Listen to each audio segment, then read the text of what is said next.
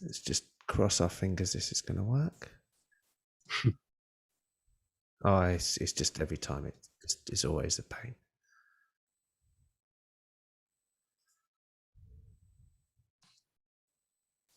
It's Torah Tech Summit. That's it. We're live. We're live. Right. Okay. Put some music on. Nothing copyrighted. Nope, this is free. Okay. Hopefully in see, this is going to come through.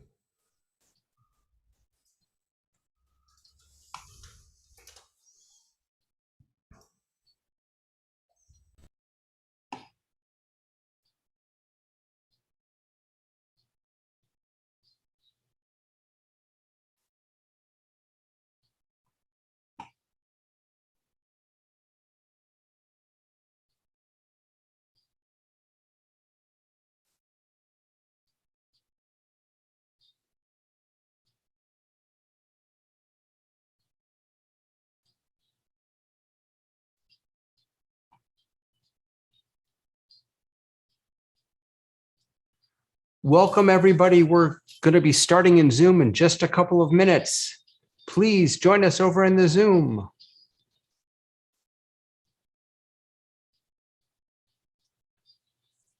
Welcome, welcome, welcome to the Torah Tech Summit. We're going to be over in Zoom in just a couple minutes. Please join us there.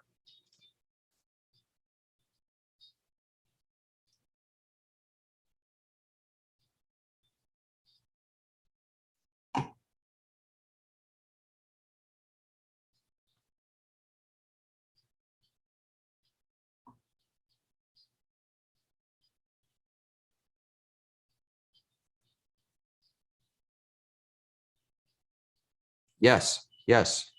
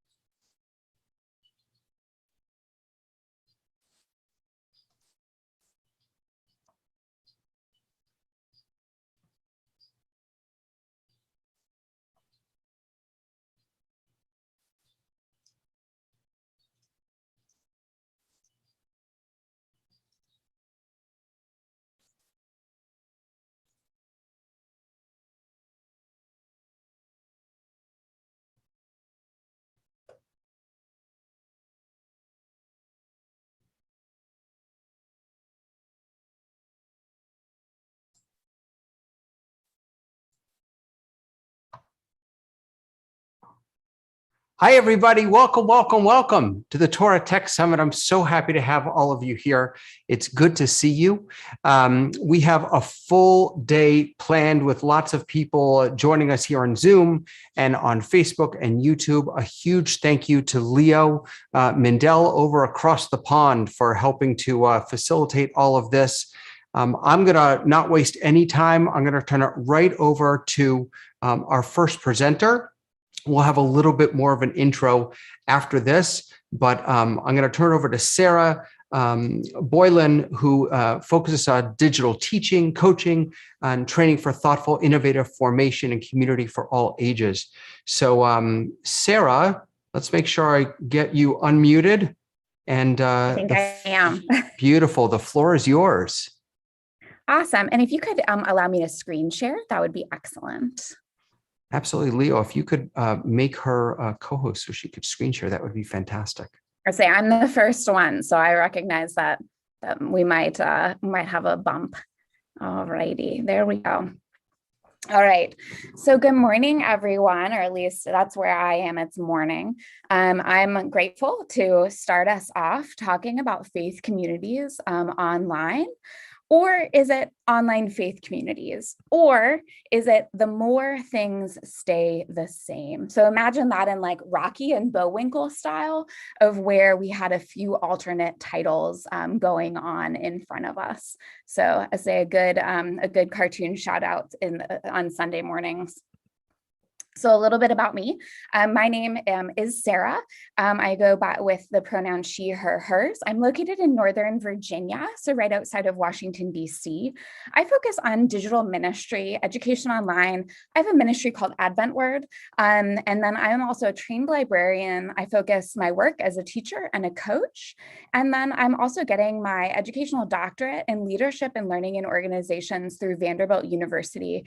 And I'm focusing on how faith leaders are formed for leadership and how we have a very difficult time in our faith spaces of really trying to embrace that change. And again, I'm focused on bettering systems and developing leaders with a focus on the future. And in case I drop some church language, I am probably the token Christian here.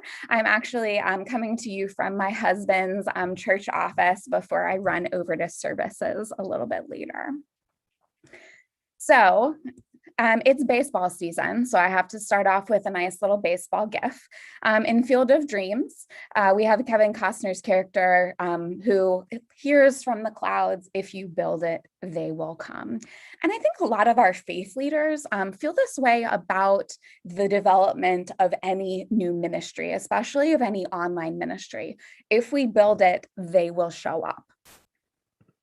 But is that actually the case? I don't think that that is always the way that it goes. It has to be a very distinctive understanding between the communities and between leadership about where we are showing up and how we are interacting with each other. Or else we can result in a really strong crickets, no signal from all of the different places. This is one of my favorite quotes about systemic change, and I'll read it out loud. Every system is perfectly designed to get the results it gets. This to me really summarizes all of our input and output issues that we have within our faith communities, of where we forget that we are looking for a different outcome. But all of our inputs and all of our steps leading up to what we are talking about literally say the exact same thing of where we are hoping for a different outcome, but we don't change any of the steps leading up to it. So to start us off, so the questions are, what are the results and what is your system? Or perhaps how is the issue being understood? And so talking about some if this, then that stuff for what happens online. If we consider online spaces to be different, then we are missing the opportunity for continued connection or even for new connection altogether. So if we make disparaging comments about online armchair attendees of those who are just passively watching our faith community from afar, you are missing the realization that most in-building people don't actively participate in ministries. I say I got a little nod from Marty, so that means that I'm headed in the right direction. And if we don't acknowledge our online attendees, they won't feel a part of the community.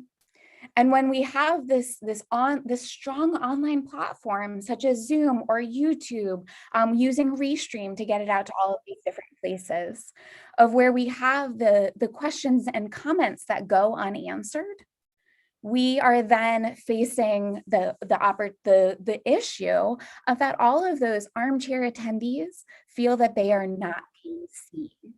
So again, I'm going to repeat that because I think the recording in progress caught me.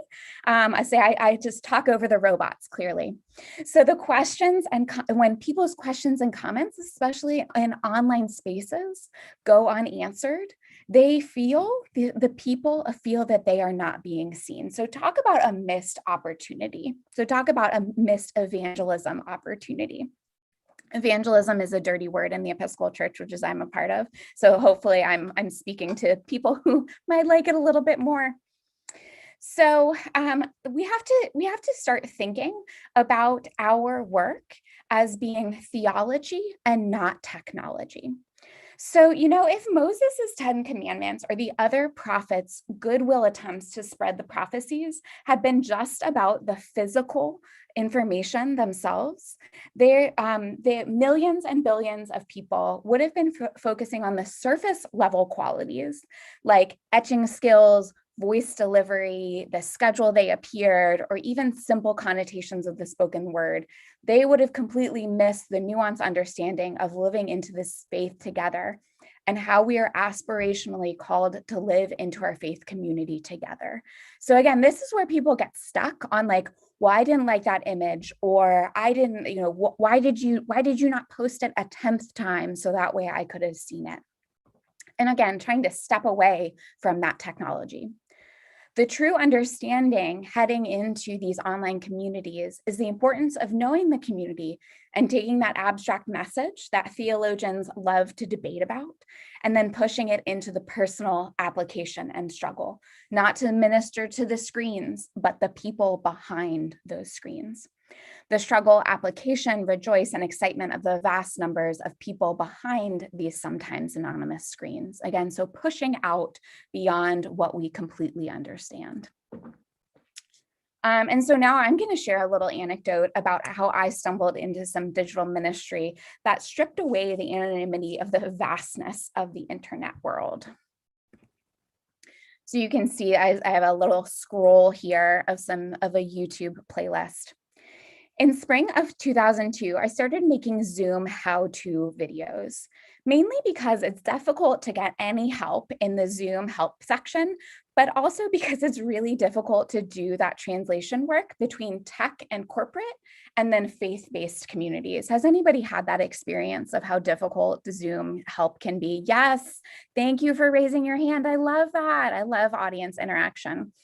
As you can see, most of my popular videos were about one topic, and they were under 1 minute, or they were under 4 minutes. The most surprising thing to me was that I created these videos specifically for faith leaders. So I'm not even going to pretend that I was talking to teachers, like I was talking to faith leaders. You can even see that I created the safe church and online spaces. And that was because we were having issues with how to protect all of our different participants. I always use church vocabulary or faith vocabulary during my videos, examples, descriptions. I created these dozen or so videos, again, specifically to help faith leaders who are not tech savvy, including my mother, don't worry. Who I got was a completely different audience, one that searches for a most immediate need. And I just stumbled onto the most immediate need. So the other week during a socially distanced gathering, someone told me how they had stumbled across my how to make a recording video. Again, this is a friend of a friend. She works for a Jewish magazine in DC. And she just said to me, "I found your video." To which, of course, I had to burst out in laughter and replied that she is not the first non-church and non-family member who told me that they had found my YouTube videos while stumbling around the internet for answers to questions about Zoom for work, family members, or simply just how to use the platform.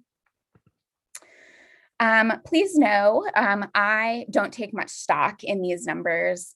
I didn't pay much attention to so many when they told me that, that YouTube is an information search engine, but I should have known because I go to YouTube for plenty of stuff: hair, makeup, understanding how to change my car headlight. Shockingly, these videos did very well, better than I ever could have imagined or hoped. These little videos became a way for me to minister to those in the comments. The reach obviously extended far beyond the faith community audience I created them for. The 3.5 minutes gave a friendly face to a harsh technology landscape. When I was at that job and making those videos, I made it a point to respond or react to every comment, harsh, kind, follow-up question, or a basic comment. And please know that you still cannot add music into your Zoom waiting room. I found myself ministering to the comments, stepping away from the anonymity of social media sites, and I found a precious community of seekers of knowledge, my kind of people. So while I set out to push out these videos for hapless and helpless faith leaders, I frankly reached a wider audience than most red door faith communities or progressive communities of faith reach. So I came back to my why. How do I reframe my understanding of what my unexpectedly successful video ministry became? Again, coming back to recognizing the why. And it became about ministering to the comments. Again, so recognizing the why, ministering to the comments, and most importantly, ministering to the most immediate needs. I love this Frederick Buechner quote of "Your vocation in life comes from where your greatest joy meets the world's greatest needs." And this is something that I come back to relatively frequently whenever I need to do a gut check about what I'm doing. And it also helps me to understand, it helps me to focus outwards on what is the world's greatest need and how I can consistently ask myself to show up into this space. The difficult piece about most online faith communities is that they want this easy fix. They want this easy fix to just do this reset. They have this grass is greener mentality of like, well, I just want that thing that faith community down the road is doing. I want to be able to share out my cantors songs in that way. But unfortunately, there's no one size fits all answer. And this is an opportunity to both redefine our ministries and to also get clear about where your faith community's greatest joy is and where we can meet the needs of the world. So again, your ministry translates, but it takes intentionality, which is sometimes the most exhausting part of it, is doing this work. And we also have the ever damning cycle of change. So I love this 8-step change process by Cotter. And you can see it starts at the top with the number 1 and goes clockwise around to the right side. So we create a sense of urgency. We build a guiding coalition. We form a change vision. We communicate that vision. We gain buy-in. We empower. We empower the brand, we empower others into action. We generate short-term wins, we sustain the momentum.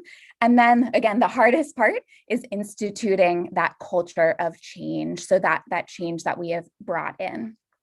And I think a lot of our faith communities were doing this work. We were doing this work because we all had that oh no moment. We all had that sense of shared urgency, both within our denominations, but then also in our individual congregations and individual faith communities.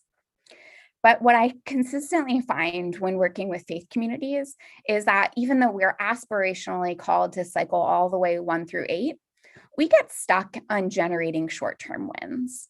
And this also happened a lot during, or even during our current pandemic state, of where we were generating these short-term wins, but then we couldn't make the momentum into step 7 and 8. And a lot of that had to do with our ever-changing circumstances of realizing that we had this type of restriction, but then it was downgraded, but then it was upgraded. And it was this constant dance of trying to figure out what was next. And of course, the overarching desire to be together with our faith communities in order to embrace the love that we have for each other. And this ends up being quite a Sisyphean task to go through all of these steps to only then backslide. And again, coming back through these 8 steps, these are all aspirational, I have to say. Again, I find myself only wanting to get through the short-term wins and then say, okay, well, now I can shelve that thing and then move on with my life. And it comes back to this idea of, why is this change work important? Why do we go through this grueling process associated with these little ideas or these big momentous movements? It's because that the only thing that is permanent in life is that everything is temporary. I think that we lived into this during the pandemic. And then we also had the excitement of, oh, we did this thing. We did this thing together. We made a new thing together. We did this change together. We got our services online. We were able to do High Holy Days. We were able to bring our community together in a way that was slightly different, but it felt like our community. And again, coming back to the idea of the system is perfectly designed to get the results it gets. I repeat this frequently to myself because it's important. We go back to the places of comfort. Sometimes it can be referred to as our buildings, because we know that plan, we know that place, and we can predict the cycle of work. We can predict where we can sit down for our services, where we put our coat, where we know that we are going to sing this song because it is this special day. By pushing our work out into the world and even into the unknown, we can't predict or anticipate or even plan more than a few steps ahead of where we are currently. So talk about needing that sense of normalcy while also living in a sense of uncertainty. That's absolutely nerve-wracking. So I've heard groans at more faith leaders ordained clergy who indicate that they didn't go to seminary or go to study divinity or God or theology in order to be a Zoom operator or to become a broadcaster, or most recently, the term televangelist has been being used. Talk about it needing a reframing associated with our why and our call to live in our faith communities. I wonder what the prophets would say about that moaning and groaning of COVID clergy. What feels like years ago, someone asked me, what do you hope that people learn from this time? I keep repeating, thus the Leslie Knope gif of that I am terrified that faith communities have done all of this good, flexible work of learning new things to then literally run back into our buildings and into our safe spaces, into our coffee hours and into our in-person meetings, and forget about the visionary work that has occurred because our context drastically changed over the past year. So my fake nervous laughter will subside when I hear that faith leaders have adopted and adapted the best focuses on change and implementation and continued doing this push of the good work of our faith outside and well outside our walls. So thank you so much for having me here today. I hope that this provided some challenges for you all to start off your day. I'd love to work with you and to learn more about your faith communities and how you are doing the good change work. So Rabbi David, thank you so much for the invitation to meet with this. Sarah, I can't even begin to thank you. That was the absolute perfect way to kick this off. I'm so grateful to you, Sarah. Just really quickly tell people, where can they find you if they want to follow? By the way, people, everybody is donating their time today. So if you want to support Sarah or ask Sarah for further help, where can they find you? Yeah, you can, I'm just dropping in, that's my handle on almost all social media. You can also find me at my website, sarahdigitally.com. So sorry, I realized I was just sitting here and my lights turned out, but luckily then I started moving. No, I'm so grateful, Sarah. Thank you. Thank you. It was so wonderful to be with you all. I wish you the best for the rest of the day. I thank you, Cantor Jerry, for that wonderful thought. Again, I think that this is, I love this type of work, and especially that you all are able to come together to find each other, to have sort of a common sort of bemoaning and grudge session, but then also find your people. So talk about, that is the most important thing, is finding your people. So. Amen. Amen. Thank you. Thank you. Thank you. So, friends, we're going to transition now. We are very, very lucky to have Rabbi David Ingber joining us today. Rabbi Ingber is an amazing teacher and leader and rabbi, and everyone's moving on. There he is. I found him. Hey, Rabbi. Hey, brother. How you doing? I'm all right, man. I'm just excited by what I just stepped into. That was pretty amazing. Thank you. Yeah, it really was. Now, what Rabbi Ingber doesn't know is that at the end of today, I daven with him often on Shabbos mornings, on Facebook and YouTube, and he did something really sort of amazing. It's entirely normal for Rabbi Ingber, but to me, it was sort of amazing. In not this past Shabbat, but the Shabbat before, and I screen grabbed that, and I'm going to use that as an example later today. But for right now, I'm going to turn it over to Rabbi Ingber for a little Torah to get us started.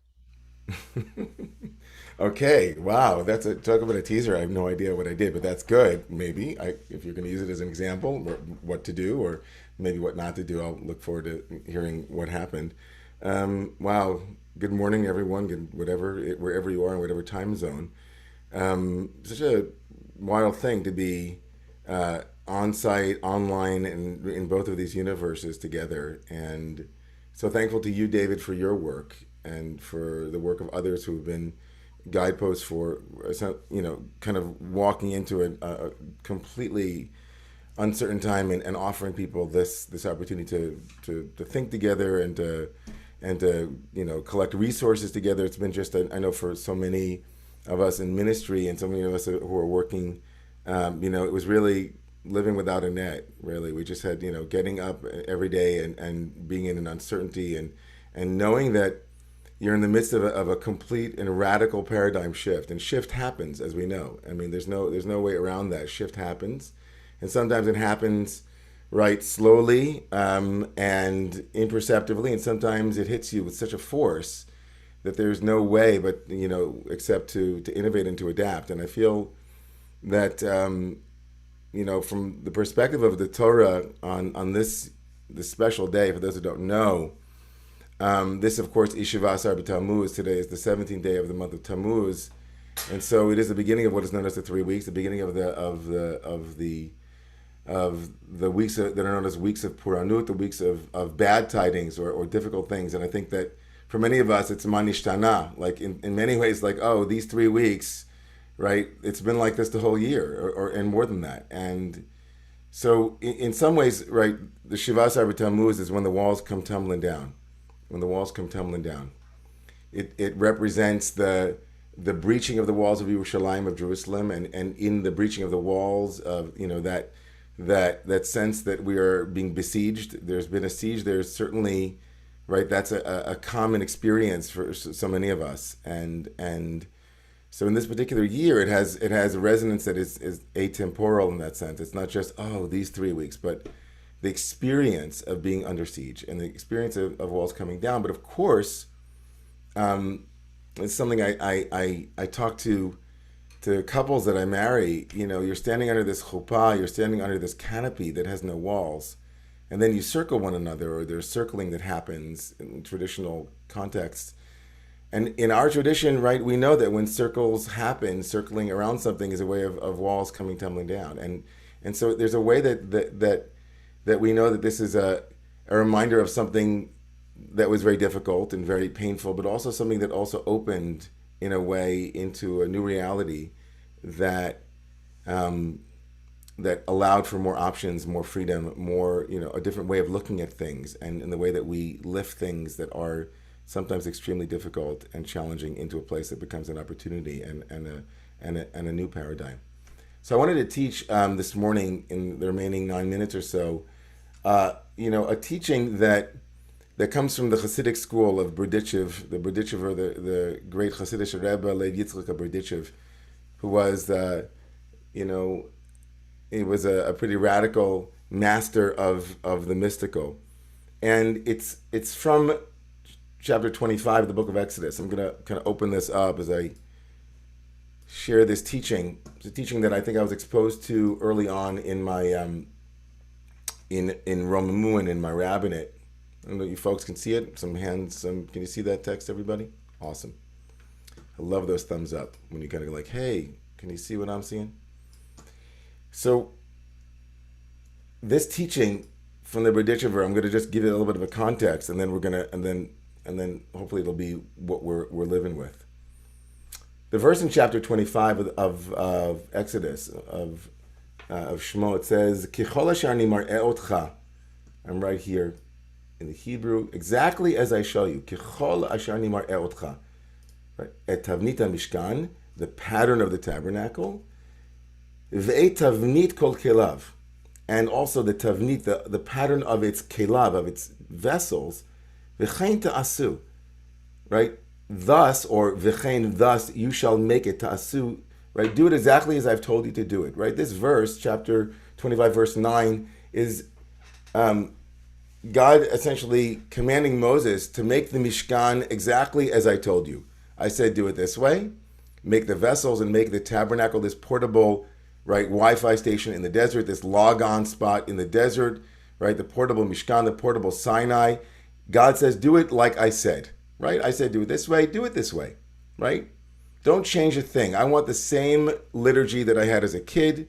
I want the same melody for the Adon Olam, the same thing for Engel Eloheinu. Synagogues, like I grew up in a world, I was an Orthodox kid growing up in Long Island, and for me, even as I became and left Judaism for over a decade and was involved in, like, you know, I went to Krishna, Hare Krishna, and I went to Buddhist temples. The last thing I would ever have allowed in my sanctuary in a synagogue were instruments. Like, it didn't matter that I was, you know, doing yoga up on a mountain somewhere, but if I walked into a shul and there was somebody playing a guitar, it was anathema. That aesthetic, no, that's not the way we do it. We do it this way. And so God says to Moshe, do it exactly as I've told you. And then the superfluous v'chein ta'asu, right? Do it this way and do it this way, right? Everything that I told you. So Rashi, the great medieval exegete, the great commentator, Rashi says, v'chein ta'asu, quoting the Talmud in Sanhedrin, do it like this lidorot. In other words, do it exactly as I've told you in the desert, and then do it as I told you in the desert in every successive generation. Every generation, do it exactly the same way. The same Mishkan in every generation. Now this, of course, if you've studied Tanakh, if you've studied the Bible, the Ramban, Nachmanides, points out that it's actually not the case that the same way we did it in the desert was exactly the way that we did it in later generations. So here's the Berditchever quoting Rashi. He says, V'chein ta'asu lidorot, this is the great, right, Berditchever here where my cursor is, right? He's going to quote Rashi. Right, 18th century quoting 11th century. Pirush Rashi, let it be for the generations. But the Ramban, Nachmanides, in the 13th century had said, right, I'm sorry, the Tosafot, the grandchildren of Rashi had said, wait a second, but the altar that Moses made in the time, right, was not equal to the one made by Solomon. And that was what Nachmanides raised as a question. How can you say, Rashi, that the do it this way for every generation means in every generation we're supposed to do it the way it was done in the desert? But we know, says Nachmanides, and quoted by the Tosafos, and now the Berditchever says, wait a second. The altar that Solomon made was not the same as the altar that Moses made. It seems that Solomon must not have read Rashi. I don't know. Something's confusing happening here. There's a little bit of out of order.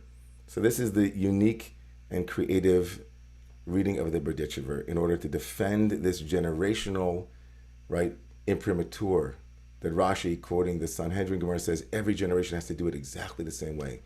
Wait a second, Solomon didn't do it the same way. So Rashi says, no, Solomon did it exactly the same way. Here's how. In every generation, right, he says, I'm going to find it here. In every generation, we are to make, right, the following is the method to understand this difference. The structure of the tabernacle and all of its vessels that had to be of a certain height, weight, and form were all ways of garbing divinity, right, in that generation. And this followed the prophetic vision of Moses. As they drew this holy inspiration into their deeds, so it was. This was the way that the garb or the vessel, along with the tabernacle itself, had to be made. But we know from the Talmud that no two prophets prophesize in the same style. Each does so in his or her own categories, their own categories. They follow the path of that person in worshiping the divine in that generation. In that very way does the spirit of prophecy appear to them. This means that Moses and his generation of the wilderness followed the qualities of worship and prophecy at Sinai, right? That was their mode. So do it exactly as I have shown you in your generation.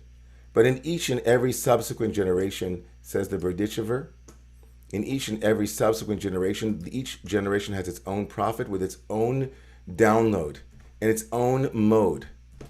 So that v'chein ta'asu, do it for every generation, says the Berditchever, means that us Hasidim here, right, in wherever we are, in Ukraine, we Reform in America, we Jews, wherever we find ourselves, we get a download that is unique to our generation. And so it is, of course, as it is in every generation. Do it this way means that this way is your way. In each and every generation, do it your way, in the way of the conditions and in the way of the aesthetic and in the way of what is being demanded at that moment. My dear beloved teacher, Reb Zalman Schachter Shalomi, who spoke about a paradigm shift, used to say that the technology that we lived through during the time of the temple was a barbecue technology. We brought animals to the temple and we barbecued for God. And then in the radical paradigm shift, you can imagine a Torah Tech Summit happening in the 2nd century where the rabbis of the Mishnah get together with Reb David Paskin and Leo, and they get together and they say, hey, everybody, there's no more tabernacle and there's no more temple, but here's the new technology. It's called the Mishnah, and it's called prayer, and it's called, living Jewishly, not in space, but in time. And then in each and every successive generation, paradigm shifts happen because they are the way of it, and we see it as that is the prophetic inspiration of this generation. Zoom and what's happening in our synagogues right now are not an option any longer. It's actually an opportunity. It's not something to oppose, but something to lift up and to elevate. And we, as those who are receiving the particular download of this moment, on this particular day of Shiva Asar B'Tammuz, we say, when the walls come tumbling down, there's a paradigm shift happening. The temple might be, in some way, be lamented. We're losing something, but we're going to gain something new. And what we just saw in the previous presenter and the presentation was, of course, all of the different ways that ministry now must change. And we as the vessels, as it were, for receiving this and in some way wrestling with this, it is upon us to some degree to develop new blessings for this, to develop new ways of sacred engagement with this new technology in a way that our ancestors will say, v'chein ta'asu, right? In every generation, make the tabernacle exactly as you are receiving it in your moment. And so I wanted to make a blessing as we move our way through this wilderness with our portable sanctuaries, as we re-engage and reopen up, that it's this kind of sacred gathering, this kind of coming together to try to imagine what it might look like, that we begin to shift within ourselves towards the language of the sacred around this, that we begin to see this as exactly what is our opportunity and what is our possible new tabernacle that's being born through us. And may the Holy One of Blessing bless us in this moment and in all moments to be receptive to hear what's new, making it holy, even as it sometimes unsettles us, so that all of us might be in the service of building a tabernacle for our generation, for now, in our unique way. Amen. Amen. Amen. Amen. Thank you so much, Rabbi Ingbar. It was so important for us to frame this as Torah today. That this is not just about. It is about the cameras, the lights, and all that, but it really is so much more. It's about recognizing the sanctity in all of this and the possibility, the opportunity. I'm so grateful. I should let you know, by the way, that as soon as I watched you, I don't know if it was the first time you used it, but 2 Shabbases ago, you talked about welcoming everyone into your Zoomagog. I immediately went out and bought Zoomagog.com. So if that's something you'd like, I'm happy to gift that to you. Because it was Zoomagog and the Roomagog, you know. That's right. Zoomagog Exactly. And the Roomagog. And if it's okay, Rabbi, I just wanted to sort of add on, because I was hoping that, and you did, of course, mention Shvas Arba Tammuz, the 17th day of Tammuz. And 20 minutes from where I am right now, there were walls that fell in Surfside. And I just wanted to, because this is a sacred gathering, I wanted us to take just a moment on this day to mark the loss of life, to mark the pain, to mark the transformation, albeit a painful one, that has happened here in Florida, and perhaps, and hopefully also the opportunities that this moment, as every moment does, provides us to redouble our efforts to love one another, to support one another, to care for one another, and to build up. Despite the fact that there are times in our lives when things crumble, when things fall down. So please God, this should be a moment on this Shavas Arba Tammuz when it should be a day of remembering and mourning, but also a day of building, I hope. And I'm just so grateful to you, my rabbi.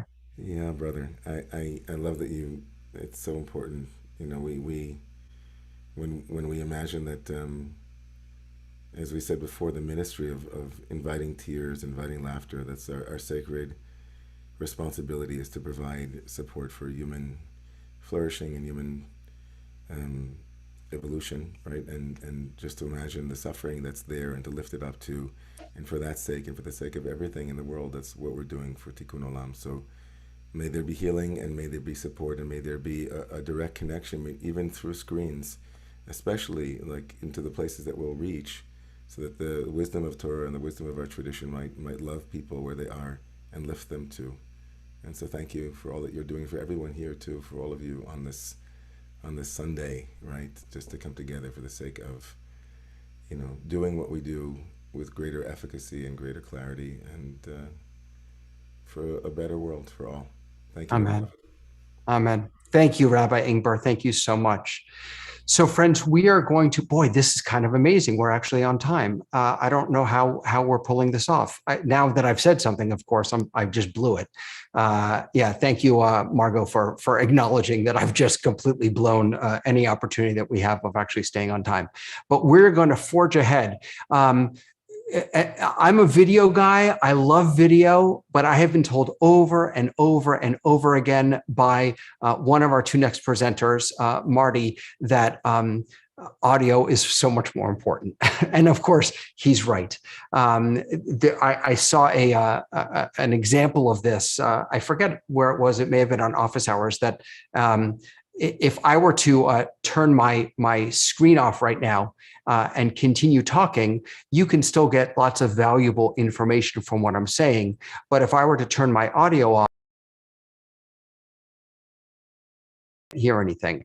So perhaps as a way of showing the importance of audio, I want to welcome Marty, who is not only a regular on a lot of different shows are on Dreaming Tech. He goes on Office Hours. For those of you who don't know about Office Hours, it's this crazy new thing that happens every single morning. It's unbelievable. But he also has his own hybrid ministry show, and which is just amazing. And I'm also really, really happy to welcome Samantha Potter, who is who I haven't met yet. So I'm really, really excited to have you here, Samantha. Thank you so much. She is the manager of commercial and install audio for Allen and Heath USA. And both of these two are going to help us get the best audio we can. So thank you, thank you, thank you. This is going to be about a 45-minute session. So get comfortable. If you're not fasting today, get yourself a drink, and let's learn about audio. Take it away. Thank you, David. Thank you, Rabbi Yes. David Paskin, for bringing us in, and David for Rabbi David for invoking the Spirit and for setting the tone of the day. That was really beautiful. And welcome, Samantha. Hi, thank you. It's good to be here. This is fun. I've enjoyed watching the last 30 minutes or so. This is great. So we're going to have a conversation about audio, and audio is something that we need to really pay attention to when it comes to live streaming our services, for recording, for posting later. And, it's a different kind of thing than just an in-person service, isn't it? Yes, absolutely. And I think I think we've all kind of been learning that over the last 18 months or so. And I think that podcasts have exploded for a similar reason, and people are just kind of really understanding. And I think it was just as David had just said, you can it's forgivable to have subpar video or to have no video. People are very forgiving of that. But when it comes down to that audio piece, that is so much of our intelligibility and our understanding. All of the visual cues are really just the sprinkles on top that help us receive the message more effectively, but it's not necessarily the actual bits of information. Absolutely. You can have flaws in the video. You can have, poor contrast ratio, or, the setting, the background might not be great, but, audio is where all of the message is. It's where the content is. And, unlike video, audio can really affect us in an unconscious way as well as a conscious way. Audio can elicit emotional responses, right? This is when we have singing, when we have song. This is eliciting an emotional, visceral response, and you really need to have it come through. Yeah. So we have a sanctuary. We have a beautiful sanctuary, and for just in-person services, you may not need any audio system. If the acoustics in the room are right, if you have people up on the bima who are really able to project their voices, you might not need any audio. On the other hand, if you have a cantor that plays guitar and sings, for example, then while that guitar may need some assistance, the vocals may need some assistance. So you do have an audio system in the sanctuary, but people at home can't hear that. And even if you don't need a sound system in the sanctuary, people at home can't hear that. And so everything, even things that don't need to be amplified in the sanctuary, need to have microphones and need to run through a sound system so that the people at home can hear them, right? So let's launch a poll, because I want to find out where our people are right now, okay? Leah, let's launch that poll, because I have some questions. I want to know where people are. So first question is, what kind of mixer do you have in your sanctuary? So here are 4 types of very common mixers. The first one is a box that's set inside the wall and just has a few knobs on it. And people may just know to turn it on or off. The second type of mixer is called a powered mixer. It's a fairly basic, simple one-box thing where the speakers connect to it and microphones connect to it, and it's a fairly simple thing. The third type of mixer, mixer C, is an analog desk, analog mixing board. And the fourth type of mixer, D, is a digital mixing board. So if you have one of these or another, let us know what kind you have. And if you've never seen your mixing board, if you're not sure, let us know what that is too. All right, so there's a big mix here. Yeah, It's pretty definitely. good. There's a fair number of people who have the in-wall type, right? Powered mixers, not so much. Analog mixers, yes, and digital mixers, and a bunch of people who don't know, just not sure. All right, great. let's look at the second poll.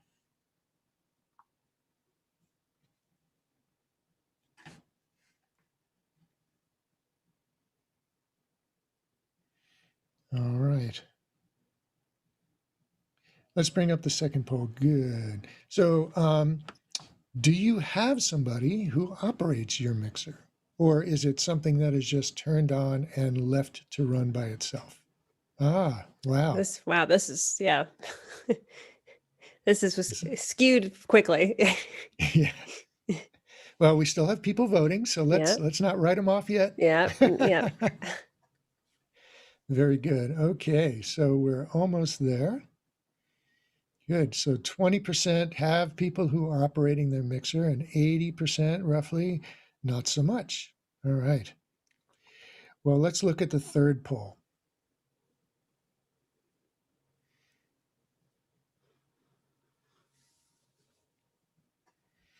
And the third poll is, when was your sound system last updated? Now that could be your mixers or your loudspeakers or both. Okay.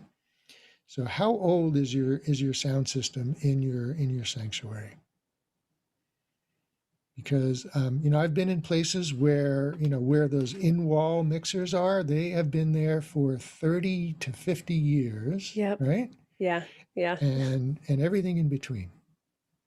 So good. All right. So a lot of people are less than 5 years. That's really good. That's very good. Yeah, good. And of course, some of us just don't know, haven't been there long enough to really know. All right. Yeah. Good. Excellent. Excellent. So we have an idea of where people are right now. Yeah. Great. Great. So when it comes to live streaming, it's a little bit different, isn't it, Samantha, than doing sound for in-room? Yeah. By a long shot, it kind of feels like. So I think you made a perfect distinction between, even if the room doesn't need amplification or doesn't need reinforcement is really the proper word in the room, that's totally fine, but we need to capture it somehow. And we need to take that same kind of attitude if we're streaming and things are happening in person. And that's kind of the whole, I think that may be the future of where we're at. That's where I'm seeing it being projected, is that events are more hybrid, where things are happening. Some people are in person and they're sitting there, but there are also people either watching online, or there's a more interactive service where they can be heard, or they can speak to people and people can speak back to them. But when we come down to just the sheer mixing of these services, just because it sounds one way in the room, that does not mean that that's how it's going to sound on the internet. For a big piece being, if somebody was holding a microphone and they were speaking into it, where that microphone is sitting, where this microphone is sitting to me, this is not where your ear would be if you were listening to me in this room. You'd be, hopefully a couple feet away, but you wouldn't be, 6 inches away from my mouth like this microphone is. And so we have to kind of compensate for that. A lot of times it ends up being, we have to add some air or space, which is just words that we're assigning a sensation of what something sounds like. So adding space, or maybe even a different balance. A lot of times things like choirs or groups of musicians who are really great at playing with one another have fantastic balance within themselves. They're really locked in and they're able to adjust their own playing volume to compensate for other people around them. And they may not be able, they can't tell what it sounds like on the stream. And so sometimes we need to compensate for that as well. Out of curiosity, and this wasn't one of the questions, but how often are you guys recording anything in your services for posterity or to listen to later or anything like that? Are just recording, or maybe recording is a side part of streaming? And you guys seem pretty active in the chat. So is that something that you do or see a lot, Marty? All the time, always? Yep. I see that a lot in non-Jewish services, in churches that can be very common to record in one form or another. let us know in the chat. Yeah. Do you record your sermons? Do you record other parts of the services? That would be very interesting to know, or would you like to? I know that I've spoken to a lot of churches who did recordings of their services and their music and found that enormously helpful when they had to go virtual, because they had a library of content that they could pull from and use for their virtual services. You know, things that had already been done, that they don't need to worry about so much about recording all this new content. Yeah. So let's establish and point out that there are two types of live streaming. There's a broadcast, which is a one-way transfer. You know, it's a one-way broadcast where you're sending out your audio and video, and people at home are just watching. They may be, you know, participating. They may be davening. They may be reading along with you. They may be singing along with you, but they're doing that on their own. Then there's an interactive type of webcast where you may have screens in the sanctuary so that you can see people at home, and that kind of engages people and helps the acknowledgement between the people who are in the sanctuary and the people who are at home, to acknowledge them, each other, and help bring everybody together into as close as we can get them to one congregation, you know, a unified congregation. And those people at home can be anywhere. They could be in your neighborhood, they could be in another state, they could be across the country, they could be in a different country.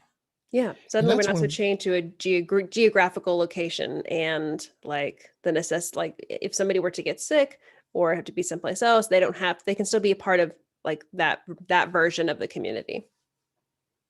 Exactly. And, you know, that's one of the, I think one of the really silver linings of the whole COVID experience is that through our experience in virtual services, we have learned, and we have actually seen through the analytics, that people from anywhere can be joining our services. Even people who have left the congregation for many different reasons, moved across town, moved across country, can now come back and join the congregation in service. That's a really beautiful thing. And that's something that we don't want to let go of. We don't want to turn these people away just because we can come back into the sanctuary. We want to continue to include them. We want to be able to send our message out to as many people as want to hear it. That's Right. an enormous opportunity. It really is. For years before we hit this like quarantine pandemic era, I had been teaching my students like all about social media and how to approach it from a ministry standpoint. And there was always this note of like, we have a carrying capacity, like there's only so much face time that anybody can give any one church. And so for a little bit, it was a production race. And it was like, whoever had the best production is the one who got the most viewers. But now that we've totally switched into this idea of, it's not necessarily about growing in online ministry. Now we're kind of approaching it from taking care of the community that we've got in however way that they want to receive it or be a part of it. And so Elizabeth had said, if they have, in addition to if they have a disability, absolutely perfect reason. Populations are growing older, but they don't want to let go. Like there's like 100 reasons why somebody may not be in one building for 1 day a week or 2 days a week. But now we don't have to, it's not about that. It's like we've completely pivoted, and now it's not a production race, and it's all about, again, taking care of the people that we've already got. Yeah. So how do we do this then? How do we get this good audio out to the people at home, and how do we bring the people at home into the sanctuary? That's the biggest challenge, right? So let's talk about that. It's really important to have good equipment, and to have equipment that is capable of doing different things that we need to do for hybrid services. because it's a really different operation. In-person services only, you've got microphones that come into a mixer, they go out to loudspeakers in the room, and that's it.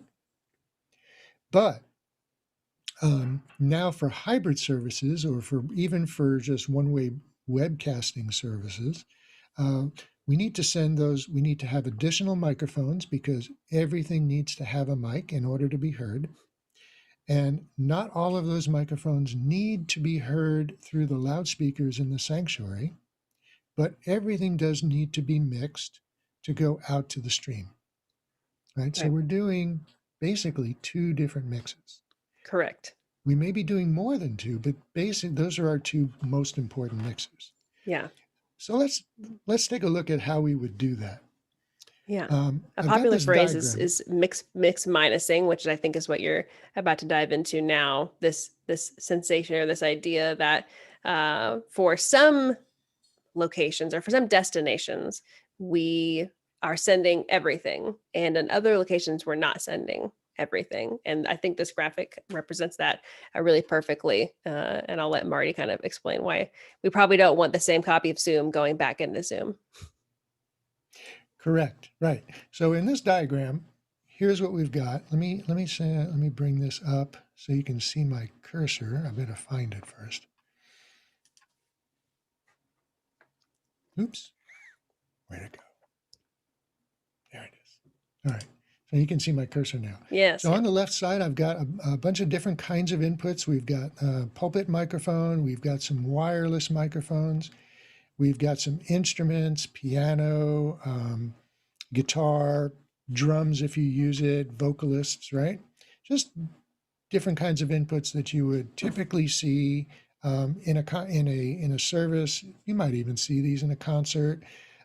You've got a mixing board, and we've got outputs. And so the first kind of output is the main loudspeakers that's going out of the main left-right outspeakers of your mixer. And all these inputs are color-coded. And I've used that color code on the outputs.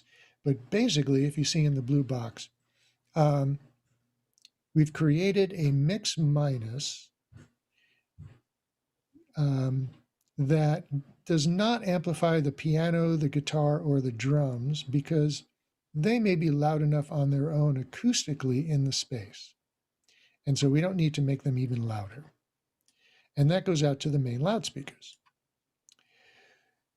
We may have an overflow room, a community hall, a fellowship hall, another room in the back of the sanctuary or in another part of the building where once the sanctuary is full with whatever capacity, during high holidays, we put people in overflow rooms.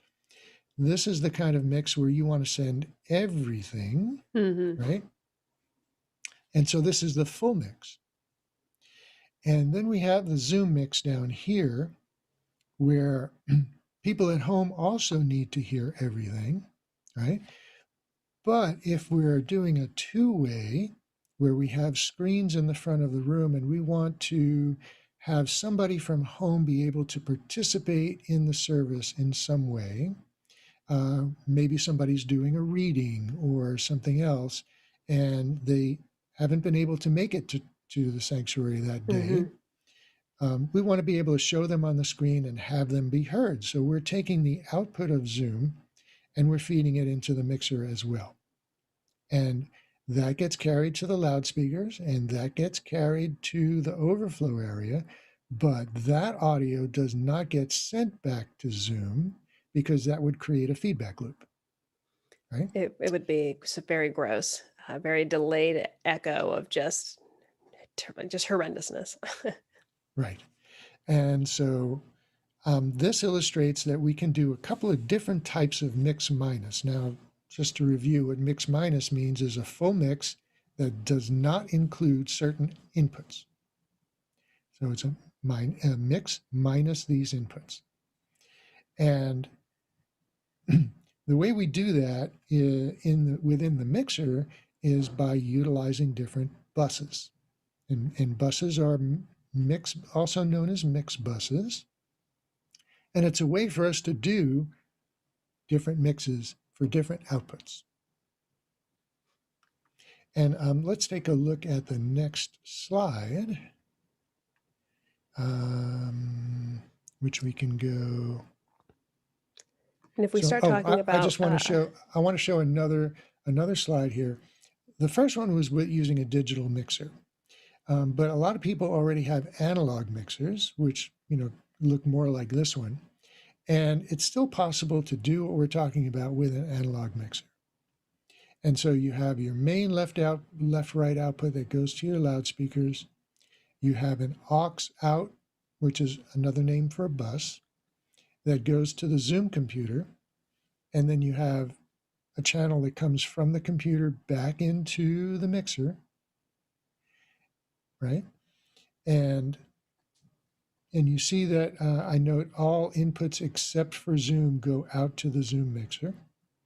And you may have a headphone amplifier on that so that you can hear what you're sending to Zoom. And that's important because you want to listen and verify that what you're sending to Zoom is what you think you are. That's what people at home are going to hear.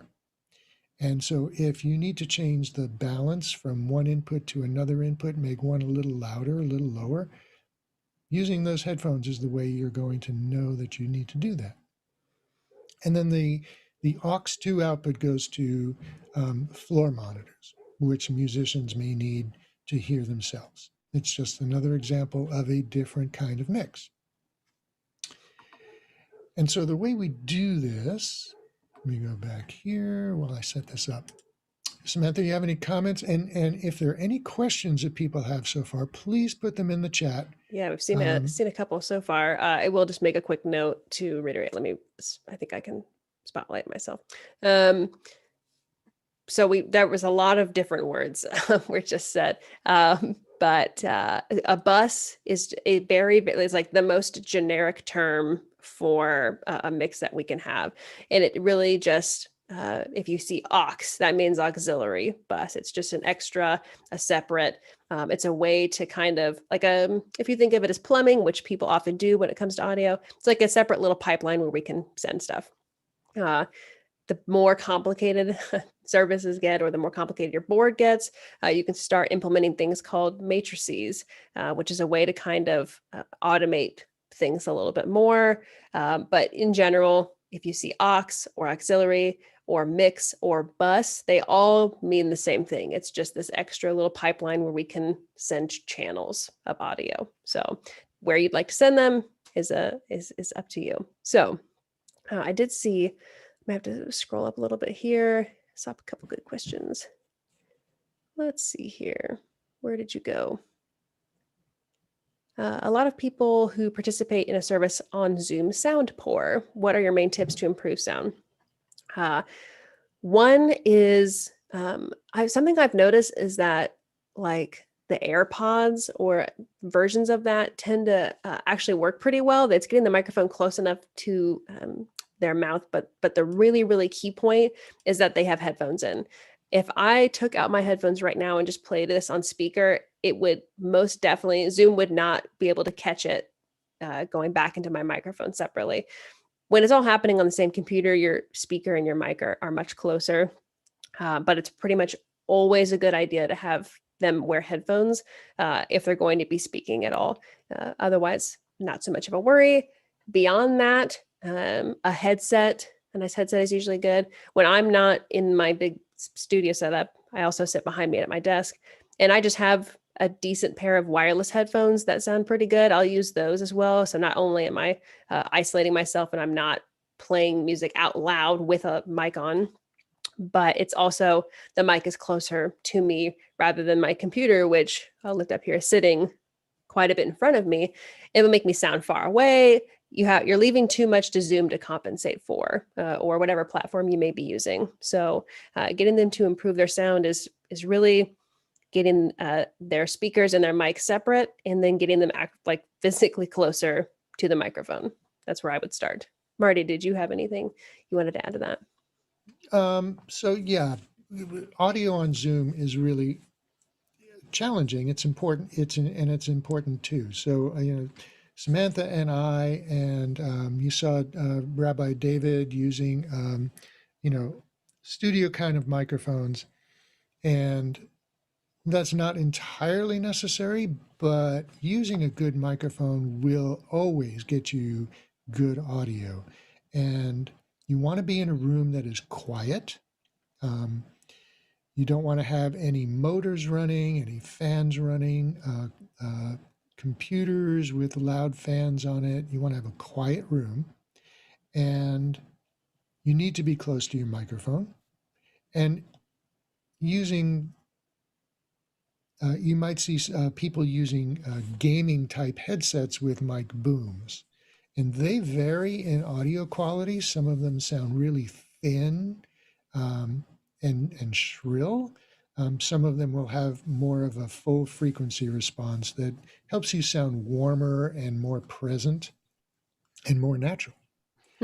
Marty and Samantha, can I pop in for just a moment? Because Yeah. this is so good. And we have some people asking questions. Is this an okay time for me to throw some of those out at you? Yes. Mhm. Amazing. So you were talking about just now about, the importance of being in a quiet space. And in our sanctuaries, it's by definition not quiet.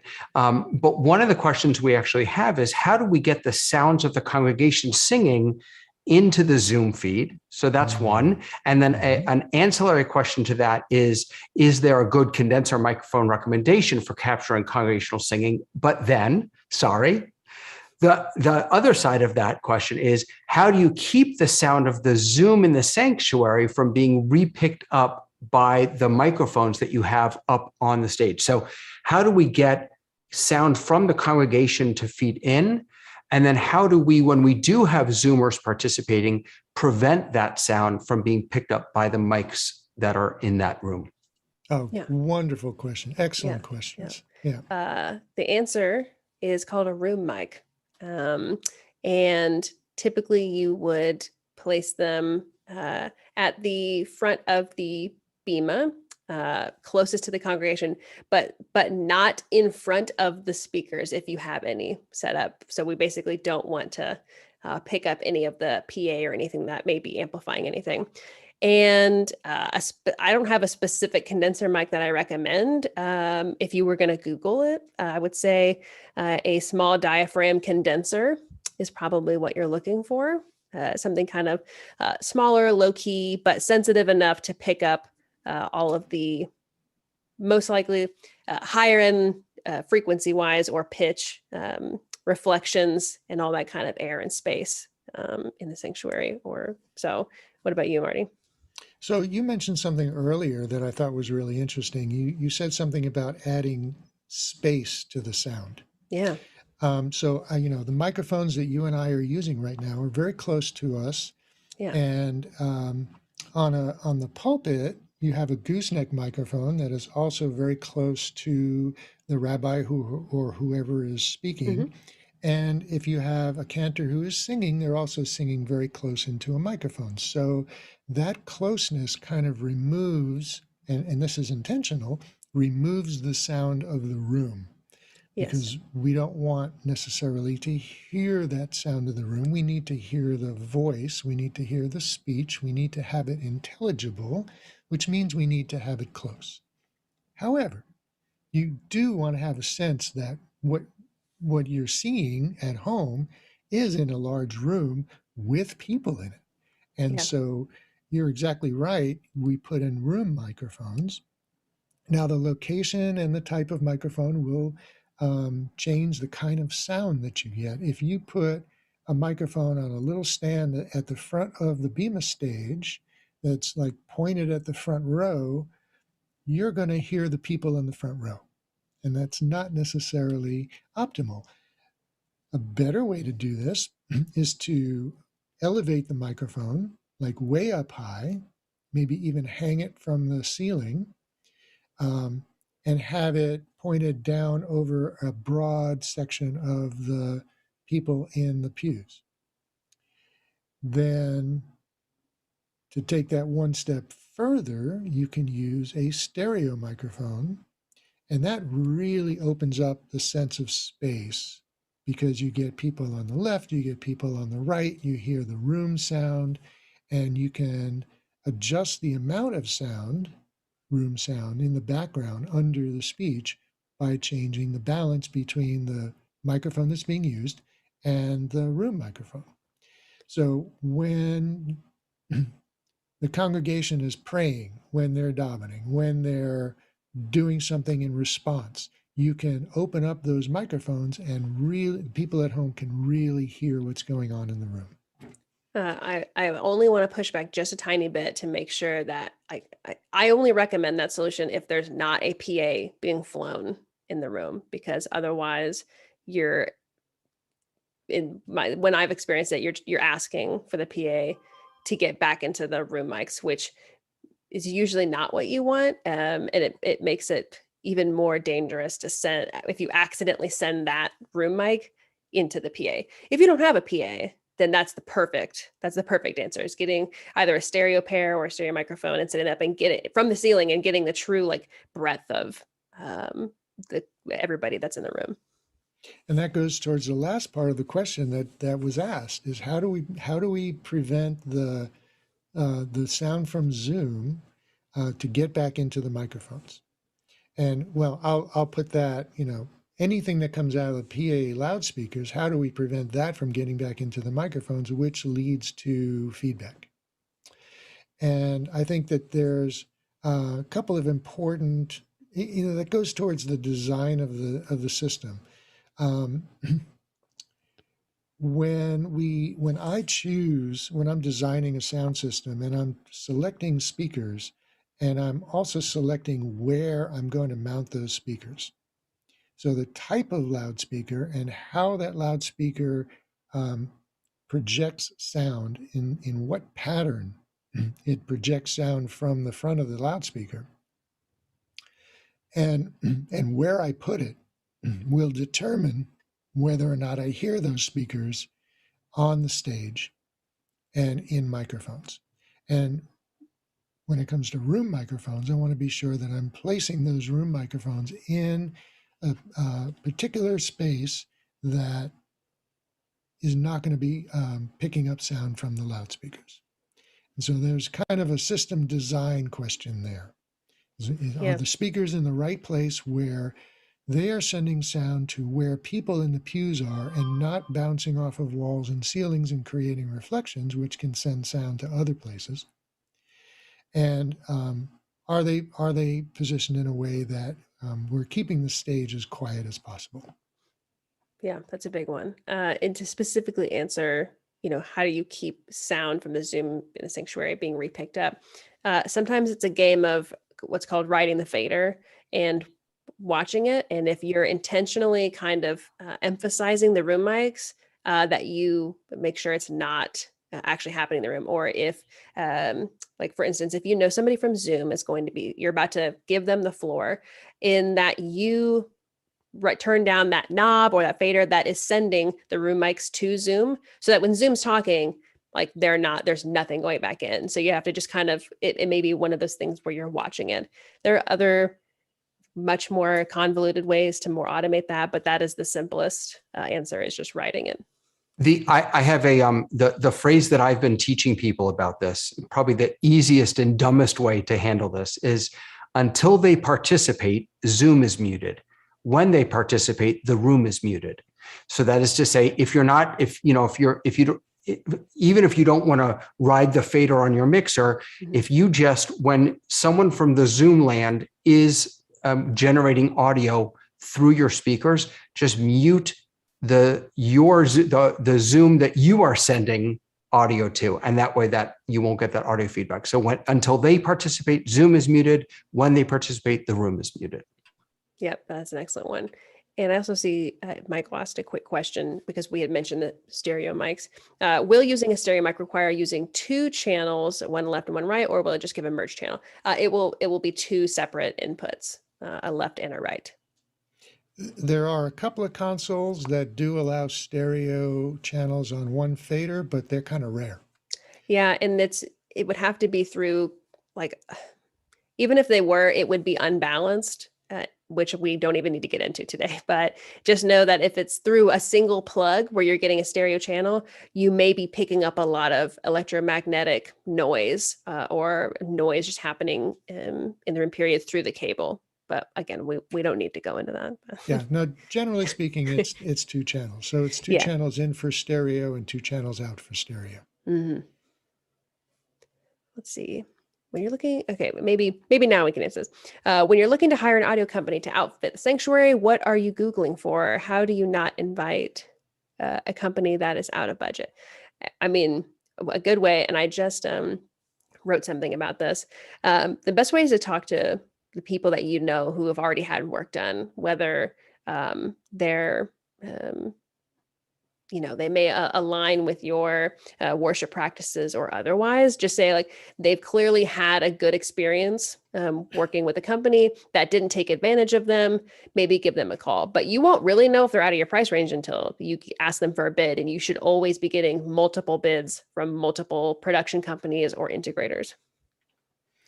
There are two ways that you can engage with a contractor, and they each have their advantages and their disadvantages.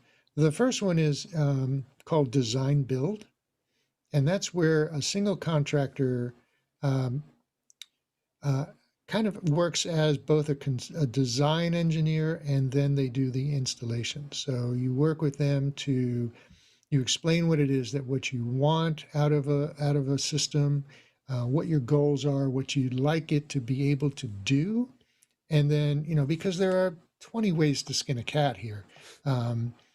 We can design a system 5 different ways to do the same thing. They might be at different price points, they might use different equipment, but the important thing is, what is the goal? What is it that you want to be able to accomplish? And then you can have your integrator do the design, explain it to you, you approve it, and then they come and do the installation. There's another avenue, though, the way to do it, and that is to separate the system design from the equipment acquisition and installation. And so the first part of the project would be to hire a consultant. A consultant has no allegiance or alliance with manufacturers.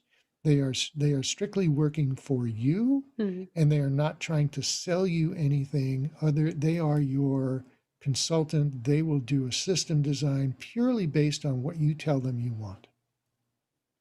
Then they create that system design and a bid spec, and then you can go out to several different integrators and get bids from them, and they're all bidding on the same design.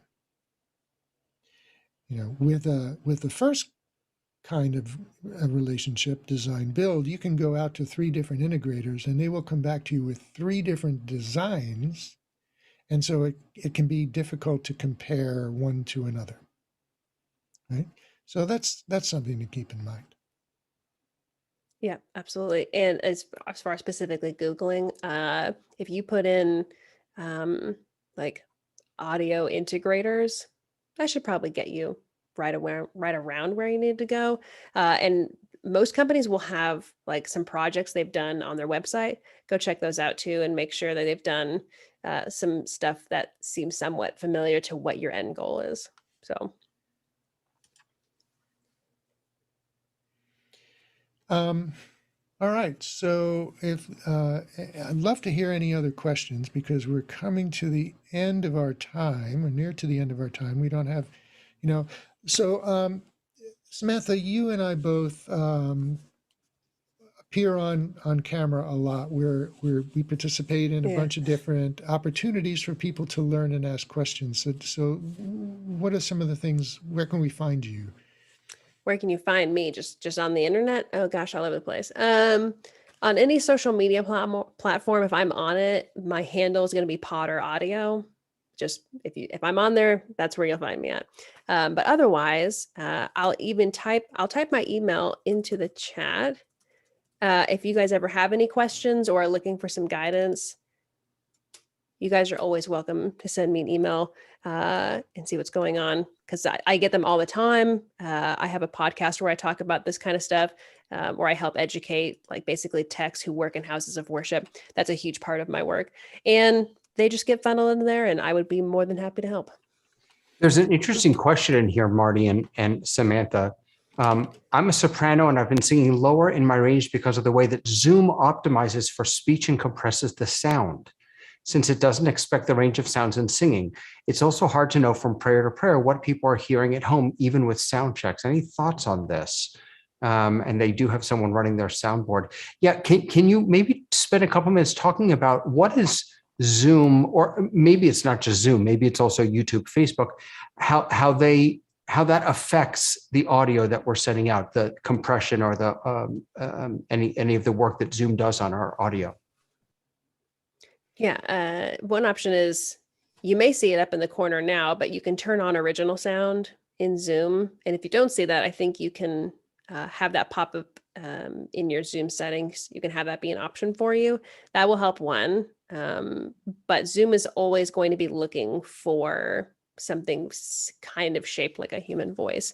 And the compression, you cannot, I would err on the side of quiet than too loud, because Zoom, YouTube, Facebook has no problem crushing your signal to death. It really doesn't. It doesn't care. So it's all about keeping the data stream low. Zoom is optimized for speech in its normal operation. And there are some settings that you can change. You can to tailor the kind of sound that you have. So if you go into your audio settings in the Zoom window itself, there are some settings there, and then there are other settings in the web interface. So if you were to click on the up arrow next to the microphone icon in Zoom right now, you'll see at the very bottom, it'll say audio settings. And if you were to click on that, you'll come up with a screen that shows your speaker and your microphone, and there'll be a little audio meter there. There's a volume control under that. Then there's a checkbox that says automatically adjust microphone volume. So you can have that on or off. And under that is suppress background noise with a choice of auto, low, medium, and high. This will change what you sound like, and and if it's set to medium or high, can do pretty severe things to singing, right? Suppressing background noise, Zoom kind of listens for something that it thinks is not voice or speech and tries to cancel it out. And so I always keep mine on low, and I advise that for people who are doing most kinds of this work, and even for singing or music, is to keep that on low. And then if you click the advanced button at the very bottom, you come up with a different screen, and there's a checkbox for echo cancellation, and you can keep that on auto. I would not use aggressive. So echo cancellation is a pretty cool thing. It works very well. It's the kind of thing where when I'm talking to you, I'm not hearing myself back, and that's, what is that, Samantha? Acoustic echo cancellation. And it's also mix minus. Yes. Right? Because I'm hearing you, but you're not hearing you back from me, and I'm not hearing me back from you. Yes. Under that is a couple of different checkboxes. Show in meeting option to enable original sound, which you want to have checked.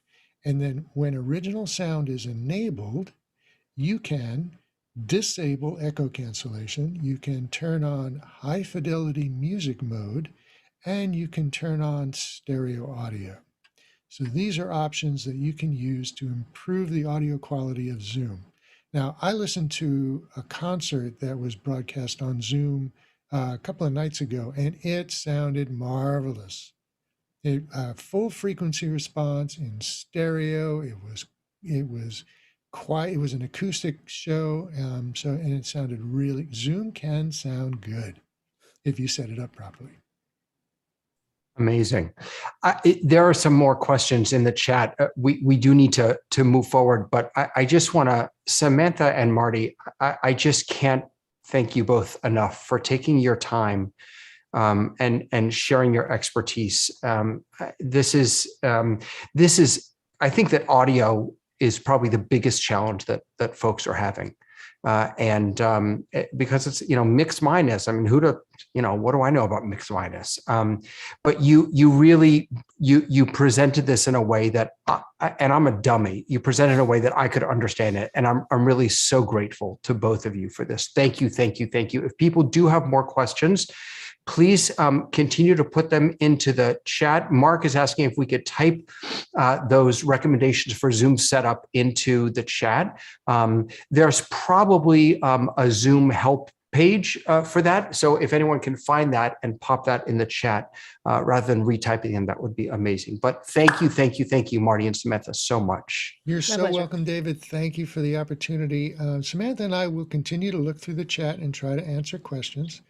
And I also put an invitation there in for the Hybrid Ministries Tech Forum, where you can find Leo and Samantha and myself and others. On a weekly basis. We're kind of taking a light schedule for the summertime, but we'll be back soon enough. And we talk about this stuff every week. So one of my favorite people in the world who is about to present, Doc Rock, just posted that blog post about high fidelity music mode in the chat. So there you go. And John Idelson, who is also a regular on Office Hours and is a Zoom expert, just posted also. Wow. One of the things that we, I think, collectively have learned is the power of community and the power of shared knowledge. It's no longer just about having one person share what they know. It's about a community coming together and sharing all of the shared expertise. So, and we're seeing it in real time here. So thank you both so much. We are going to shift now from audio to video. Now, there are a lot of platforms that will allow us to create really dynamic, interesting video productions out there. You've heard of them. We're going to hear about a bunch of them today. This session right now is going to focus on 3 of them: OBS, Ecamm, and vMix. Now, it is impossible. Yes, John is almost the father of Zoom. He was customer number 3, John Idelson. I didn't know that. That's amazing. Sorry, I got distracted by the chat.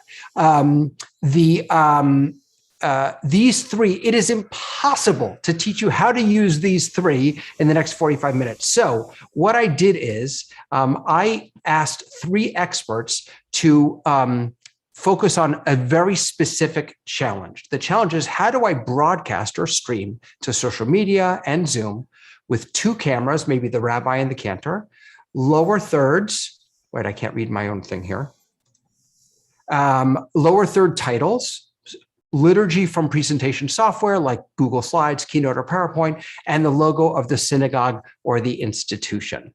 So this is the challenge that I put to these 3 experts, and they are each going to have about 15 minutes to show us how they would pull this off. Some of these platforms can look intimidating, but I promise you, you can do it. And these folks are going to help us do it. So we're going to start with OBS, and another one of my amazing, I'm such an amazing fan of this person, Rabbi Tobias Moss, who is going to give us a backstage tour of OBS. And by the way, Rabbi Moss, Rabbi Michael Weiss, I think, is also here, who's also an OBS junkie. So he could also jump in if at any point he has something to share. So Rabbi Tobias, it's all yours. Great. Thank you so much, David. So as you can see, this is me talking to Zoom, but you're not seeing me yet. You're seeing that I am using OBS to have this hold screen. And this is one of the many capabilities that are within OBS, which stands for Open Broadcasting Software. And so I'll show you, I'm going to screen share OBS and show what it's like, but of these different video enhancement platforms, which the way I've thought of it when I first encountered it early in the pandemic was that it turns your computer into a broadcast studio. So any bell and whistle you would like to have come through Zoom, come through your Facebook Live or YouTube, they're all in there. And OBS has a big advantage over the other ones in that it is free. So it's a great place to get started poking around and figuring things out. And each platform works a little differently, but if you figured out one, you can probably migrate to the other. And OBS is PC and Mac, and I'm sure Linux or all sorts of other stuff. So let's go into a shared screen. And Michael, I think it was, I did see in the schmooze space before that you had a whole lot of scenes, so maybe we can pull into those as well when it's fitting. And I took David's instructions pretty well, but I added some of my own touch to it here. So can I first get a thumbs up if you can now see my backstage? Okay, great. And also raise your hand if before David had just introduced all these things, if you'd heard of these platforms before, or if you raise your hand if you've heard of these any of these. Okay, great. Okay, so I'm still seeing your camera. You're still seeing, what do you mean? I'm seeing your camera. Am I supposed to see your camera, Tobias? Well, my camera's coming through OBS. Is that what you see? Yeah. Okay, perfect. So here is a blank slate in OBS. And do you see the floating controls, or do I have to get rid of them? Maybe not. No. Okay, perfect. All right, so here is a new scene. A scene is a collection of sources that you add to an input, and you can have different scenes. So here, the most basic thing you'd want to do when you get to this is the first screen you see when you open OBS, is you'd want to add your camera. And so a camera is a video capture device, if you're a robot like OBS. And so you would name it whatever your camera has, your inbuilt one, an attached one. So I have a Logitech Brio, you add it. And then you can start playing around right away. You'll notice that like in Microsoft Word or whatever, that everything is adjustable. So you could decide you want a black background around your camera for some purpose or another, or you want it to take the full screen. Or one thing you'll notice is that a person actually only takes up like this much of their screen, right? There's all this room here.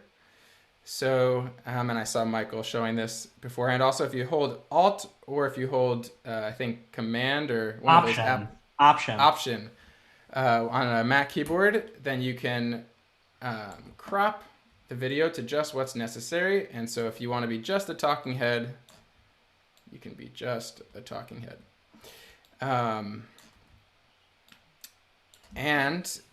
Then the next step you take is you want to add text for the first time. So text is another kind of source, another thing that you want to have as part of your composition. And so here you'd see there's one called text.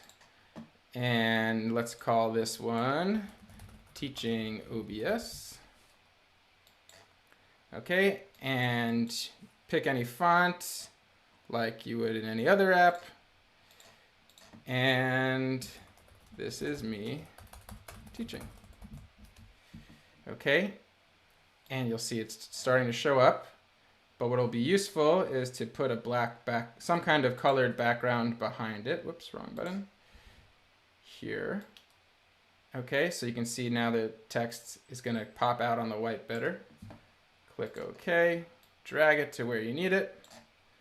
And this is the most basic way that you want, if you want to create liturgy or announcements, you could create it just as a text image and create different texts for each part of the prayer or for each part of the announcements you're making, and you'd have it. So that is the most basic part. For my fellow hosts, Leo and David, if I'm not able to see the Zoom chat at this moment, so if things are coming in, you can let me know. You got it. Thanks. Okay. So I have a couple things here to show kind of the power of OBS. One is if you wanted to have two cameras, let's say at times during the pandemic, I had myself and my girlfriend singing, but on different instruments in different spots. So you could do a 2-camera split. So right now you're seeing my backyard. Here's my hand coming in front of the camera. And so you can load up two webcams even. Sometimes if they're different brands or different models, it actually works better because sometimes OBS will get confused if they're the exact same, but you can troubleshoot that. And yeah, you can make the 2 cameras fit however much of the screen you wanted. Oh, someone's annotating. We don't need annotating. And this allows you to, in your sanctuary, set up multiple cameras in the sanctuary, but have them both appear over you could put a temple image in the background. You can do all sorts of things like that. And another great thing about OBS is that you can tweak your cameras through OBS. So if you go to filters on any source, you can add an effect filter, color correction, and then you can make the camera look a little differently. So sometimes you're compensating for low light, like Zoom tries to, but Zoom, your own eye can do it better, especially if you're going to be in the same environment every day. If you want a very sad service, you could go to black and white and do a somber Tisha B'Av, everyone in black and white, who knows? And so you have all these, everything in OBS becomes customizable. The fonts, the colors, the cameras, even the microphones. You can run your audio through OBS and then make effects on the audio also. And I'm going to pause my screen share just for a minute as we've kind of broken into this. And point you to a great resource because we're all going to be moving kind of quickly through our various platforms. But Rabbi Daniel Bogard of St. Louis, early in the pandemic, got right on the OBS bandwagon and made, in the honoring Maimonides, he made the live streaming guide for the perplexed. So I've just added that to the chat, and that'll be a go at your own pace startup guide for OBS. And everything that I've learned on OBS has just been from that guide, from Googling whatever I'm trying to accomplish and adding the word Reddit or going straight to the OBS forums. And it's all out there. Sometimes you have to tweak things around. Lance Glasser is asking, how reliable is OBS compared to hardware switching? And it's a good question. We'll touch on it more as we go through the other options. I'll say that I've had challenges with it when running lots of applications on the same computer, like using that computer for OBS, for Zoom, for having my liturgy open, for this and for that. It has caused problems, but I think if you follow best practices, there are people using it in production level.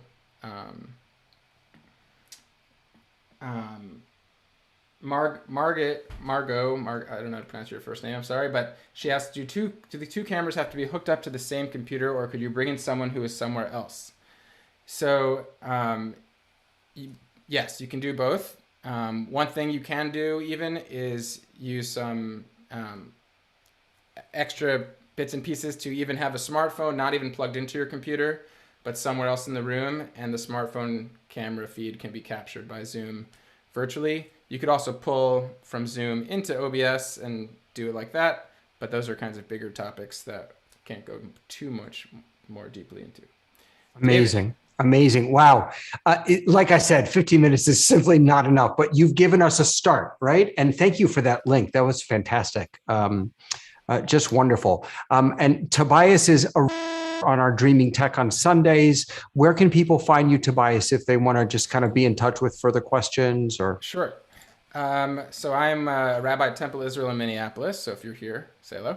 But also Tobias Moss at Gmail. And I'd be happy to follow up on some things. And as David and you and Leo go, when we get towards the end, I'd love to jump back in for like 90 seconds of bells and whistles that I didn't get to. You got it. You're hired. Beautiful. All right. So now, oh my God, this guy is famous. I'm so honored that Doc Rock from Ecamm, the Ecamm fam. I have my Ecamm shirt on. Wait a second, because I'm an Ecamm guy. There you go. Stop dreaming, start streaming. There you go. We got matching clothes today. Doc, thank you so much for being here. Take it away. Thank you. Here, let me pop over and share my screen. And then I do what I always forget to do is remember to share the sound just in case. All right, cool. So this is Ecamm. And again, we're going to blaze through this super fast. Similarly, we always say that we are desktop production software. Everyone goes immediately to streaming, but we have tons of people who literally use it just for making pre-recorded videos. Okay, so it's a Mac program, so we do things a little bit differently. You kind of sort of don't need to know a lot. If you can drag it into this window, it will show up on your broadcast. We kind of did that on purpose. We intentionally make it as simple as possible so that way you can worry about your production and not necessarily worry about like trying to become the next, Steven Spielberg. So if you want to drop in a graphic, you seriously just drag it in there, and then let me pop this out of the way. You can use your scroll wheel on your mouse to embiggen it, or you can pull the little corner on the side and scale it any way you want, place it here in the corner. Then one of the cool things that we offer is what's known as an interview feature. So I could have someone call me and become a guest on my show. So I can put upwards of total of 5 of us on the screen at any one given time, and using something like the Stream Deck, I can move people around, I can readjust them, take myself out of the picture and then put myself down here on the bottom, so that way this person can be the #1 guest speaking at the time. We also allow for multiple cameras as well. Currently, I will show you my overhead camera. I just have that connected. Now, the cool thing about the overhead camera here, this overhead camera is an iPhone 8 because, I didn't want to end up in a landfill somewhere. So it is literally an iPhone 8 connected to the Mac by the standard issue came in the box cable. So you can connect the phone that way. I'll also show you something really quickly here. I'll take my cell phone, I'll pop in Filmic Pro, and I'm going to use a technology we call NDI, which basically stands for Network Device Interface. Don't get distracted by crazy nomenclature because it will make your face hurt. So we come over here. I'll pop on Filmic Pro. It's waking up. You see there's a weird looking dude there. But now, just with NDI, this camera is now auto-magically collected. Look, Mom, no wires. But you're able to see my Rodecaster Pro, which is what I use as my mixing desk. And so, switching back and forth is just, a matter of simplicity. This is actually my Mac Mini, M1 Mac Mini, and you're looking at basically a screen of my M1 Mac Mini. So someone asked a question about having a remote camera. My camera is so remote that it's not even connected to the same machine. I'm sending it over NDI to show up into the interface. Now, one of the other things that we do here is I'll pop on my lower third real quick so I can drag in a lower third like this. So that way you guys can remember who I am, because, it's who's that weird ugly guy from Ecamm that came on? Now, the way we build scenes is super simple. I come down here, I'll create a brand new scene. So I can start from a background or a blank background, or I can put on some branding, for something of that nature, put on an animated show start type thing. So I'll go ahead and pop a camera so you can see my face. And for this particular situation, we are going to make my face round because it makes it easier for my huge head to fit in here. So you go like that. I can pop this over here. Now, if you don't have the ability to have some fancy program to do your lower thirds, no problem. We just open up this text box real quick and I type my requisite statement because I live in Hawaii. Come here and I'll pop this on, and then I can scale this to whatever size I want. This uses the system fonts that are in your Mac, so you can use any fonts that you have. I'll turn off the background on that for a second, and then we'll put this here. And then the last thing that I would probably want to add to this real quick is I'll click here to pop on the timer so that folks know that, you know, if you're doing a quiz or a work session or breakout where everyone needs to talk and you want to make sure that people know that the time is going to run out at some time, I can place this timer. I'm even able to place, like, you know, relaxing music in the background because, again, it's a Mac program. So you can just simply drag and drop a sound to the scene, and then that sound is there. And then so now all I have to do is when I start this scene, that will automatically play. So if I go back and come back here, of course, it's not loading the file because I said that. Wow, that was a loud one. But yes, I can attach an audio file to the scene. I can do things like that. What else man, there's so much you can do. It's kind of hard to wrap my head around what all to show you at once. Oh, I got it. We wanted to show a presentation. So I'm going to do a similar brand new scene. And in this case, I'm going to go to just a solid, you know, semi-fancy background. I'm going to put my presenter's face on by popping here. And I want my presenter to look like a telephone. So I'll pop down here real quick. I'll switch it to tall. And that's just because it'll match the opposite side of the presentation really well. So now I'm going to do something that no one ever does. We're going to read the manual. So I'll bring in the A10 Mini because someone did ask the question about a hardware switcher. But then I'll decide, you know what? I want my face to be a whole different shape. So I'll come over here and I'll pick custom, and then we'll do something like this. And this way, what normally happens in one of our streams is if one of you is, say, presenting a question, right? Someone says, hey, I have a positive question for you. This box down here will show all the questions coming from my audience when I'm live.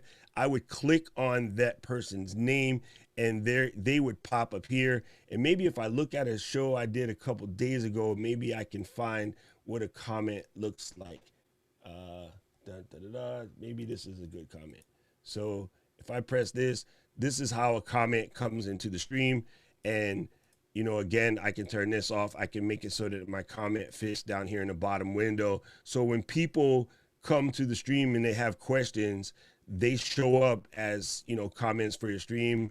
I can, you know, bring in my various graphics. Yeah, the program is quite incredible. One of the things that I really like to do when we were talking about that timer situation, which I'll show you really, really quickly, is I'll press on here. I'll make this guy 10 seconds. Okay, and I'll say auto start and move to the next scene when finished. Okay, so here's my little timer. I'm gonna make it big just so that we can grab it. And when this guy gets down to 1, I'll put my hands up so you see him not touching anything. It'll automatically bounce to the next screen. Oh, I know why. Sorry, I forgot to press. I'm in preview mode. Preview mode is what we do to allow people not to show what you're doing on the background to the scene. So normally everybody wouldn't see all of that stuff. Okay, so there it goes. And then now it should switch to the next scene. Let's see. Can you guys see that? Oh. Can you guys hear me? That's even a better question. We can absolutely hear you. Okay, just making sure. I was like, wait a minute. I thought everybody ran away. So I don't know what I did, why that didn't jump to the next scene. But normally, yes, it should automatically jump to the next scene when it's finished. It might just be the way we're presenting in Zoom. So I like to do that kind of stuff with the timers. And of course, I guess the best thing is they're really, the way we do everything, there's no limits to your creativity. Like you can get quite an extremely fancy in here. I have scenes that are just absolutely nuts with like multiple cameras, things flying in, you know, all of this is done with text boxes. So it's not really bothering the machine. And just for the way that we run our scenes, our extra cameras, our processors, like it's very simple. And someone mentioned like, okay, I want to put on a couple cameras, and we talked about holding the option key. So the way that we optimize, we don't technically treat this as 3 different video feeds. It's just a single video feed, and they're just instances. So we're super optimized. You can run Ecamm and Zoom and, you know, your presentation software. If you're using Pro Presenter, like you can pretty much run all of that. The only thing that I would tell people that you have to kind of be careful of is everyone loves to want to stream with their notebooks. And yeah, notebooks are not the best for streaming. If you can, you want to do it from a desktop. If you have to be portable, the Mac Mini is $700 and can do the most incredible things. David will tell you that, like, I would say probably 40-50% of our community is Mac Mini now, because that thing is the price of 2 mics, and it will run 4K cameras without a blink. And because of the way that for instance, I run four 4K cam links at one time on a single machine, just because of a good hub, and it doesn't have any problems whatsoever. So I did that super fast, but yeah, ask any questions if you have, or let me know if I missed anything. Amazing. Thank you so much. One of the questions that came in was, can you use an iPad to control your stream with Ecamm Live? Right now, Ecamm Live doesn't work with iPads, although as soon as Apple announced that the new iPad has an M1 chip, everyone started freaking out, thinking that maybe Ecamm would run on it. But I would strongly recommend a Stream Deck to control your scenes and everything. Do you want to, I don't know if you want to tell people. No, so you're right. You're on point. One thing. So one thing everyone immediately went to when we said iPad is like, oh, they're both M1s. This is going to work. No, they're kind of two different languages. But yes, Stream Deck is the way to go. But here's the cool thing. To your point with Stream Deck being the way to go, there's my Stream Deck right there. And yes, it's hot, so I have my fan. So the Stream Deck is how we do things to bounce back and forth. But there is an iPad version of Stream Deck that you can run. I believe it's like $24 for a year or like $3 a month or something of that nature. So you can set your iPad up like that. But what most people will end up doing, the iPad as a switcher is kind of a waste of an iPad, because you can use that iPad as a camera, or you can use that iPad to run your presentation off of via the NDI, like I showed you with the no hands trick. And that way you're presenting from your iPad. So a better use of an iPad, honestly, is to put your presentation or to use it as an additional camera, and then find an older, I was going to say elder because I'm old, find an older phone to use that as your Stream Deck, because it's just, a little bit better ways to go. But yeah, something like a small Android tablet would make a good touch, changer. Also, for Ecamm, OBS, and vMix, pro tip for people that like to keep their hands free, there's a wonderful device known as AirTurn, and it allows you to change the pages by stepping on pedals. So if you're an old school guitar player, I see. So this is, I use a page flip Firefly. Yeah, same idea. Man, that's a game changer, because you can keep your hands busy doing what you need to do and just use your feet to change back and forth. So that's a good handy go-to. And so thank you guys for having me. I'm sorry I talk really, really fast at 6 a.m. Honolulu time. Oh my gosh. Thank you so much for getting up early. By the way, the Stream Deck that Doc mentioned, there are 3 different sizes. There's a 6 key, there's a 15 key, and then there's a 700 key. I don't know how many keys are in here, 30 something. But, and here is it's not loading right now, but this is what it looks like on mobile. And each of these are a button. The one thing I'll tell you, if you are interested in this Stream Deck, like I think everyone else, because of price, I started with the 15 button. I immediately got the 32 button.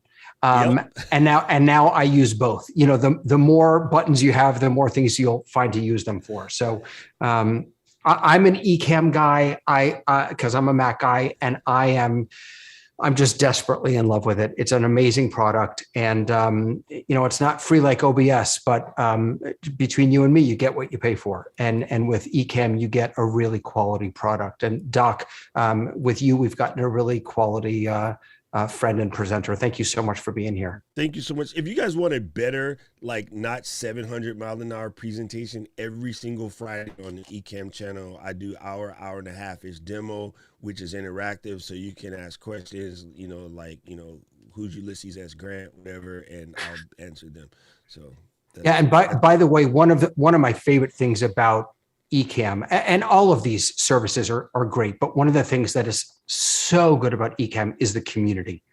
You ask any question on the Ecamm Facebook group, and within seconds, you'll have 2, 3, 4 answers from people who, like Doc, who really know what they're doing. So, all right, I'm keeping an eye on the time. I'm turning it over to the master, Leo Mindell, who honestly could have done this presentation on any of these 3, because I know he uses all of them. But I asked him to do the vMix piece for us, because I know nothing about vMix, but you do. So it's all Yeah, you. you threw me the one that I use the least, and I'm going to be doing the presentation on vMix. I'm on a Mac, and the first thing people are going to say, so how are you going to do a presentation on vMix? You're on a Mac. So actually, I'm going to team view it into a PC which is running vMix, and Doc will like this because he'll recognize it straight away when I do it. I'm actually running Ecamm on my PC so that you can see I'm running on Ecamm, but the PC is running on vMix. So there you go. So I'm using both. There you go. You'll be pleased. You'll be pleased. So this is actually the Ark Synagogue. This is actually live. We are looking at their PC, and they are running on vMix. And they've been running on vMix now. They started on OBS. They did about a year on OBS, and they moved over to vMix because of the control and the greater ability. So the first thing you've got is across the bottom here, you've got all of your elements that you put together. And the first thing you asked me to do was to put into a camera. Well, I've actually got them already in here already. So I've got a camera source in here already that's in here. Why is that jumping? Okay, so I've got a camera that's in here and it's live on here. I just want to check that's there. Yeah, great. So I've got my cameras on here live, and I've got 3 different cameras that I'm actually able to see. So they're my 3 different cameras that I've got on there. At the moment, you're seeing the big screen on the one on the right-hand side in green is the actual live. So if I cut live between 2 different things, then that would be actually happening live on the thing. If I faded between them, you'd get a fade. So you've got that. That's the sort of thing you do. And that's just straightforward camera. And if you look very right on the very top, to the right of the picture on the right, you can actually see one of these cameras. They're PTZ optics cameras, so we can move them around. Okay, so the first thing was a camera. What you then need to do is that you then need to create these things in, so we're going to bring those cameras down, and we want to create a scene of the camera. So I'm going to show you what that's going to look like and what we're actually creating. So we're creating this scene here, and this scene consists of that camera, the liturgy on the left-hand side, and we also wanted, the other thing that you asked for was a logo. So we haven't got a logo on there, but before we get to the logo, let me just show you what the actual bits that we had that make that up. So we have in there we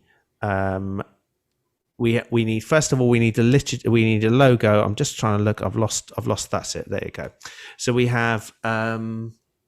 I've got to read sideways because there's so many different scenes on this one. So I'm just looking for my, there we go. So we've got a white frame around the outside. So we put a white frame. Now we were having a discussion. I was discussing with a rabbi yesterday. We could have actually put a nice frame around for Pride Month at the same time. So we have a number of different frames that we put around to lock it and to make the picture look nice. So if I go back into what we were looking at before, that was the picture there. So now we want to add in the logo.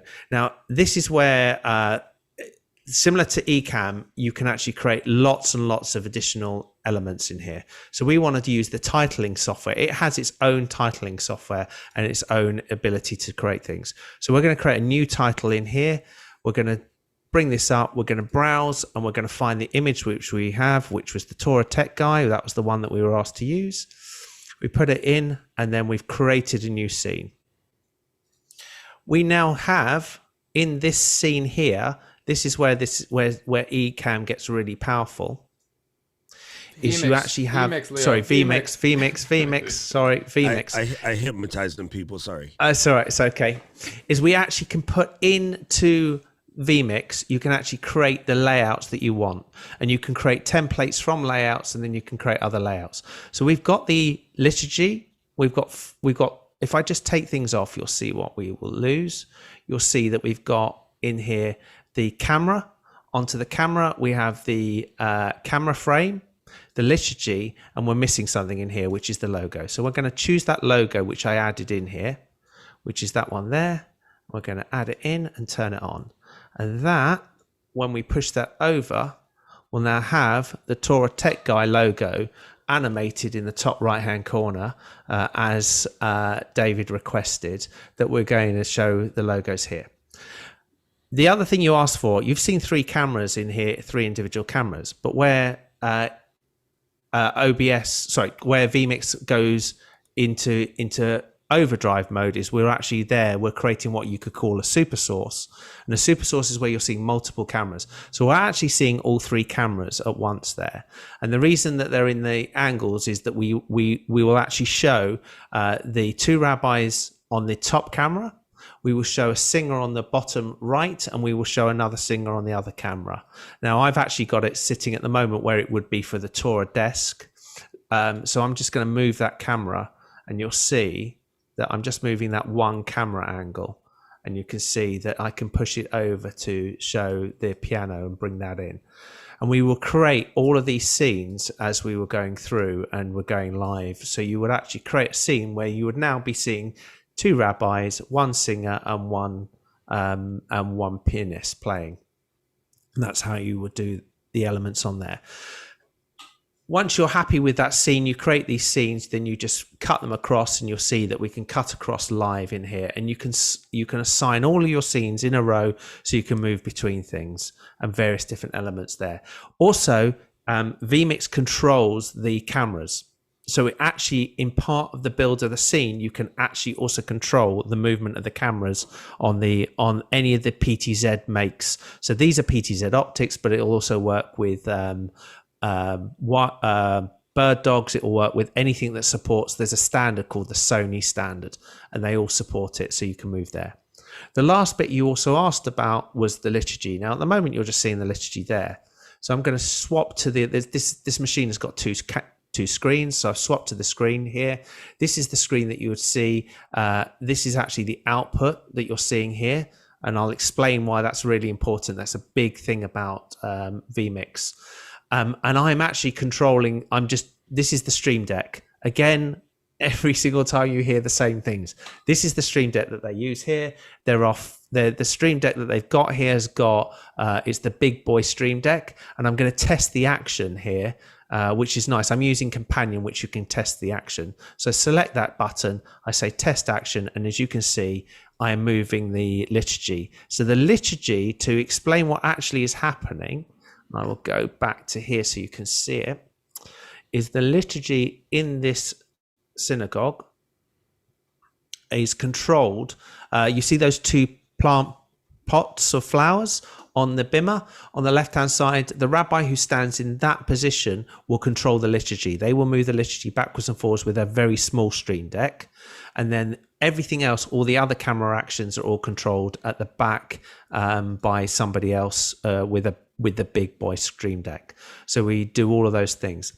Now, the bit that I said to you that is the really important difference, and I would say a huge difference on vMix over particularly OBS, is the outputting. So vMix enables us to output multiple outputs. So I'm going to stop it and I'm going to show it. It allows us to have outputs out to different different monitors and screens around the sanctuary. So we can have a screen in the sanctuary which only has the liturgy, with that liturgy on the left-hand side, another screen which has the Zoom gallery, and another screen that has just a spotlight. And we can push this all out at the same time through vMix. That's why vMix is super used by the majority of TV companies are now using vMix as their platform. Arguably, if you're going to take these three platforms, I would say that you start off with OBS at the bottom. Everybody learns on OBS. If you're a Mac-based, you've got to fall in love with Ecamm. But if you're going to go to the top thing and the top productions are all now done in vMix. And that's the three platforms.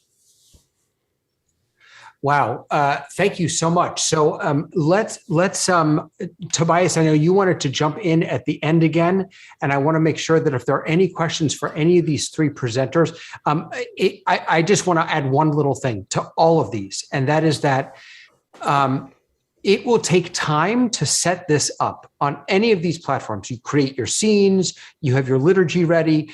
Once you have that set up, actually using them, implementing them is from my perspective, is easy, right? You grab, like Leo was saying, or Doc, you grab a stream deck or you grab a foot pedal, and you can just move through scenes. You can move through your liturgy. Yes, there is work to be done in the setup, but the implementation, all of these allow you to do really dynamic presentations very, very easily once that setup is done. Tobias, why don't you take it? Thank you. Yeah, I just wanted to show a couple other use cases that are not dependent on or not focused on worship, because OBS is something that if you have a team of educators and you train them on how to use OBS, there's a lot of capabilities there, and also to hit different age groups, not just the main service. So I'm not gonna show exactly how to build these right now, but you can reach out to me, but just to show some other things. So let's say you were gonna lead a Hanukkah song session, very basic. You can adorn your screen with something to set the mood, and you could change that every couple songs to, if the next song's about dreidel, latkes, make the latkes come up on top of your screen. It's different than a virtual background because I don't become like a wonky green screen person. It's just images on top of my camera. Then something that I think is great is you can teach using any level sizing between your camera and what you're teaching. So here I have Safaria covering half the screen and me covering half the screen, so you don't have to switch into share screen. That way you don't interrupt and lose the focus. And you can see that what the ass said to Balaam. You can have the ass speaking right through OBS. And then also, like Doc showed, timers are great educational tools.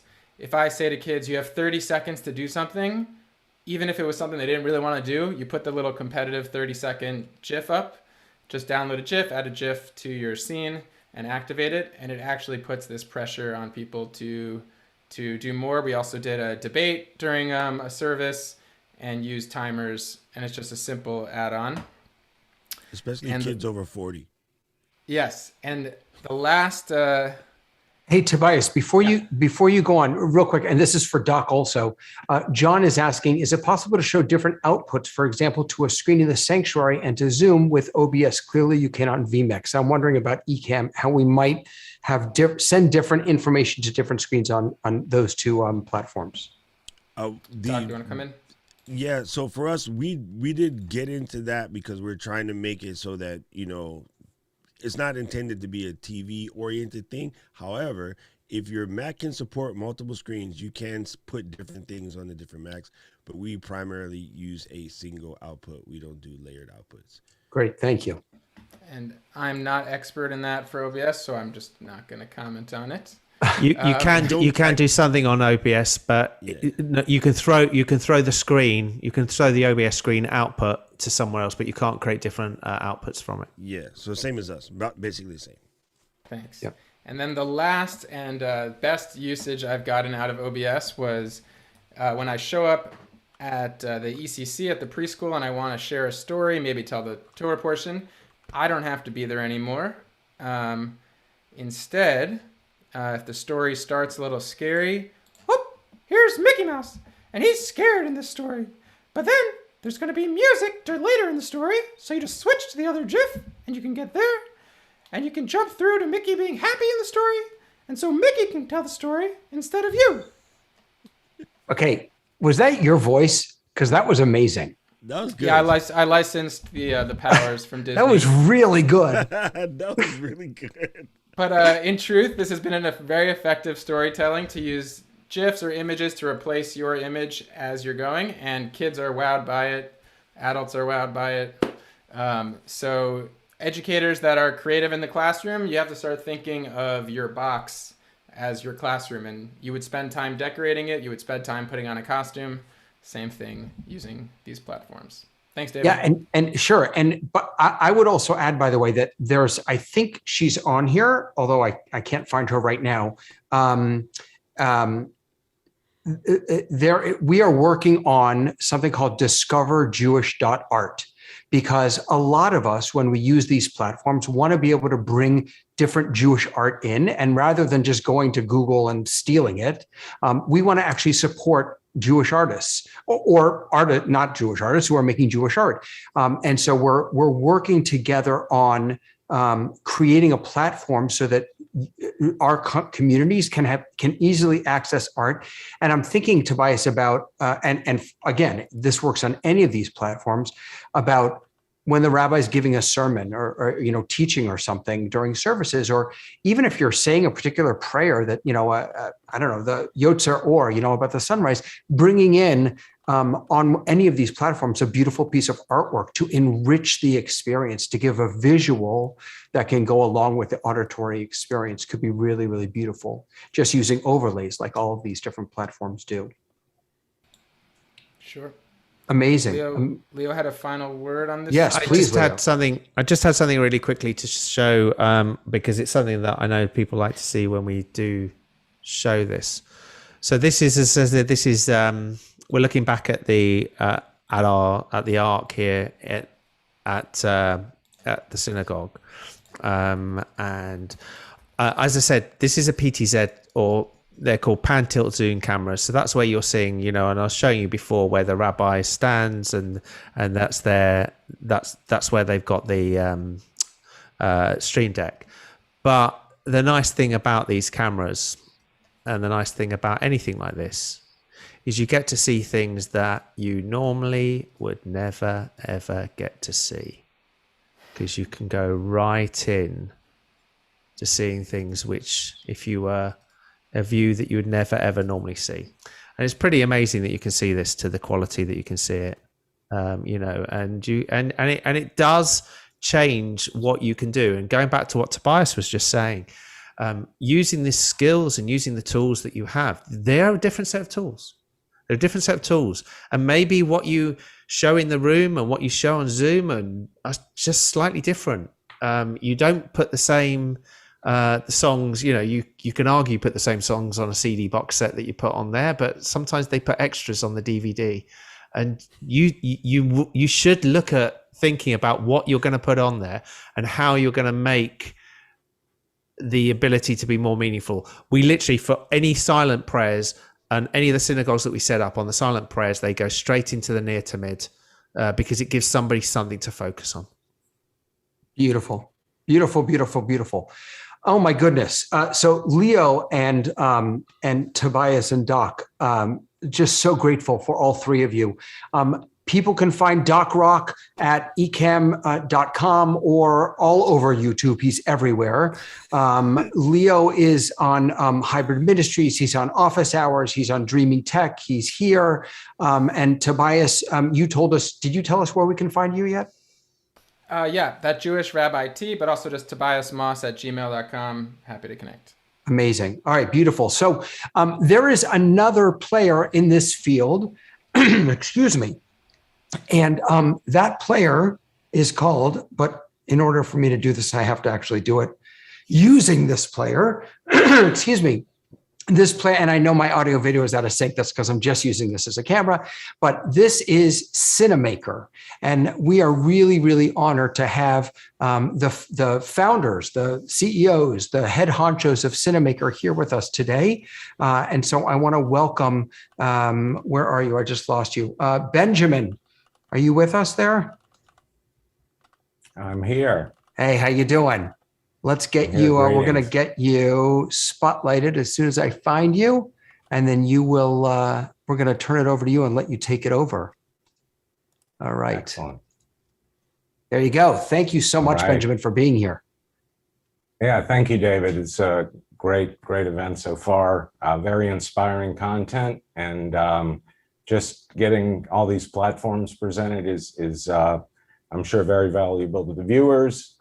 Everybody's got a pretty good solution. We all come at it from different angles. So next few minutes, look to take everybody through our solution called Cinemaker. Cinemaker is a fast, easy, and affordable live video production. We set out several years ago to go build a tool that was for emerging creators. And these are just people who have never done video in the past and not necessarily familiar with the metaphors of traditional video production, and tried to build something fairly robust, but really easy to operate, short learning curve. And I'm not going to waste a lot of time telling you about it. We're going to get right into it. So this is our interface. We operate on Mac and iPad. We'll be demoing the Mac version today, but from within our application, as David just showed you, I'll take you in a second, we can connect multiple cameras, various audio configurations. We can do multi-camera recording. We've got a multi-camera editor built in for beginners. You don't have to do it the traditional way. Live streaming, we can output to meeting platforms. We have a lot of flexibility. Rich media engine, we'll take you through all those items. And then the demo, we only have a short time, so I'm just going to try to keep it to the essentials here. So how simple it is to connect, control cameras, audio, adding graphics or media, how do you go live or start a recording, and I don't think we'll have time to go into the editor, but we'll show you how the multi-camera recording goes. Let's see here. I'm going to go ahead and to get into the demo, I'm going to share my screen. And as David mentioned, you'll see, well, go out of sync because you'll be seeing a screen share, but you will see how the app works. Just a moment.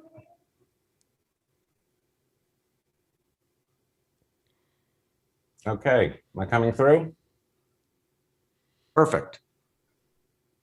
Awesome. Okay, so as you'll see here, I've got a couple of cameras here at the bottom. This is one over here. I've got one right in front of me, and I also have connected this Mac. I have a PowerPoint presentation running that I just passed in through this, so we can connect to different any software on this computer, external computers. And the way we get to all of this is through our camera browser here.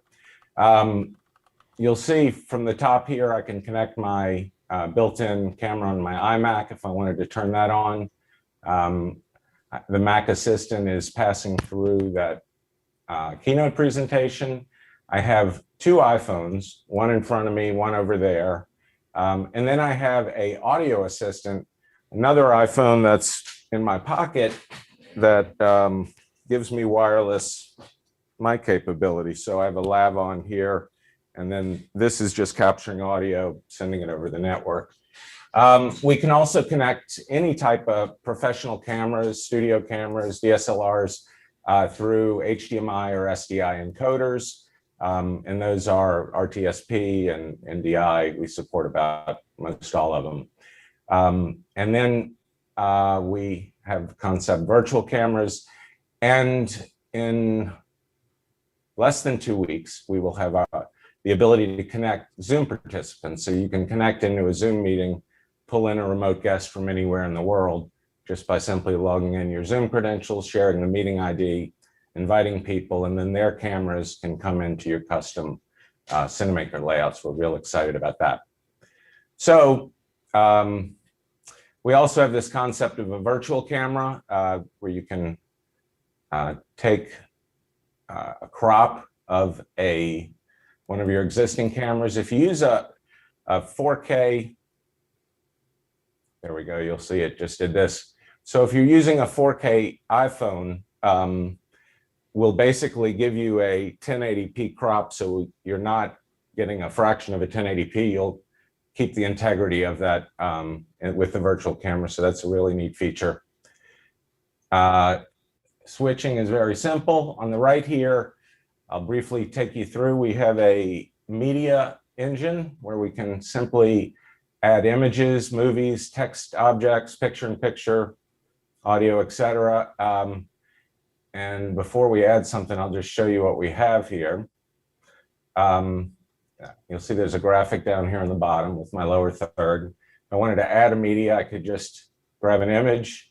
While we were on the last session, I went and grabbed the Torah Tech graphic off the web. and we'll just go ahead and load that.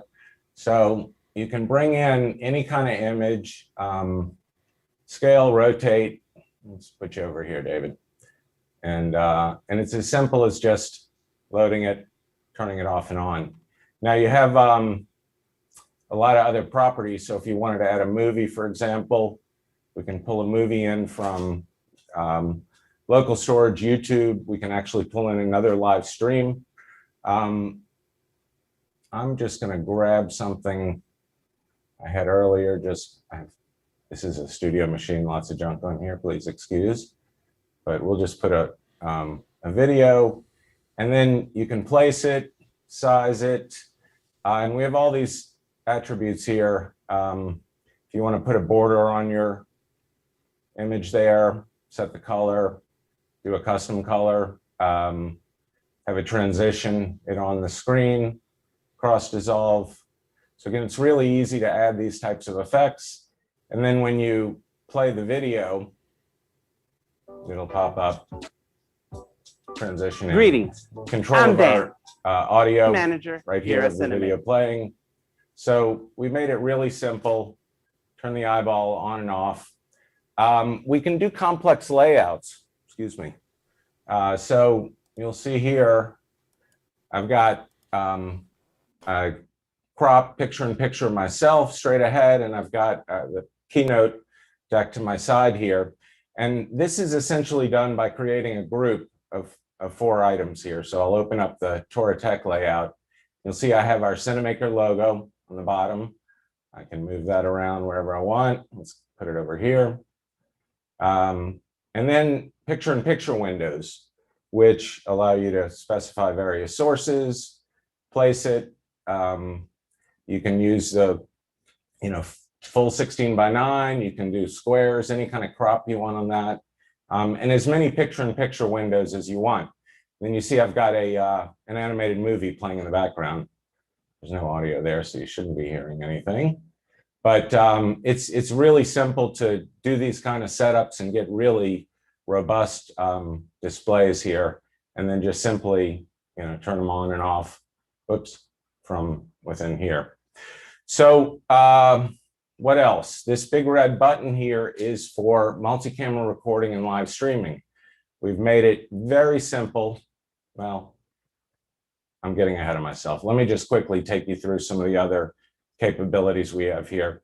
From within the application, you can remote control any iPhones, where you can obviously zoom, adjust your exposure, all kind of things. If you destroy it, we have a button here you can press and it'll auto focus and fix your exposure for you. We have an audio mixer. Oh, wow. I apologize. I realize now that I've had my partners over there screaming. You've had 2 audio sources going. So if you've been hearing me in double, this is a production mistake I made here by leaving this other. Double your pleasure, double your fun, Benjamin. It's all good. Wow. Yeah, we actually can have 1 audio source. I'm glad I went to the mixer to catch that issue there. But right now I have it solely on the audio assistant, but we can pull audio from HDMI sources, from professional mixers, USB digital audio interfaces, USB mics, headphone jack, all the above. So a lot of flexibility there. We have a full chroma key engine, where you can chroma key all your cameras or your program out. And then we have these, simple transitions we can support between, your slides there. All right, back to the editor, or the recording and the editing. The big red button essentially brings this up. No matter what you're doing, if you're live streaming, it's going to always record. And when it records, it just doesn't record your program out. It records all your source ISO cameras, so you can go back later and recut your thing really easily. And that's all done locally here. It's all saved locally on the one computer. So if we just wanted to start a recording, we would just hit start. We're pre-integrated pretty tightly into YouTube, Facebook. In our release in 2 weeks, we'll have LinkedIn integration. We're happy to announce. And then we can go to any destination using RTMP. If you want to go to a Restream IO and send it to 10 different destinations, you can do that as well through that mechanism. So I could start any one of these. We'd be recording, we could be streaming. But right now we're using our webcam driver to send the output into Zoom. So if I stop sharing my screen, we'll go back into you just seeing the normal output of Cinemaker. So I think I'll do that and open up the floor for questions. Actually, I got a couple other things before we go to questions. Let's just run through these briefly. So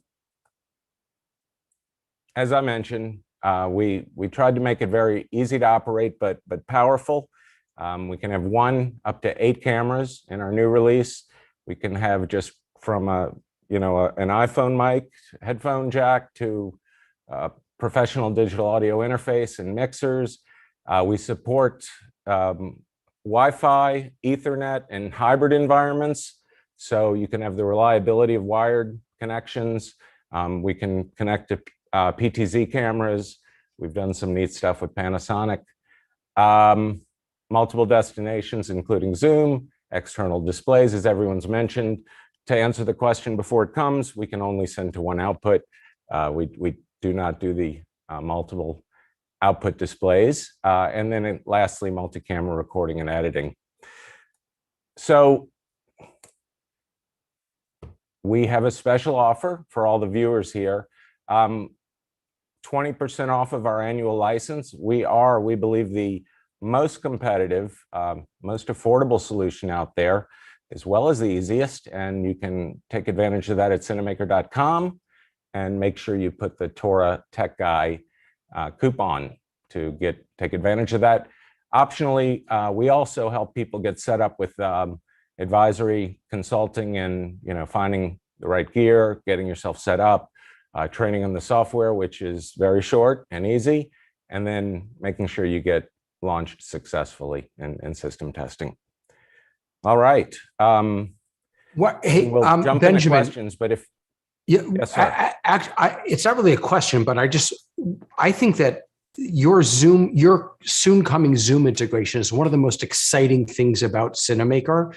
Can you tell us a little bit more about that without giving away the? Possibly.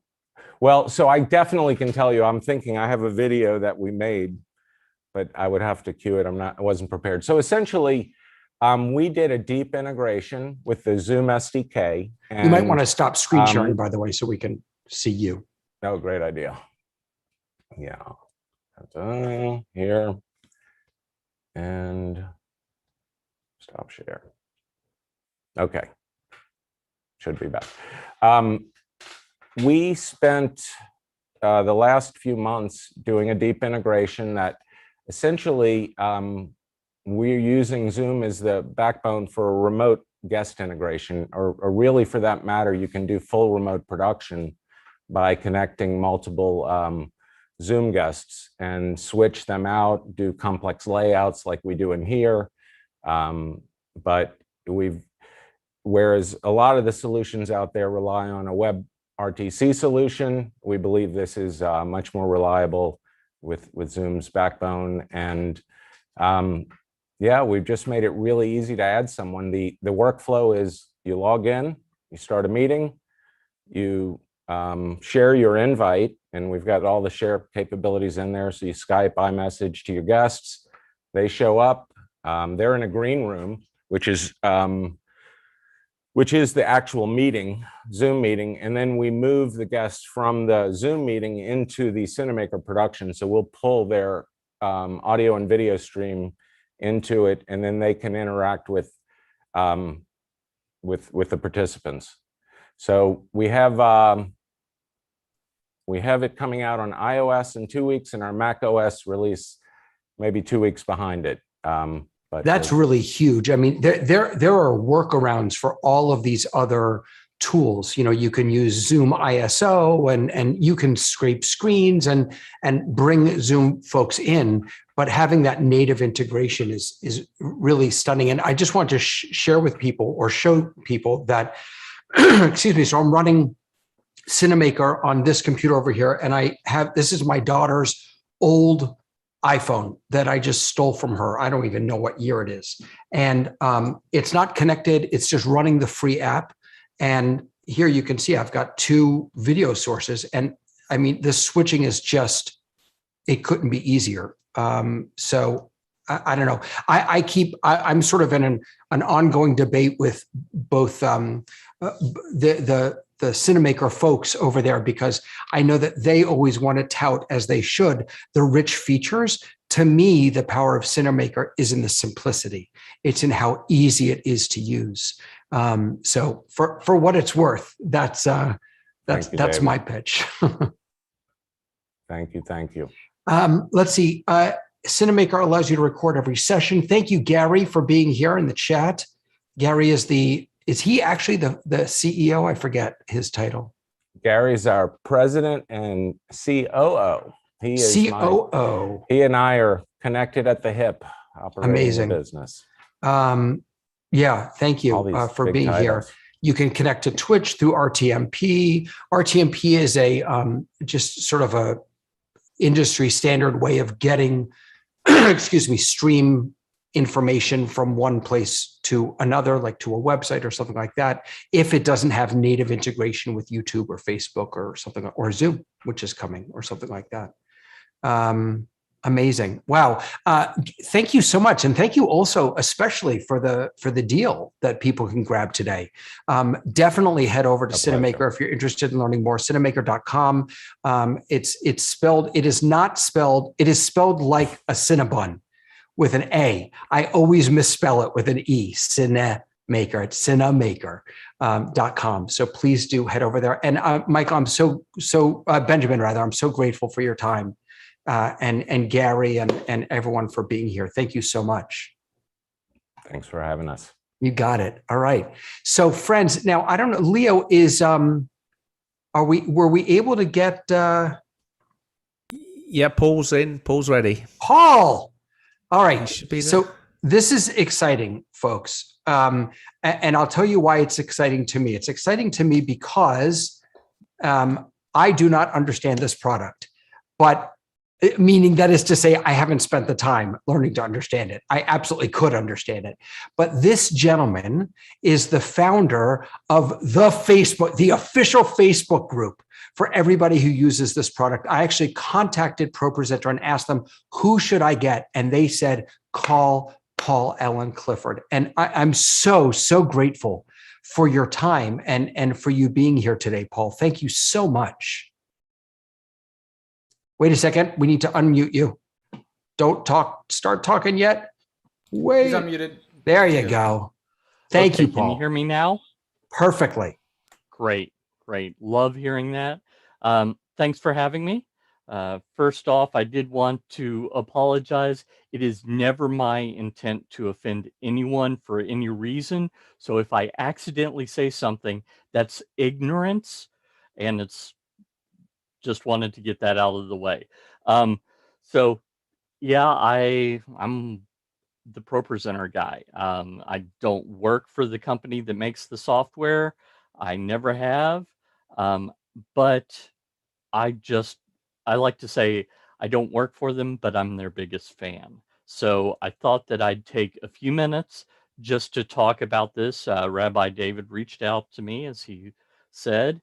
And so, well, let me just hop on over into ProPresenter. So I assume everyone can see my desktop here. This is the software that I'm talking about. This is ProPresenter, which is presentation software. So if you're familiar with PowerPoint or Keynote, very similar, except much more powerful. So just like a Volkswagen Beetle can get you from point A to point B, and so can a Ferrari, they're both cars, but one is a totally different experience than the other. And that's exactly what ProPresenter is. So you're looking at the control screen. This is the screen that the operator would control things. And what you can see here is you have a wide variety of options of things that you can do.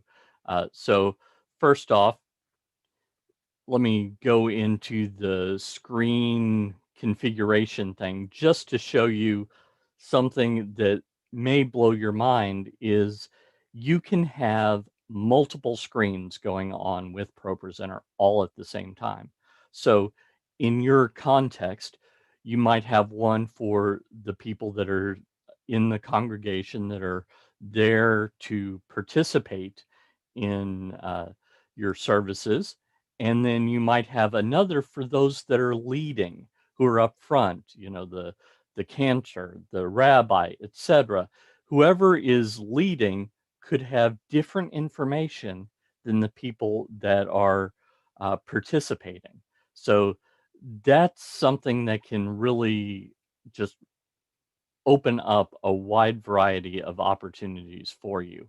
So here I'm showing you just the screen configuration. This is just a quick overview, so I'm not going to dive arms and elbows into how to do it. But what I'm saying is we call the one for the people that are, you know, coming to participate, we call that the audience screen. Not that this is a show or anything, you know, it's something much more holy and different. And then we have one for the people that are up front that are leading. We call that the stage screen. Not that they're on a stage telling jokes or, you know, doing anything purely for entertainment. It has a totally different purpose, but that's what they call it. And so I have successfully added up to 8 screens in any combination to do that. And that's the computer that I'm using is a MacBook Pro, but there are any number of Windows computers that, if they're properly configured with the right graphics cards and such, could do the same thing. So that's something for you to start thinking about. Well, what if when we had a leader up front talking about upcoming events, we had a list of events, and that person could just glance down at a monitor on the front row. Or maybe there's a projector projecting in the back of the room, and they could see what's going on. And that way they're not buried in notes, they're not looking down at a piece of paper. You know, perhaps when you're reading from Torah, you would prefer that the person doing the reading is actually reading from the Holy Scripture. Absolutely fine. But there might be a moment where the rabbi wants to make a point. And one thing about teaching is the more senses you get involved in teaching, the more easily the person doing the teaching can, or the people watching the teaching can remember. So I like to think of it that, you know, we only have 5 senses. Well, the more of those senses you get involved in what's going on, the more easily people can learn information and digest it and then apply it to their lives. So if they not only hear, but they see, a lot of times they'll remember more easily. I have a master's degree, and when I started that program, it's at a Christian seminary. I heard from some of my professors, because they just started using PowerPoint. This was in the late 90s. And they were saying, our test scores are going up, and I'm not changing anything about the material except that I'm using, then it was PowerPoint, to put up the points from my notes that I'm teaching on so that the students can write it down. And in writing down exactly what I'm teaching from, they're remembering the information better. So that could be something that's absolutely helpful to you. If there are songs that you want to have lyrics up where everyone can read without opening up a book with music on it, then you could absolutely do that as well. And ProPresenter has the ability that you can have different arrangements. You can call back to, let's say, one week you don't want to sing every last verse that was written. Perhaps you want to sing only some of them. Well, you can change that arrangement, but it's not a permanent change. So the next time you sing that song, maybe you do want to sing every last verse that was written. Well, that's not a big deal, and you can do that as well. As we're singing right here, I think this is one. Yeah, so something else that may apply to you depending on where you are in the country or where people come from. It could be that you need multiple languages, that maybe English isn't their first tongue. And so um, just as so perhaps you would want multiple languages up at the same time. Well, you could put them on the same screen, or you could put them on various different screens, and then the people that speak another language could look over there at that other language and do it that way. Of course, you could put up Hebrew, you could just whatever you're trying to teach, you have the ability to do this. And you can play video clips, audio clips, or show still images, all within ProPresenter. And in that way, draw in more of the senses, as I spoke about just a moment ago, for your learning procedure. So you'll notice, no, that one won't show here.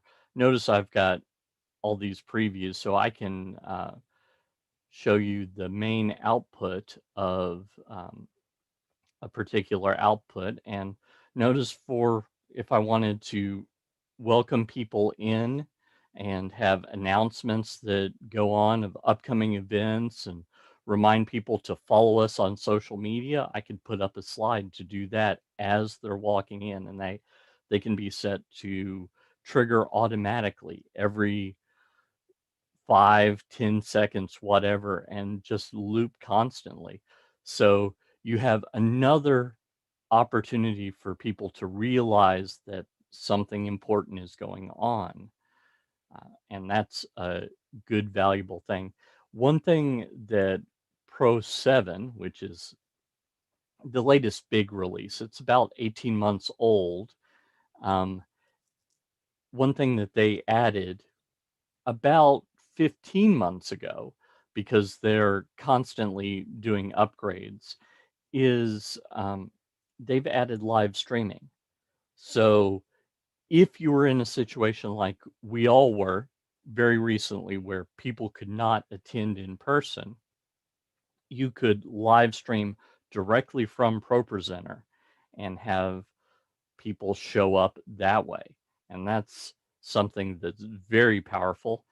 And since you can do multiple screens, you could have the live video of people that are leading up going out to the live stream, but not on any projectors or televisions that you may have in the room itself. So you could have basically different content that's tailored to the situation that the people are in. So at home, you could put up a what we call a lower third, which is just a graphic on the lower third of the screen, and that could have notes from the rabbi. It could have references to the scripture that's being taught from. It could have lyrics for songs that are being sung or liturgy that's being spoken. And that way it draws people that are remote more into things. Here, as we're in the middle of summer, you might have a situation where there are fewer people that are actually in person, but as they're on vacation, maybe they don't want to find a local congregation that they would want to visit. Maybe they would actually feel more comfortable with being with you, but virtually, digitally. And so you can use ProPresenter for that and really bring people in. I know probably 10 years ago, my church started doing this, and um, on the July 4th weekend, I had some time off from my regular job. So this was before I started doing this full time.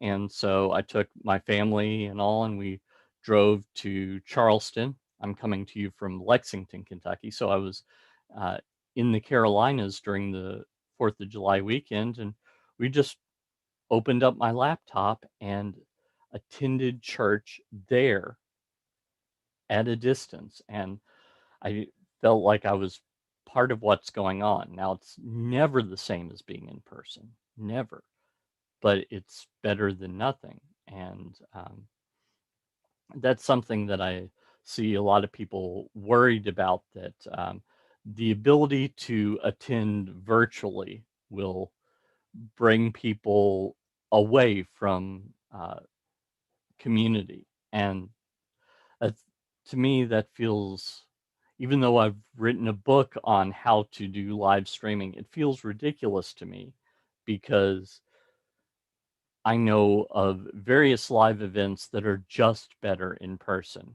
If you're a football fan and someone said, "Hey, I've got free tickets to you to give you for the Super Bowl. You've won a contest. You've got spending money. We're going to drive you in a limo to the front, so you don't even have to worry about parking. We're going to give you a place to stay, so you don't have to worry about that. In fact, everything's taken care of." Would you say, "Nope, I prefer to watch the television"? Well, maybe if you're not a football fan and you're watching just for the commercials, maybe that's the case. But in general, no, you jump at that opportunity. And if football isn't your thing, just think of a live event where you would love to be there in person. Maybe it's a band that you'd love to see live. That's human nature. We want to be in the place with the thing that most interests us. So I think that it's something that we don't have to worry about at all, that people that can show up in community will tend to do that. But it also expands your influence to people that no longer can. People get older. My mother-in-law just passed away not too long ago, and she really couldn't go out nearly as much as she used to. So it's an opportunity for people like her to be able to participate even still. We have this idea that perhaps technology is only for young people, but think back to 1984 when the Macintosh was introduced.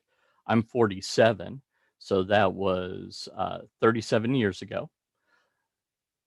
Someone who is my age, 47, 37 years ago, is now 84. So someone that was into computers back then would be well past retirement age today. So we don't have to worry necessarily about that. And this is one of the tools you can use for that. Can I jump in with a question from the chat? So if you were using ProPresenter with OBS or Ecamm or any of these sort of live streaming or broadcasting programs, how do they interface? So do we use this to create the overlays, or do we just use this as an overlay over an existing scene that may have its own elements? Yeah, it's very flexible. So you don't have to use OBS or Ecamm or any of that stuff anymore, because starting with version 7.3, you have capture settings right in. So if you're doing something very basic with ProPresenter or with live streaming, then you can do it all within ProPresenter. So you can capture video into it, live video, overlay it, and then send it directly out to Facebook or YouTube or wherever you're sending it. But if you want to do something more advanced, maybe you prefer Ecamm or OBS or one of these other solutions. If you wanted to do that, there are probably 3 ways to do it. You can absolutely send it out like it's just a regular video signal over HDMI, just like you would plug in your DVD player, and capture that on a computer and do that. You could send it out and capture it with an encoder, which is a hardware piece of equipment that would send directly to the live stream. Those are the most basic ways, but there's also a couple of other options. So earlier when I was showing you in screens and configure screens, these are all not physically connected screens. So I can also, in addition to a physically connected screen, I can send, if I'm on a Mac, I can send to other software like OBS with something called Siphon. So down here, we have options for my outputs, and I've got a lot more than most people would use, but that's because I teach on this. So I can choose a Siphon screen right here, and then choose the resolution. It doesn't have to match resolution to what you're sending in your room, by the way. And I can send it to other software on the same Mac. Or if I'm on a Windows machine, because ProPresenter 7 works on both Windows and Mac, I can also choose NDI, which is a neat little technology that allows you to send full motion video, full quality over a computer network. So you can send it to another computer in the same location and have it do all the heavy lifting of your live streaming. And since you can have multiples and they're different, you could have a slightly different signal in both places. Wow. Paul, I can't thank you enough. If people want to continue learning with you, where's the best place for them to find you?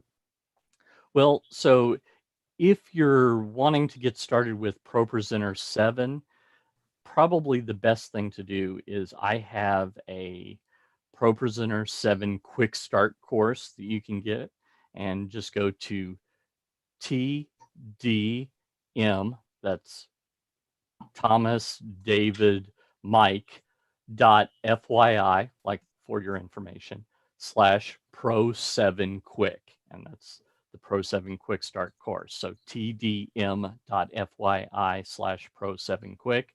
Sign up for there. It's totally free, and then you could take it there. You could also go to the ProPresenter 7, well, actually covers all versions of ProPresenter, the ProPresenter users group that you mentioned earlier. And I've got a short link for that one, again, tdm.fyi, but this time PPUG for ProPresenter users group. And you can join that group. Just make sure you answer that question, the questions I have there, because that enables me to filter out people that are spammers that aren't actually interested. So, and Amazing. Happy to help. I'm so grateful to you for your time today. Thank you so much for being with us. I really, really appreciate it. Well, I'm grateful that I got to be here. And as soon as I get off, I'm going to copy and paste those links into the chat so that anyone that wants to do it, if they haven't typed it in already, they can just do that. And then awesome. I put them in the chat, but I may have spelled it wrong. So double check me. I will. Amazing. All right. Thank you so much. So friends, now the question is, we have all these amazing tools. We have great audio. We have great video. Now the question is, how do we get it out to the world? Right? How do we share all of this wonderful content that we're creating and get it out to the world? You can stream natively to Facebook and YouTube from within Zoom, from within any of these other applications. You could also stream natively to your website using an RTMP service. But if you want to get it out there to all these places at once, there is a solution called StreamSpot. And we're really, really excited to have Jeffrey Hearn with us today. Jeffrey is you're the director of ministry, I think, right? The ministry consultant for StreamSpot. Hey, how you doing, Jeffrey? Hey, Rabbi David. Good to see you. So we were hanging out a couple of weeks ago. He walked me through StreamSpot, and now he's here to do the same for you. A fantastic solution for you to get your Torah out to the largest community possible. So take it away, Jeffrey. Thank you so much. Yeah, thanks for having me today, Rabbi David. We are honored at StreamSpot, and I know I've even seen some faces in just kind of peeking in here in the Zoom room that I'm familiar with. Very honored to serve this community, House of Faith in general, but specifically our synagogue and shuls, this community here.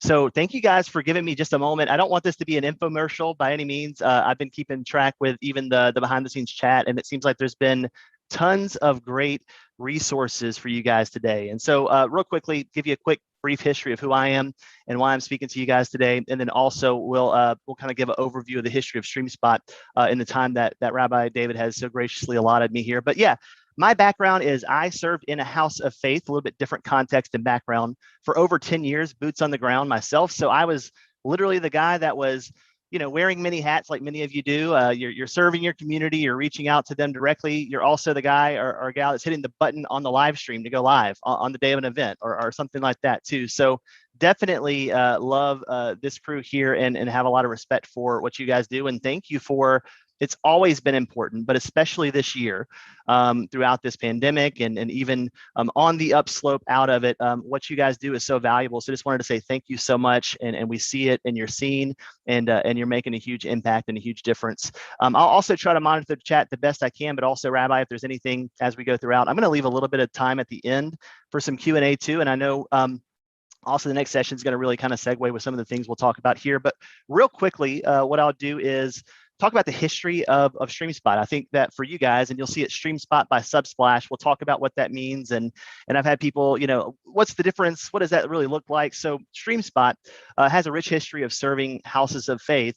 And it's really our genesis. So versus any other company in this industry, if you want to call it that, the heart behind StreamSpot, I know, Rabbi, that's what I was sharing with you the other day, is that we literally, the way that we were founded, this is back in the days of Netflix mailing DVDs back and forth, live streaming wasn't what it was now currently with the rapid adoption, as you guys have seen, even amongst your congregations, but just in the world in general.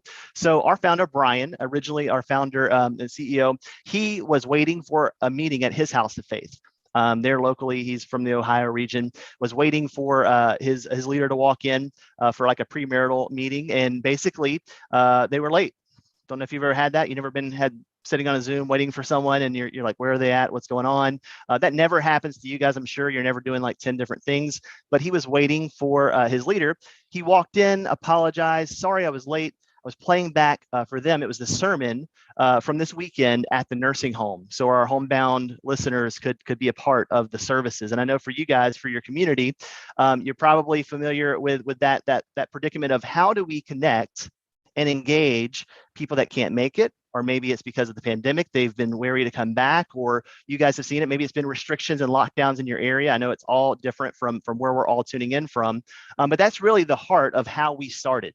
The founder, Brian, had a background in TV broadcast, had a background in coding and that kind of thing as well. And so here we are 10 to 12 years later, serving many houses of faith and especially many shuls through some of our partnerships with all shuls, but especially our URJ and USCJ partnerships as well. So I kind of helped to oversee some of those partnerships for StreamSpot, and that's why I talked to many of you guys already as well. So thankful for that too.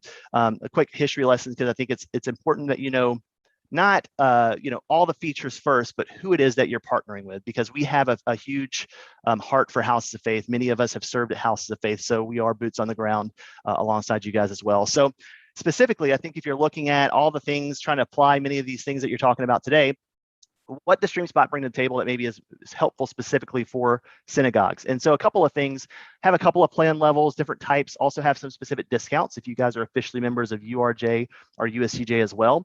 We also do some other discounts we can talk about too. So please feel free to reach out if that's something that would be helpful for you guys. But specifically along the feature set, have a few things. One, you can embed a player directly onto your website. So instead of sending them just to Facebook, just to YouTube, or these social sites, which are very important, we want to utilize those as well. You can, one, leverage your website, have a hub where you can point people to, and it's very easy for them to find. They don't have to have a specific meeting ID, or they forgot the password or something like that. Send them, simply to yoursynagogue.com/live. There it appears every single time. Also, they can go back and watch past broadcasts and archives. And then for your life cycle events, bar bat mitzvahs, you guys can also restrict certain broadcasts.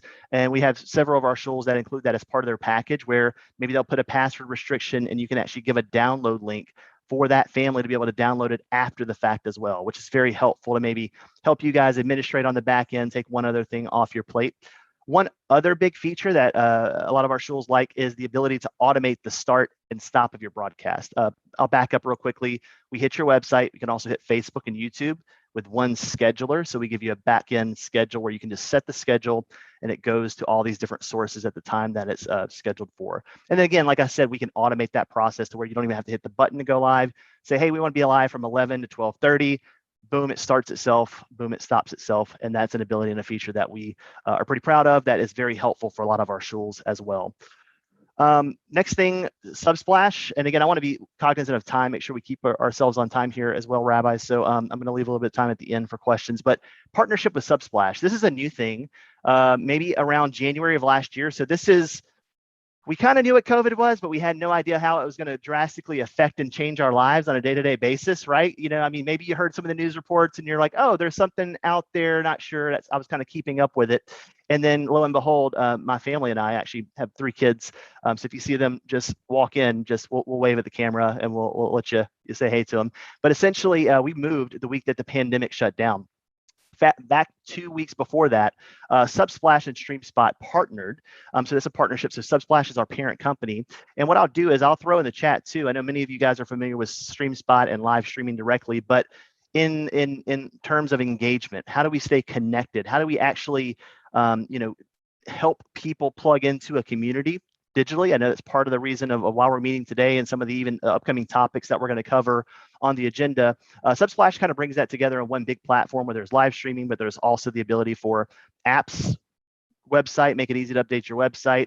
Also like a messaging feature where your members can speak back and forth, whether that's during the stream or even after throughout the week to stay connected. So if you're looking for even more fully featured kind of suite of tools that you can use to engage your community, that's really where Subsplash comes in. So to kind of give you the idea of what the difference is, if that's something that you guys would like more detail on, I'm going to throw a link in the chat that you can take a look at as far as some of the additional offerings that are available there as well. So I think that is mainly, that's a quick hit of everything that we cover there. I wanted to leave a little bit of room too, and Rabbi too, if people are chatting or if there's things popping up or if anybody wants to ask some general questions about any of the features or things like that. But I think it's important that you guys know that, we're excited to serve you guys. And I know we partner with many of you guys already, but if there's anybody that hasn't had that conversation, please feel free to reach out to me. Wanted you to put a name to a face because we would love to, we see it as an honor to serve you guys. So let us know how we can help. Jeffrey, thank you so much. Yeah, Judy Kern wrote in the chat that you're the best and that the customer service is fantastic. Yeah, half of the battle, I think, for those of us. Judy, oh, there you go. She shot me a little present. So. Half of the battle sometimes is knowing that the companies that you're using, the tools that you're using, that you can reach them, that you can ask questions, that they'll support you through this process. And so the fact that you make yourself available is really fantastic. I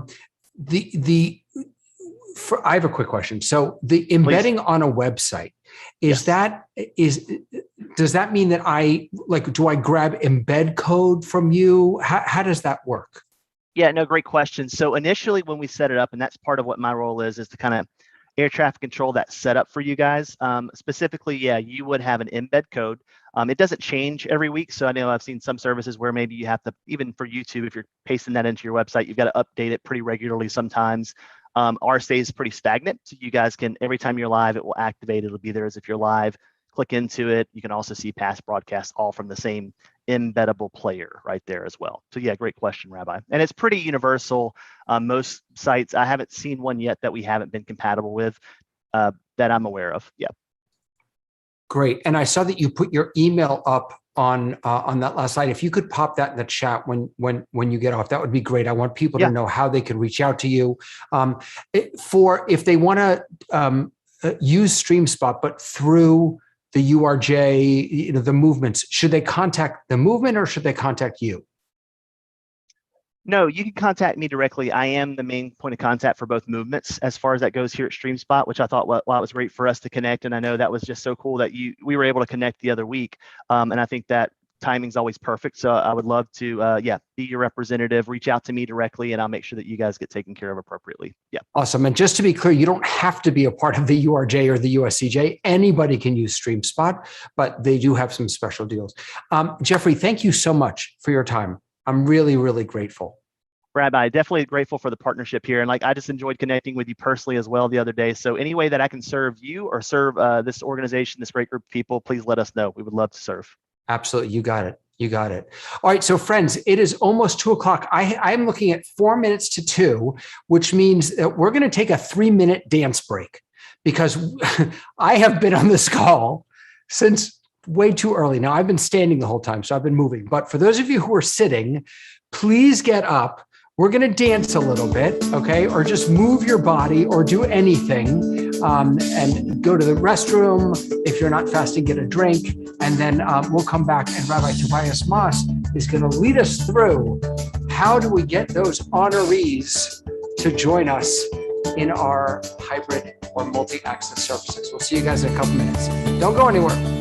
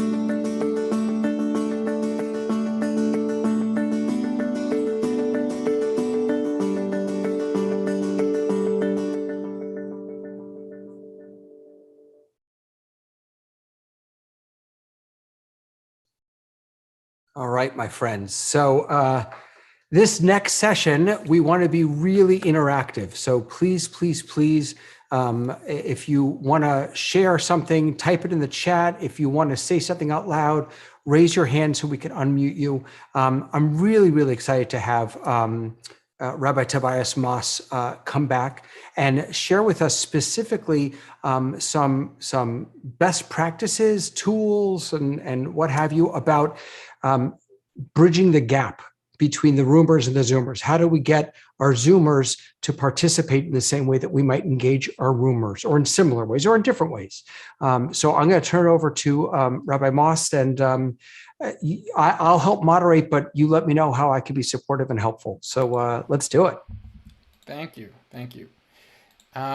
Great to be back with the group. And like David began to say, we're all thinking through what multi-access or hybrid or multi-locale or multi-local means, and how to make the most of it. And it's going to take time for us to figure out what works, what doesn't work.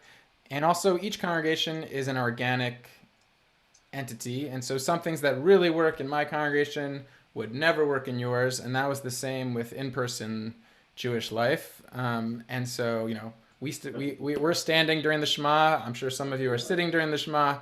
And so there's always going to be... What's up, Leo? Oh, sorry. Okay. And so if you have...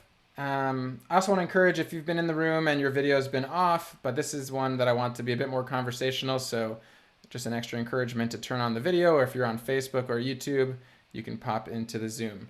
So some people have already started, but if you want to start thinking about and typing into the chat in Zoom the types of multi-access honors that you've achieved already, where have you already been doing this, and the types of multi-access honors you dream of but haven't figured out either technologically or how to make them feel like a smooth part of the experience for everyone. I'm going to pull off the prompt. And of course, this prompt is brought to you by OBS.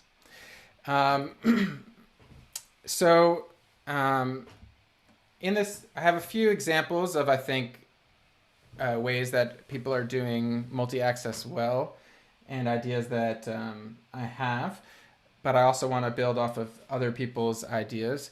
And I want to reflect on the title that David had for this session, which was multi-access honors. And it's also really about honoring the multi-access. So it has to be two ways. So I also want to be sharing ideas that make the people that are accessing the Zoomers, or people that are accessing through other mediums than in the room, what makes for their best experience. And likewise, as we pull in out of the room, for the people in the room, how do they not feel out of sorts also with that change in what used to be a sanctuary that just happened inside that space. And so I'm just going to read out a few of the chats so that we're all on the same page. So Nadav talks about being at a conservative synagogue, and I think he's saying that various prayers they've chosen, this is something that someone could lead remotely, and just, I guess, spotlight them essentially and have them lead into the room and into the Zoom. And Adrian Rubin also. Emily Aronoff says, I'd love to see how folks might engage pre-verbal participants in multi-access honors in a meaningful way. We did that once last High Holy Days, which was previously we would have babies come for Ne'ilah, babies and their parents, of course. And it was it was always a balagan. It was very hard to time it so that it worked with babies' nap schedules, so that it worked with young families. And last year, forced by the pandemic, we had families submit photographs or maybe even tiny clips, and we pre-arranged the new babies of the congregation in a video. And it removed a ton of the challenge of making that happen live. Of course, there's great benefit to seeing the babies in person, but it's another option, and one that we're thinking probably, at least for this year, also able to highlight babies, have their names, the family names on that pre-recorded video, even if it's too challenging to make them come into the room, especially this year as we're still dealing with the vaccination and all of that. Emily, if you had other ideas, I'd love to hear about that too.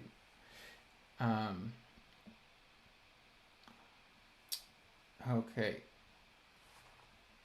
So You have a bunch of comments in the Zoom chat also. great. That's Yeah. That's where I'm looking. So I'll return to those in a moment. And one, there's a bunch of frames of mind that we have to be in to get this right. And it's really, as Leo was saying in the vMix session, you might need to pump out things differently to people in the room and people on the Zoom. So currently we are doing this at our Congregation Temple Israel here. And I noticed one thing 2 B'nai Mitzvah Shabbats ago, which is that on Zoom, it's really nice to have 10, 15 minutes of pre-service music happening, which we've done with just live guitar accompaniment. But in the room, only 30 seconds or nothing is needed because people get it when the service is going to start and they love the small chat beforehand. So now I haven't figured it out exactly yet. We could use a pre-recorded music in the Zoom, but not have it pump out into the room. But people definitely need different on-ramps and off-ramps from the service when they're in person or when they're at home. That's something that I've been thinking through. I'm going to show what our setup is looking up at for the moment, and this might help you think through how you might do this in your space. So here we go. So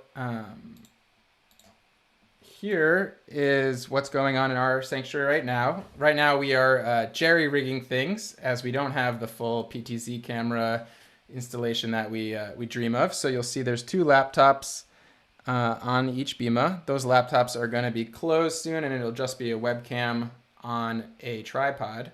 So just like I'm sure when microphones and microphone stands first entered the sanctuary, they must have been quite obtrusive. It's going to be a little funky to see a webcam on a tripod, but it's actually ultimately not so obtrusive. And each webcam is going into its own Zoom computer. So we're doing the video switching in Zoom so you can see kind of both looks at the same time, and a Zoom participant could choose which one they want to focus on. And then the key to making this work is that all the audio in the room goes through one Zoom computer. I don't want to go deeper into the technicalities of how to isolate the Zoom audio when you don't want it and how not to get echo, but if you look backwards in this recorded live stream, Marty and Miss Potter, I believe Samantha Potter, go much deeper into mix minus and how technically to make this work. But I more want this session to be focused on the ideas. What are we trying to accomplish it? How do we accomplish it conceptually? So what we noticed here is right now you can see there's a spotlight. On the back wall, there's a projection of the gallery view or multi-spotlight. And if I continue this recording for just 1 second, and I apologize to the congregants who are being used as my examples. Okay, so here we've spotted someone who could be coming in to lead a candle lighting blessing or to receive a blessing, and they can be seen in the room. One thing you'll notice is we're just using Zoom for this. Does anyone notice what's missing from the projector? Put it in the chat or raise your hand if you can see what is missing from the projection. Michael Weiss got it right away. The interface, the Zoom buttons are gone. So, except for the tiny little spotlight button. But basically the buttons are gone because using OBS or vMix or all these different things, you can zoom in a little bit to your Zoom window, remove most of the interface, and get a much cleaner experience of bringing in that congregant into the sanctuary. People won't realize that there's the technical work behind it, and that makes it feel just like the person is there all of a sudden on the wall. I want to save you all one of the mistakes of multi-access, which I think we'll find here as well, maybe not. Okay, well here, one of the mistakes is leaving this view going when then someone in the room is leading. This is called IMAG, which is to make your image bigger in the room as you're kind of projecting what's already happening in the room.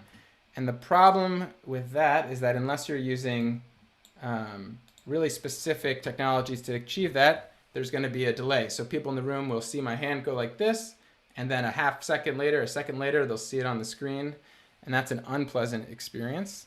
And so you really want to kind of figure out a way, and it's not too hard, but you want to figure out a way to manage the screens so that they show the virtual contributor, but then go to something else for the in-person contributors. So that could be a blank projection or just the text of a prayer, but not the text on top of you.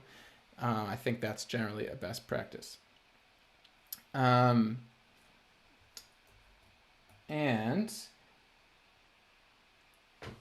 when we think of honors as we go towards these coming high holy days, it could be tempting to think, okay, now that we can do hybrid, we need to have everyone live on Zoom or live on another platform and bring them in.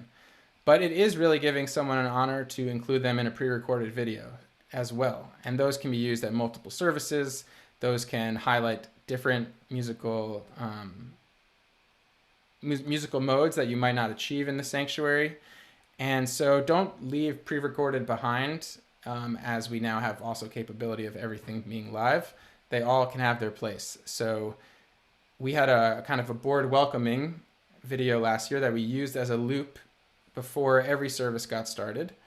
And that gave something to be going on in the Zoom as people arrived, and also allowed board members who would we have multiple services at the same time. Board members can't be in multiple places at the same time. But this way, all the board members could present to all of our different services. Let's see. Some other really great practices. Leo, which congregation did the Adon Olam spotlighting and gallery view? It was done one of the synagogues in London. What they do is when they're singing Adon Olam, they spotlight without turning on the sound various different members of the congregation. So you get a feeling, and once you start doing it and you've done one or two, everybody knows that the camera could come to them next. So they actually start singing rather than just sitting there and watching, and it becomes very interactive. Yeah. So I saw that example, and I think it's a beautiful one, and it's something that the congregation would need to be a little trained and grow into. You wouldn't do it for every prayer. You wouldn't want everyone to feel anytime my camera's on, I'm going to be spotlight in the sanctuary. But if you start to define maybe one song at the beginning, one song at the end of a service as times when we do show the gallery view or spotlight people from home in the sanctuary, then those can become kind of their own moments, and people will know, oh, actually, I want to be passive. I'm going to turn off my video or not sing during Adon Olam. I don't want to be spotlit or put on the kiss cam at a baseball game. But I think it's actually a great way. And I'm trying to think right now of kind of, what are the 3 moments that I want the Zoomers to be projected into the room. And likewise, what are the couple moments that I want the camera to show the people in the congregation back to the people on Zoom? So I don't have the answers yet for my congregation, but I think it's important to think. Leo, you want to jump in? Yeah, so I was going to say, Tobias, there's a couple of things which really ring true in exactly what you said. So there's certain mitzvahs that you can actually pre-record, as you said earlier. The prayers that we have for the state of Israel, the prayers for our country in the UK, we record. The majority of those are pre-recorded because we can get people in the middle of the week. We get people so they're not nervous, and you don't want that part of the service to stutter because they're trying to turn on a camera. You want to get through them quite quickly, but you're able to deliver that elements, and we get them always from home. So even then, so we can bring in people. The point, as you mentioned earlier, Tobias, is you bring in people who maybe they can't make it to the sanctuary, even when your shoulders back open again, and then they just at least they feel connected and part of it. Yeah, thank you. And another place that I think is really where we should think about this is traditional rituals that are home-based rituals that have been brought into the sanctuary as an afterthought in the course of Jewish history, like Shabbat candle lighting or challah and kiddush. These are supernatural to then put back into the home. So it's not our best example because there's only 2 or 3 chalot in the image. But when we come to a challah blessing, we ask, we haven't had a challah in the sanctuary anymore at the moment. Instead, we've asked, anybody have a challah? Anybody have a challah? And you can see in the middle top, there's Marilyn Weisberg brought her a challah, Len and Jan did as well. And so as many people as, sometimes we get 5, 6 spotlights of people's homes holding their chalot, and then we offer the blessing. And same with Shabbat candle lighting at the beginning. Our B'nai Mitzvah families currently are lighting the candles from home, and then we throw it to them, spotlight them. I'm seeing a couple of more questions and comments in the chat. So Amy Ariel says, this sounds like complex tech gabbying. How do we think about this as far as training a volunteer team or hiring someone? And adding the recognition that for some, being so involved with making tech work runs into their Shabbat observance, including staff. This is a big subject to think about, and it's all these layers. You don't add 10 new layers to your service at once. You add one, you add a second one, you take away the last one because you realize it's too much work or it's not working for us in the way we hoped. So that's one thing, just to have a measured approach in how you bring this all together. But also, that same Rabbi Daniel Bogard, who is an OBS maven, he has shared a bit of how he's created a volunteer team of the teenage techie media type kids in his congregation. And he's offloaded a lot of these tasks that happen during the service onto them. I'll also say that the most complex part of this is setting things up. But once there's a setup and a process, it's really easy to cue a video. It's really easy to do things like that. So here, and this is where OBS, once you have more of these tools at your disposal also, the tools make things so easy. So for example, instead of going to a share screen and making sure I have a video software open, if I just click this button in OBS,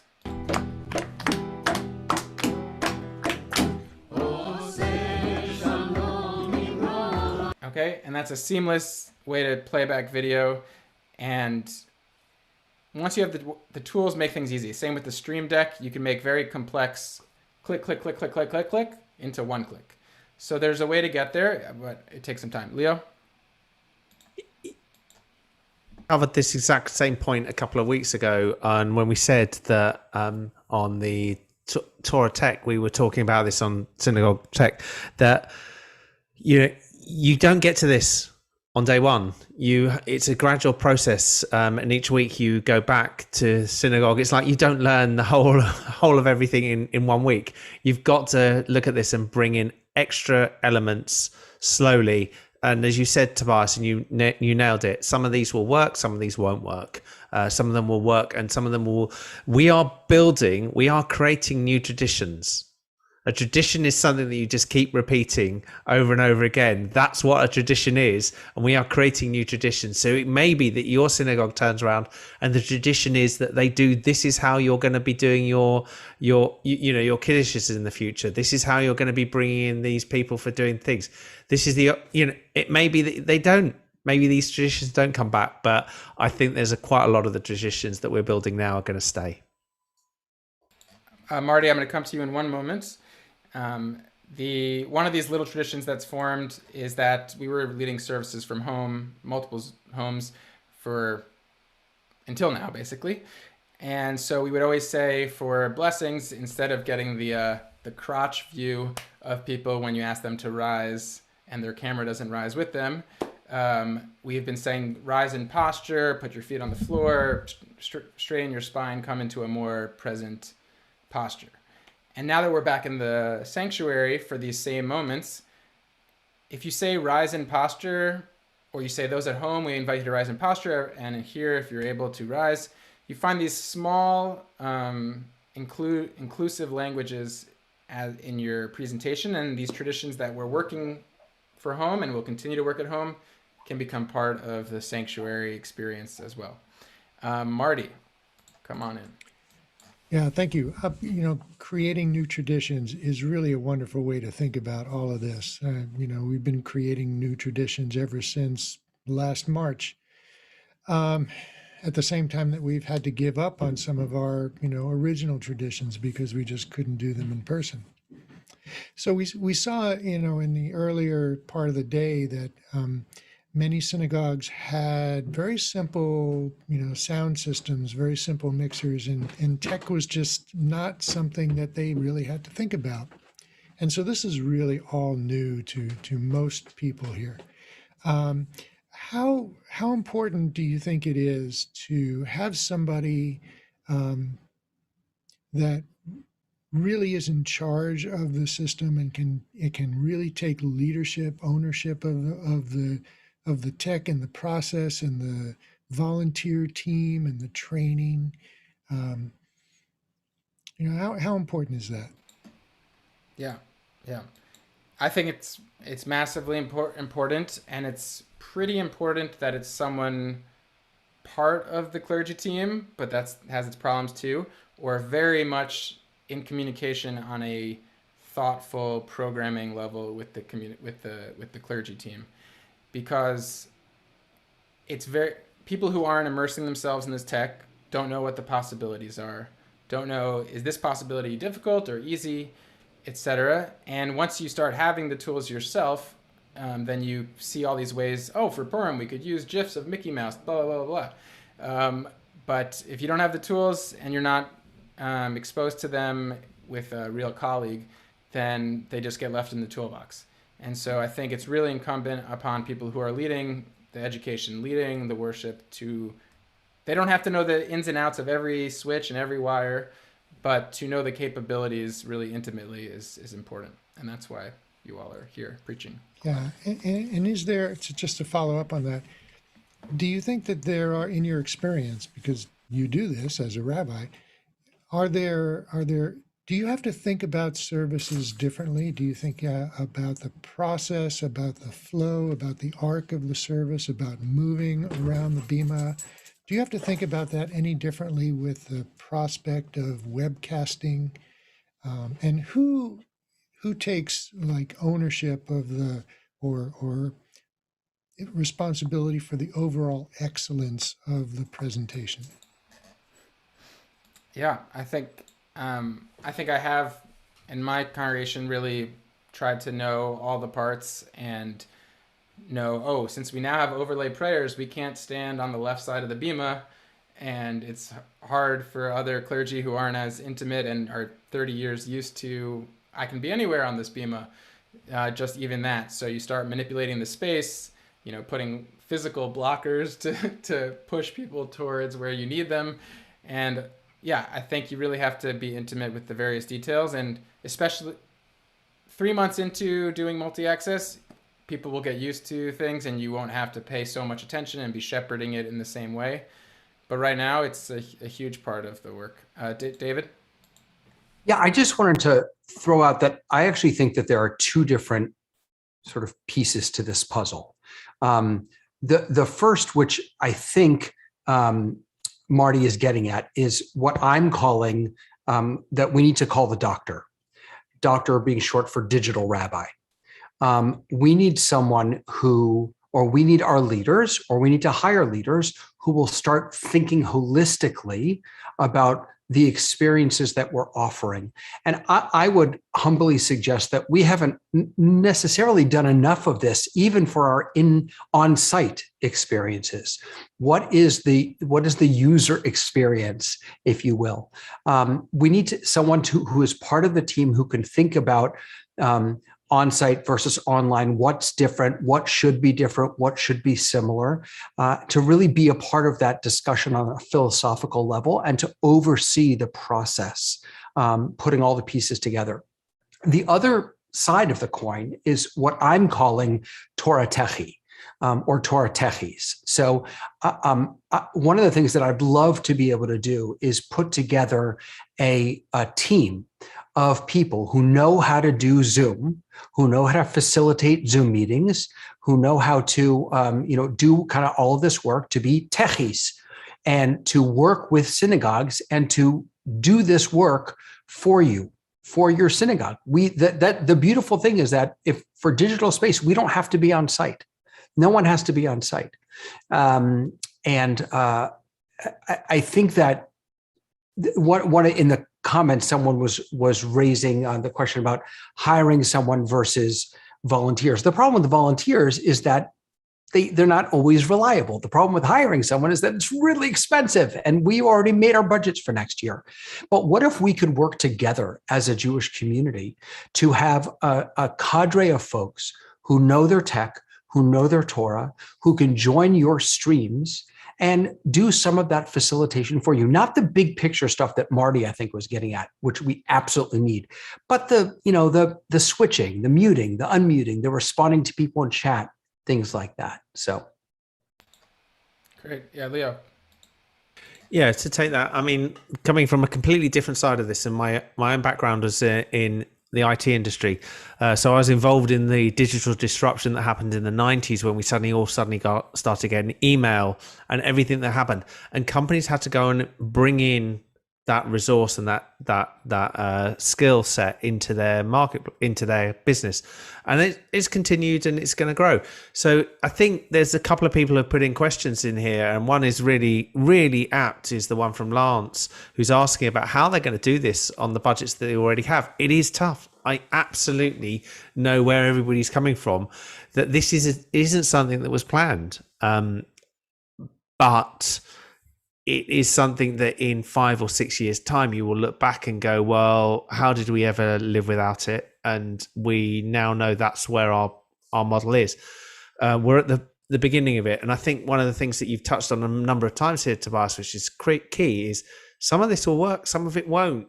What you've got to do is not spend a lot of money on things that that could cost you a fortune, that isn't going to work. Don't jump, just don't sort of throw lots and lots of cash at this until you get a feel for the bits which can work. And your example that you showed there, Tobias, of your own synagogue, of how you've started off where you've got it working and you've tried to go, okay, we now can justify that we need a PTZ camera. Mm-hmm. And the ones that I've dealt with, everyone I've dealt with, have started with 1 or 2 and have slowly moved up.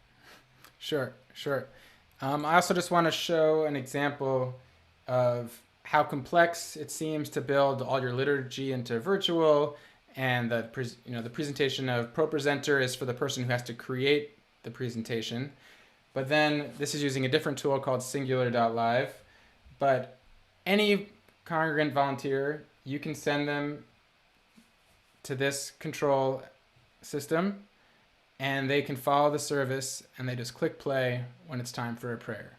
A lot of these tasks become this simple once the setup and the background work is done. So it's true, staff have never done this. Our clergy assistant never looked at Singular.live. I walked her through it. I said, this is the flow of the service. Here's an outline. Here's when we have slides. And these things do require some training. You can't just throw it at people because they're new tools. But that's also how everyone on your staff has done everything else. So it just takes some training, and then having the doctor, David, the person who has a bigger eye for what is needed. So to offer tweaks in how people are implementing. So for example, sometimes people still get hidden behind the prayer card. Yes, Mark, Singular works amazingly with OBS. So sometimes people get hidden behind the prayer card. I'll just show an example of this. This has happened more than once. By the way, while Tobias is bringing this up, I'll just share that I also think that we need to look to the church world for guidance as how they've been doing this for a long time, engaging in online digital audiences and ministries. And so I think there's a lot that we can learn from how they manage this also. Yeah. And so with volunteers or with staff that, you know, are more executing what you deliver to them but aren't thinking about it holistically, they might say you've asked them to put up these prayer cards, but if the cantor starts falling over here, you know, if you have a holistic vision of what's trying to be achieved, you quickly remove the prayer card because it's more important to see the prayer leader in that moment, let's say. And so you just have to have, it does have to be someone who's really looking out for all the details, just like you have a, so one of my favorite metaphors for what's going on is we are building an architecture. We are building a place. And so just like the synagogue demands so much physical resources to build it, to maintain it, to wire it, to have a host who welcomes people as they come in. These are all the responsibilities of having a space.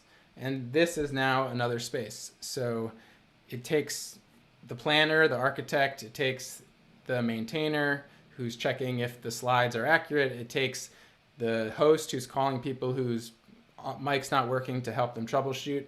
It is a lot. It can be seen as a lot of work, that's for sure. But it's also a lot of people that are going to access it in this way, and so that's where the work comes in. I want to share a really great example of thinking of the at-home experience, and so this comes from Central Synagogue, who most people know do really tremendous engagement online, but you know, my congregation, Facebook is like a secondary, or we don't really think that much about our Facebook viewers currently.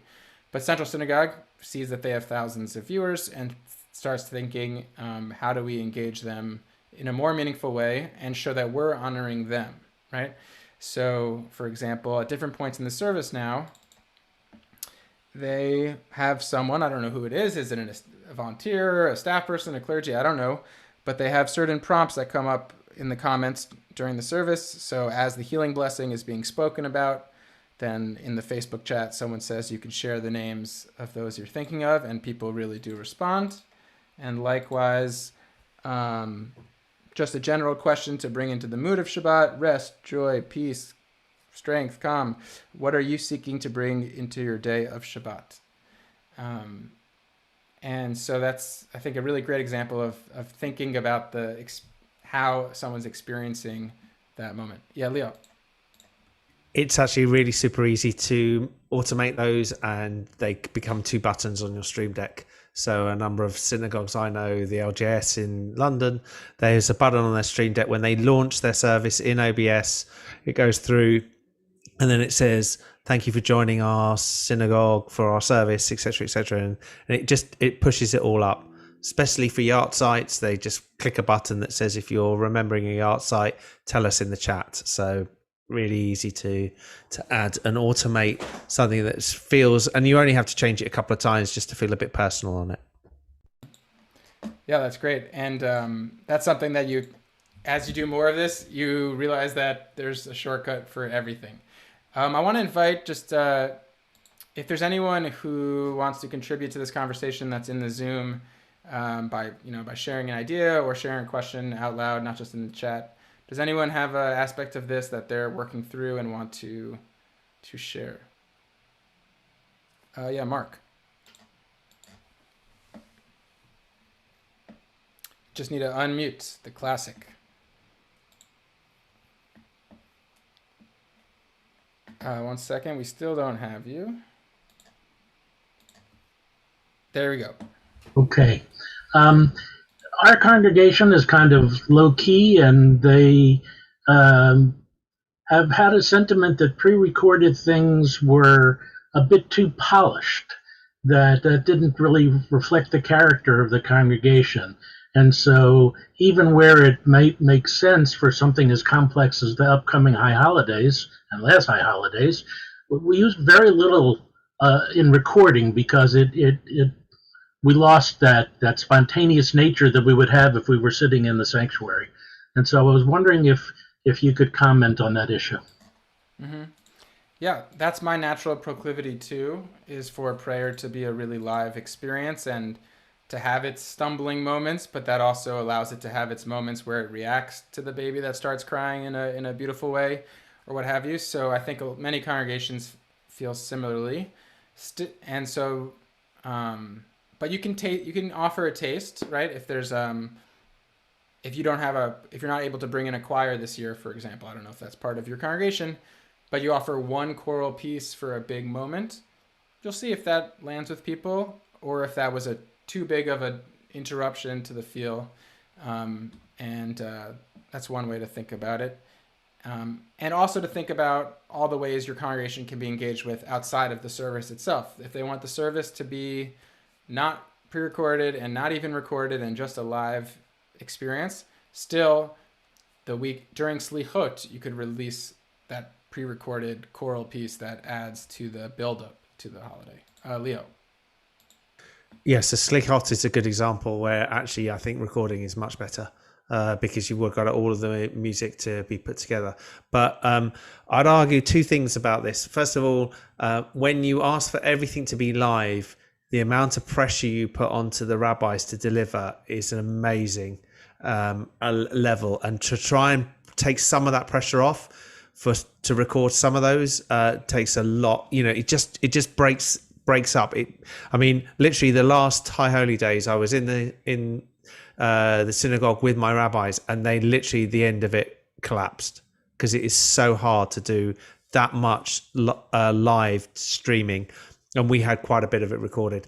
And the second thing I would always say about the recording, you're not looking for polished recording anyway. We don't actually ask. When we get people to record, we ask them to record on their iPhone to that, which gives a reasonable camera. It's a reasonable sound. It is not like they've been sitting in a production studio, and we drop that in. And we don't necessarily have to put any titling on it. It still looks like it's part of the service, and we're not trying to change. We're not suggesting anything more than that. But I much prefer that over ending up hoping and crossing our fingers that the connection will work. And when you've got 20 or 30 things in a row, you only need 2 or 3 of them to break, and the whole thing falls apart a bit. Mm-hmm. Mm-hmm. Yeah. To speak to what you just brought up, Leo, of when you're incorporating live participants, brings its challenges, brings its pressure, but there are also best practices that we could have a fuller conversation about also. But everyone who's going to be participating through Zoom, we bring them in half an hour early to make sure their video looks decent, to make sure their sound is decent. If they're facing a window, to say, hey, can you alter it? So just getting either the 30 minutes before or the day before also. That way you can suggest bigger changes. But if you're not able to come before the service, we can't just throw to you. That's not a good practice. So that's one of the things to think about to make sure that you get the best possible results from live remote participation. I think we just have 2 minutes left. Anybody else want to contribute an idea to this conversation or what? Yeah, David. Well, I'll just chime in as I disagree with Leo. I do not like pre-recorded video. I don't know the last time that I pre-recorded my High Holiday sermon when I was in the sanctuary. So I'm not sure why I would pre-record it when I'm not in the sanctuary.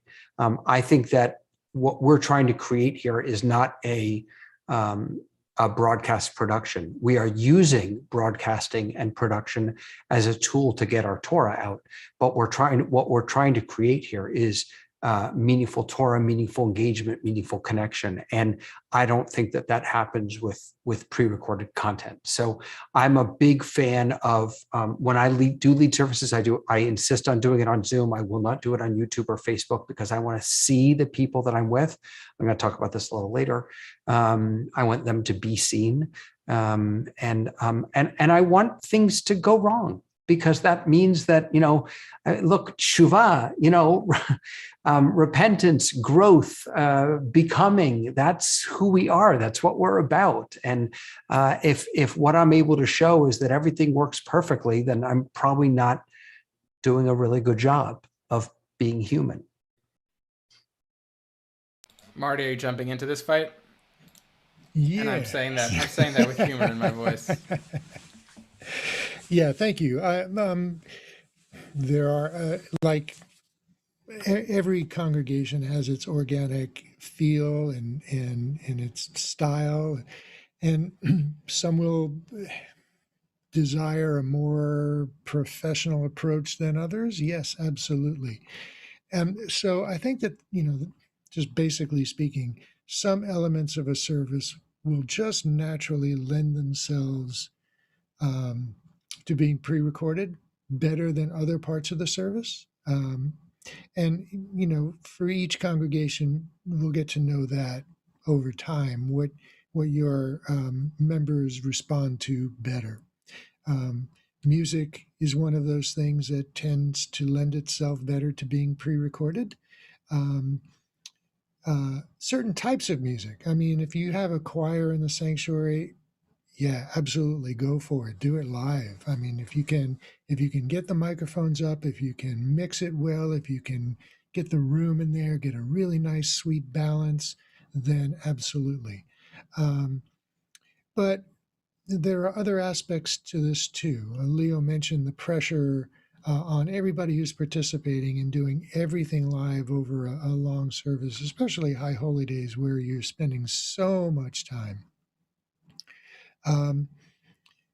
Maybe switching off between people to give people a break, and maybe some pre-recorded things, especially if you're calling out to an experience of other people, if you're doing awareness for charity or something like that, having a pre-recorded segment to lift their experience up, that's certainly something that can um, add a flavor to a service, in addition to just getting up and speaking about it.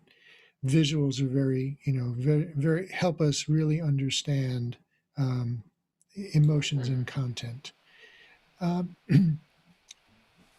Also, the concept of presentation quality comes up quite a bit in these conversations. We don't want it to feel really slick. Yes, absolutely, I agree. We want to, be able to make mistakes and not feel really bad about them, because we're all human and it's an organic thing. Absolutely.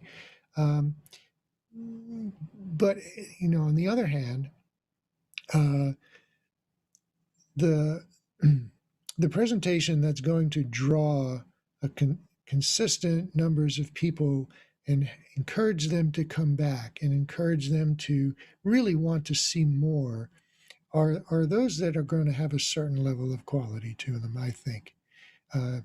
If if the audio quality isn't there, if the video quality isn't there, if the camera framing is consistently not looking at the right thing, if I can't really see what's going on because the framing is too wide, if the wrong microphones are on and I can't hear what's going on, a certain level of basic level of quality is really important to have, and this is what's going to keep your viewers and your remote members coming back, in addition to the message. I mean, messages, I'm not discounting the message by any means, but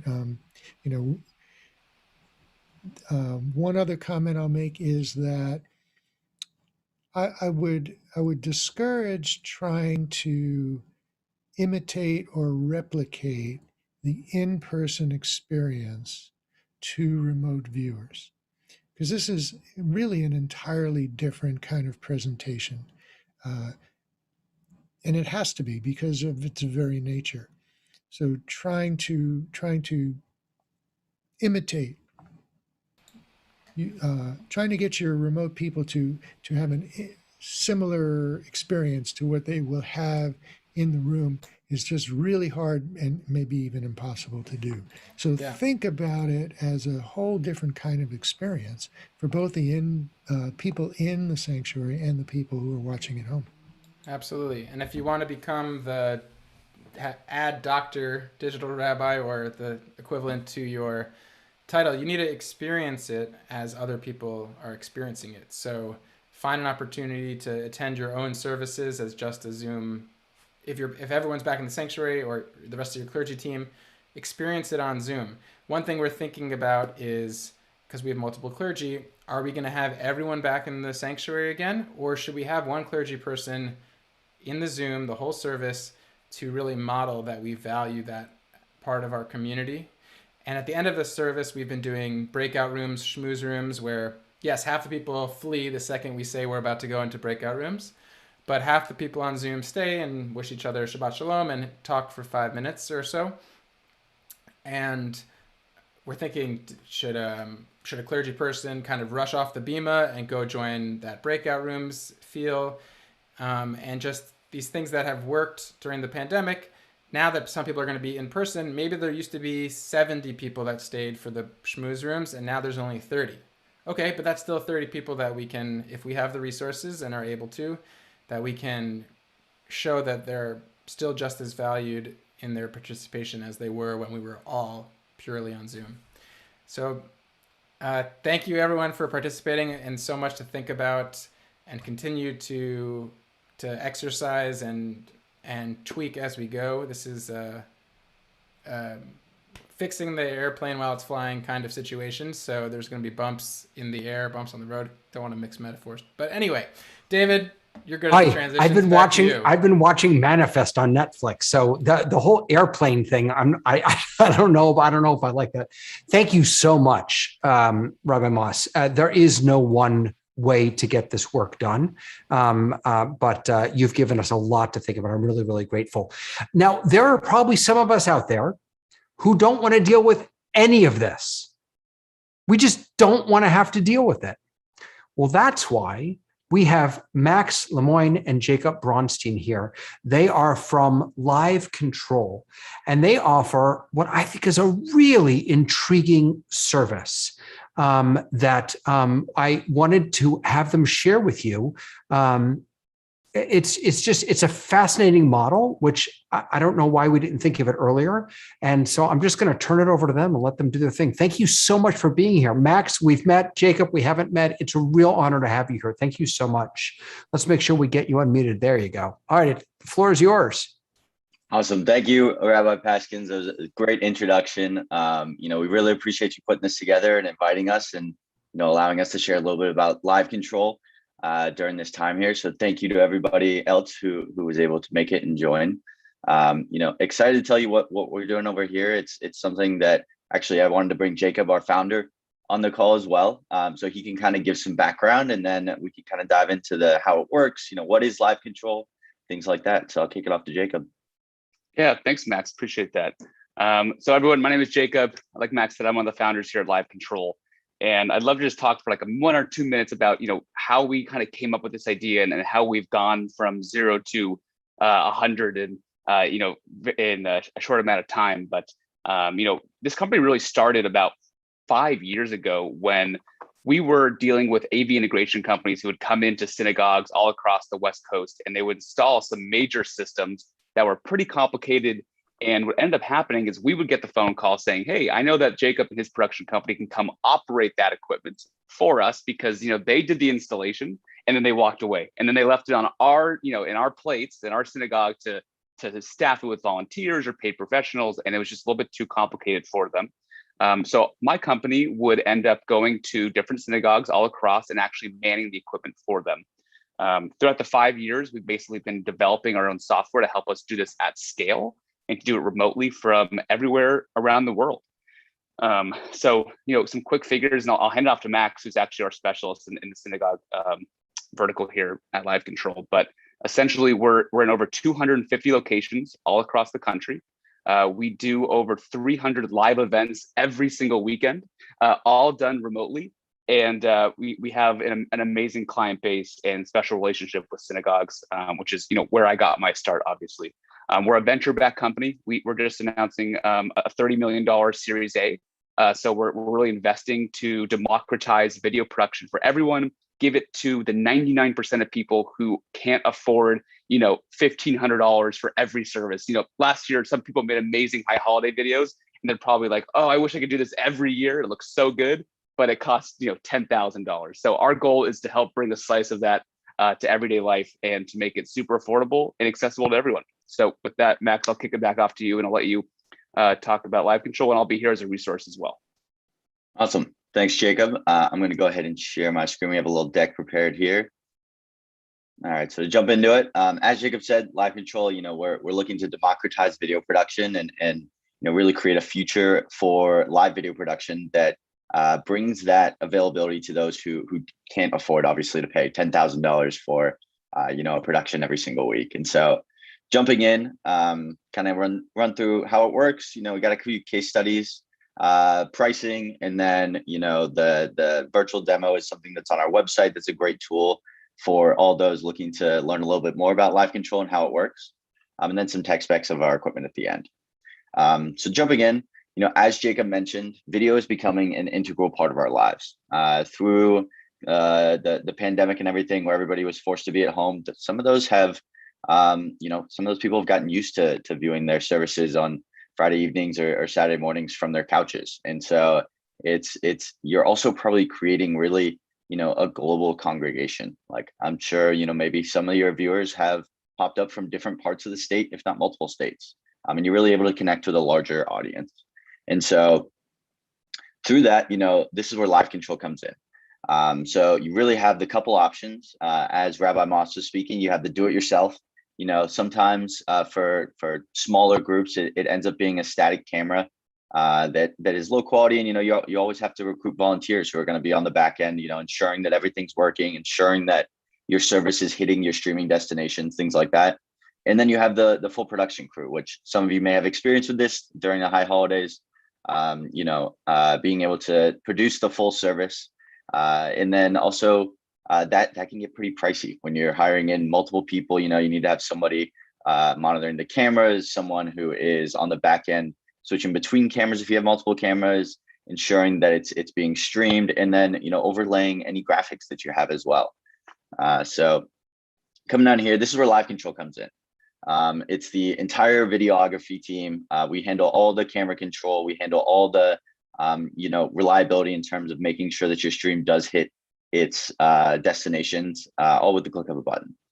And so how it works, essentially, when you work with live control, we send you our studio in a box, we call it. And so that's the two PTZ cameras. We have packages for 3 and 4 cameras as well. And then, all you have to do is install it. Then our team will train you on how to use the dashboard. The dashboard is where you'll go to schedule the services so that we can ensure someone is going to be from our team is actually producing and controlling the cameras. It's a 3-step scheduling process, basically, start time, end time, where you want it to go, and then a little bit of or a couple notes just to describe the event and the service itself. Then on the back end, we control the cameras during the service. We're producing the event live. So while the service is going, our professional videographers on the back end switching between cameras, overlaying graphics if you choose to have any graphics, and then also ensuring that the service is streamed to your destinations. And so coming down here, we have a couple different types of services we offer. So kind of what I've been discussing with the remote videographer, multiple cameras, multiple angles, very dynamic production. That's what we call our produced services. So the live control team will remotely patch in and control the cameras.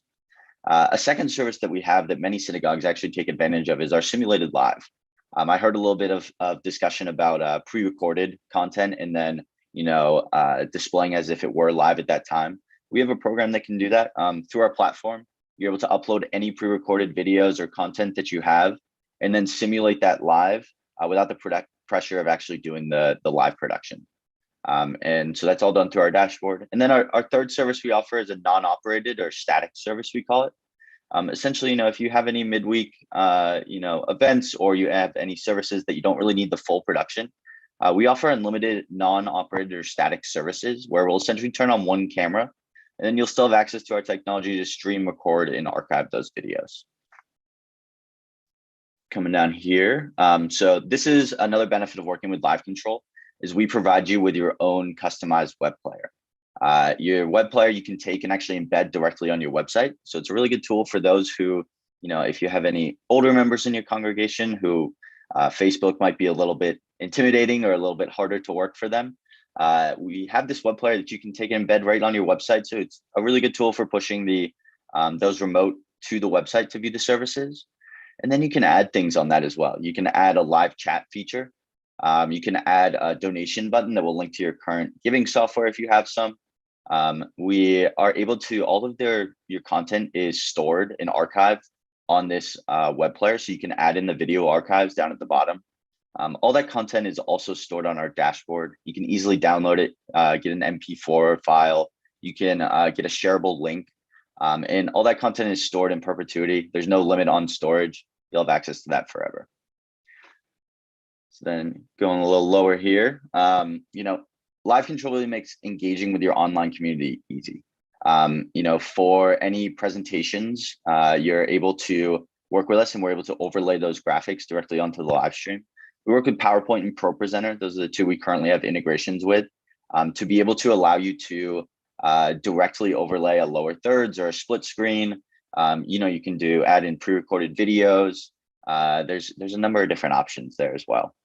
And seamless donation directly through the button. Your congregants can go through and click the button and it'll link directly to your current software. We provide analytics as well. So on the dashboard, you can see, exactly the number of viewers you have. You can look at the dashboard to see where they're coming in from. It shows a little heat map of, where the majority of your congregation is viewing the service from. With that, it also gives you even deeper analytics on, what devices they're joining on. Are they joining from a mobile phone, a desktop? You can kind of understand and do a deep dive that way. And so here's some stats we have from our market research and from, some of the clients we have today. We've seen that using Live Control, you're able to actually 5x your online giving. Our professional videos and the option of easy giving have really been a huge impact to synagogues around the country, to really increase those donations. Then with Live Control, if you were to hire a full production team, as mentioned earlier, it can be $10,000. For smaller events, it can be $5,000 every single weekend. And so with Live Control, you're able to really reduce that cost meaningfully and still achieve that professional video. And so we've seen about a 75% cost reduction when comparing to hiring a full crew to come out week in and week out. And then finally, just your online views. We've seen a 4x growth of online viewership when using Live Control because it's consistent, high quality production. And so people want to come back and see it. They want to be able to view those services in a clear picture, multiple angles, so it creates a dynamic production. And so, our goal is just to give that online congregation the same great experience as if they were there in person. And so coming down, we have a couple of case studies. We work with churches as well as synagogues. This one in particular, they've seen their viewership grow by 8x and their online giving by 5x. Scrolling down here, you can see also the new revenue streams for clients. And so we actually are in the Wilshire Boulevard Temple in Los Angeles. And so before Live Control, the client was, or Wilshire Boulevard Temple was live streaming a static wide shot. They now use Live Control to produce from just 2 cameras, really driving that engagement and revenue. And as you can see in the graphs below, they had about 4,000 online viewers, and now they're up to 22,000. And then in terms of online giving, they had about 2,000 in donations before using Live Control. Now they're up to 25,000. So some really meaningful increases there. And then also we're in memorial houses. And so, we have some experience with understanding, in today's climate where travel is a little bit harder, especially during memorial services. Oftentimes those people will have, family members who are a little bit older or unable to travel. And so we're really able to provide a meaningful experience where they're able to celebrate the life of one of their loved ones remotely. And so then got a few testimonials here. And going through, I want to jump into the pricing. I know we only have a couple minutes left here, so make it quick. But how the pricing works is each operated service. So that would be 2.5 hours of managed videography, unlimited live streaming and simulcasting. So we can actually send the stream to an unlimited number of social platforms. Facebook and YouTube are the most common. Unlimited archiving. So you can store all your previous services. There's no limit on that storage. You can always view them in perpetuity. The donation button and giving button.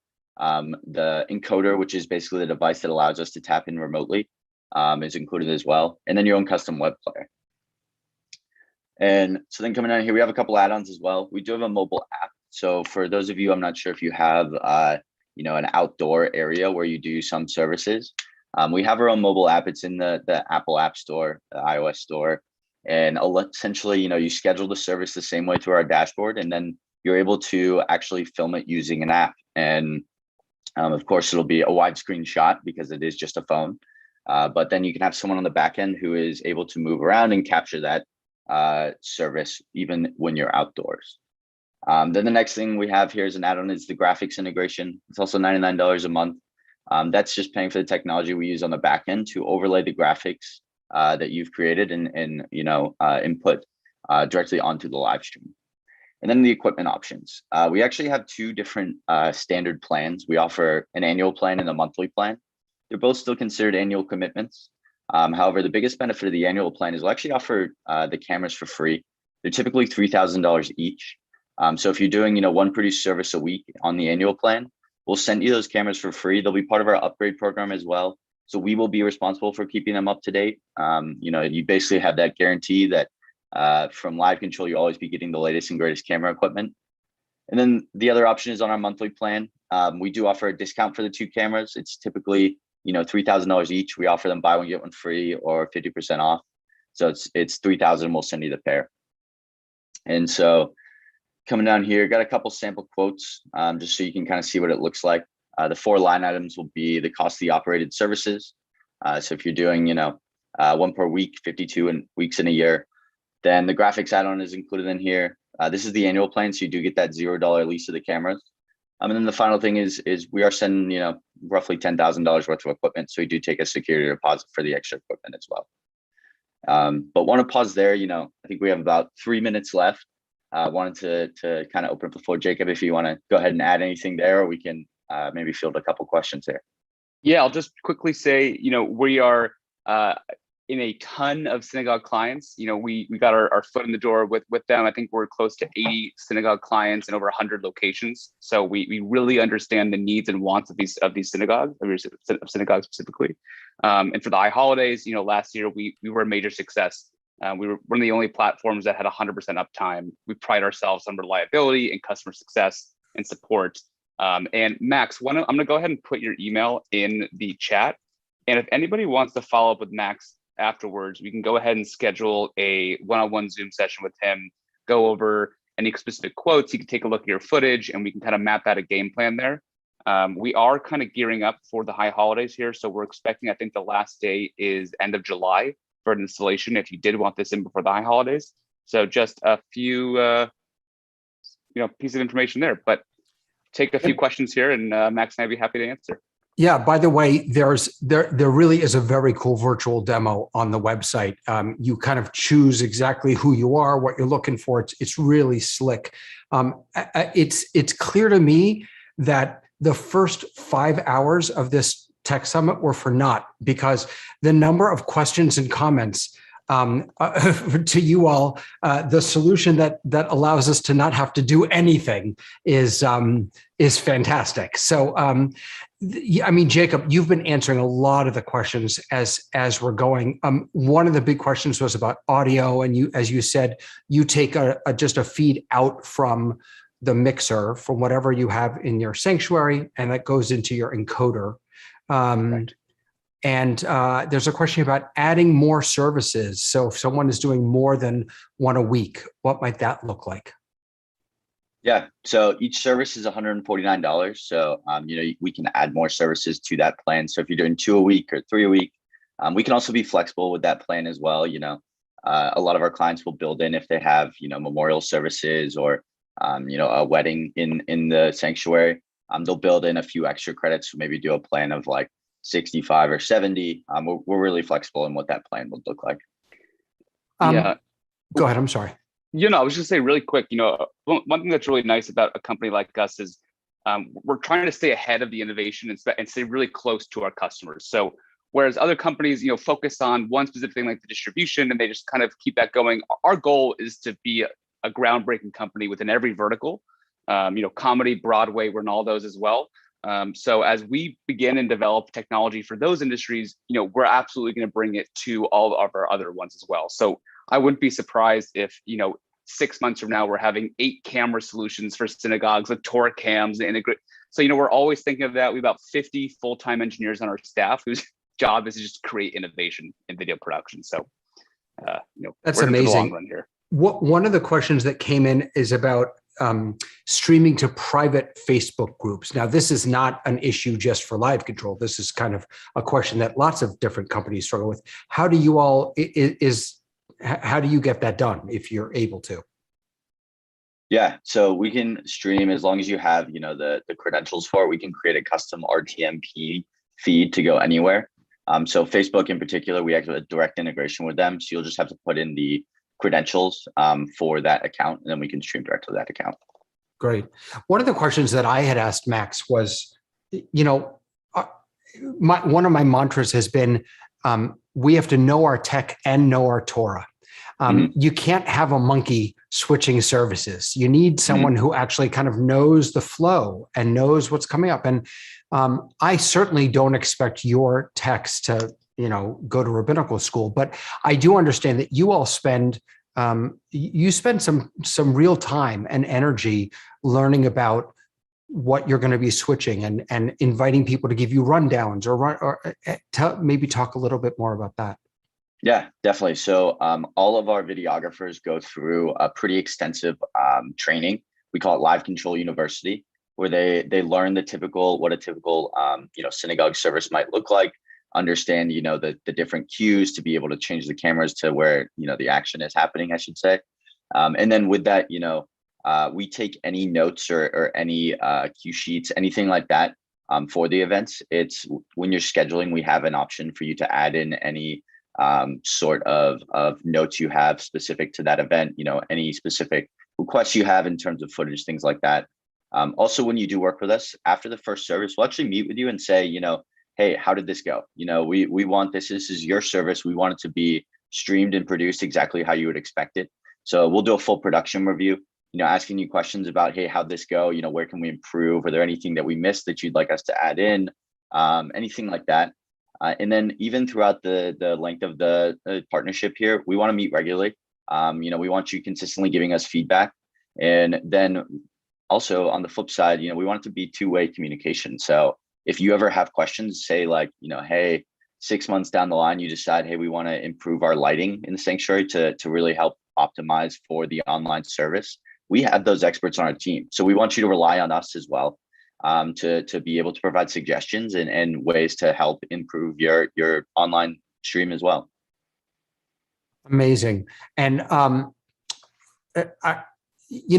think that look, I've spent the past 18 months sort of learning my own technology. So I clearly think that there's a lot of value in having your own equipment, in learning the technology so that you can use it to your benefit. Having said all of that, and I said this to you, Max, $150 a service is a killer deal for having 2 PTZ cameras, having the switching happening. I mean, it's just, it's one of the smartest business decisions you've made is to not just do this for the high holidays, because people would snag you up, but then you wouldn't have them for the long term. And this really is about the long game, right? You all are offering a service to people so that there can be consistency in the quality that we're offering.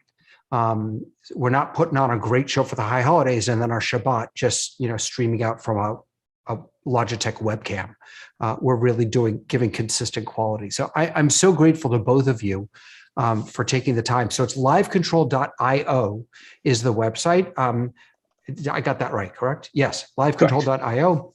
The virtual demo is there. Definitely check them out. And just thank you so much for coming. Really appreciate it. Thank you, everybody. Thank you, Rabbi. Feel free to reach out. All right, Looking you forward. got it. Yeah, and if anyone, if after we're done, if you didn't catch Max's email or anyone's email, just let me know, and I'm happy to. I'll pass that along to you. All right, so now we're moving into music. We got 2 more sessions. No, we don't. We have 3 more sessions. 3 more sessions, and then a final networking and tech working. If you just have lingering questions that you want to ask, if you want to meet up with other people, we'll go back into our room for that. But we're going to turn now to some music. J-Lo, are you here? I am Hey, here. how you doing? I'm well. How are you? Thank God, I'm doing really well. JLo is an amazing friend. That's not JLo. There's JLo. JLo is an amazing friend. You're from Pennsylvania, yes? I am indeed. I am Yeah. indeed. And JLo has been a regular on the Dreaming Tech webcast and is really a stellar leader and thinker in music, in the sharing of music, of kitty cats, Thank you. of all that stuff. So she's going to talk us through a little bit about what it looks like to do a virtual choir like the Awesome. pros. Awesome. Can you all hear me? Is my level okay, even with my laptop in front of my mic? Sounds We perfect. hear you, but we don't hear the cat. Well, she always comes. It's unavoidable. It just happens. I did want to take a quick second to say how concerned and awful I feel about the building collapse that happened in Miami, where Rabbi David is right now. And my heart goes out to all of those people. So I just wanted to get that out there first. I just had a quick intro about why I'm here to balance out the testosterone level in this meeting and add a little estrogen to the game. Why not? It's important to do that. I'm teasing, of course, but I have a different perspective on technology, I think, than other people do. My take on technology is, why do we put these cameras in our service? Why are we doing all this? Because it allows creative content and a message to come across to where you want it to go. So I'm all about trying to create that message and getting that message out. And I use technology in music all the time. I think one informs the other. I think technology informs music and music informs technology.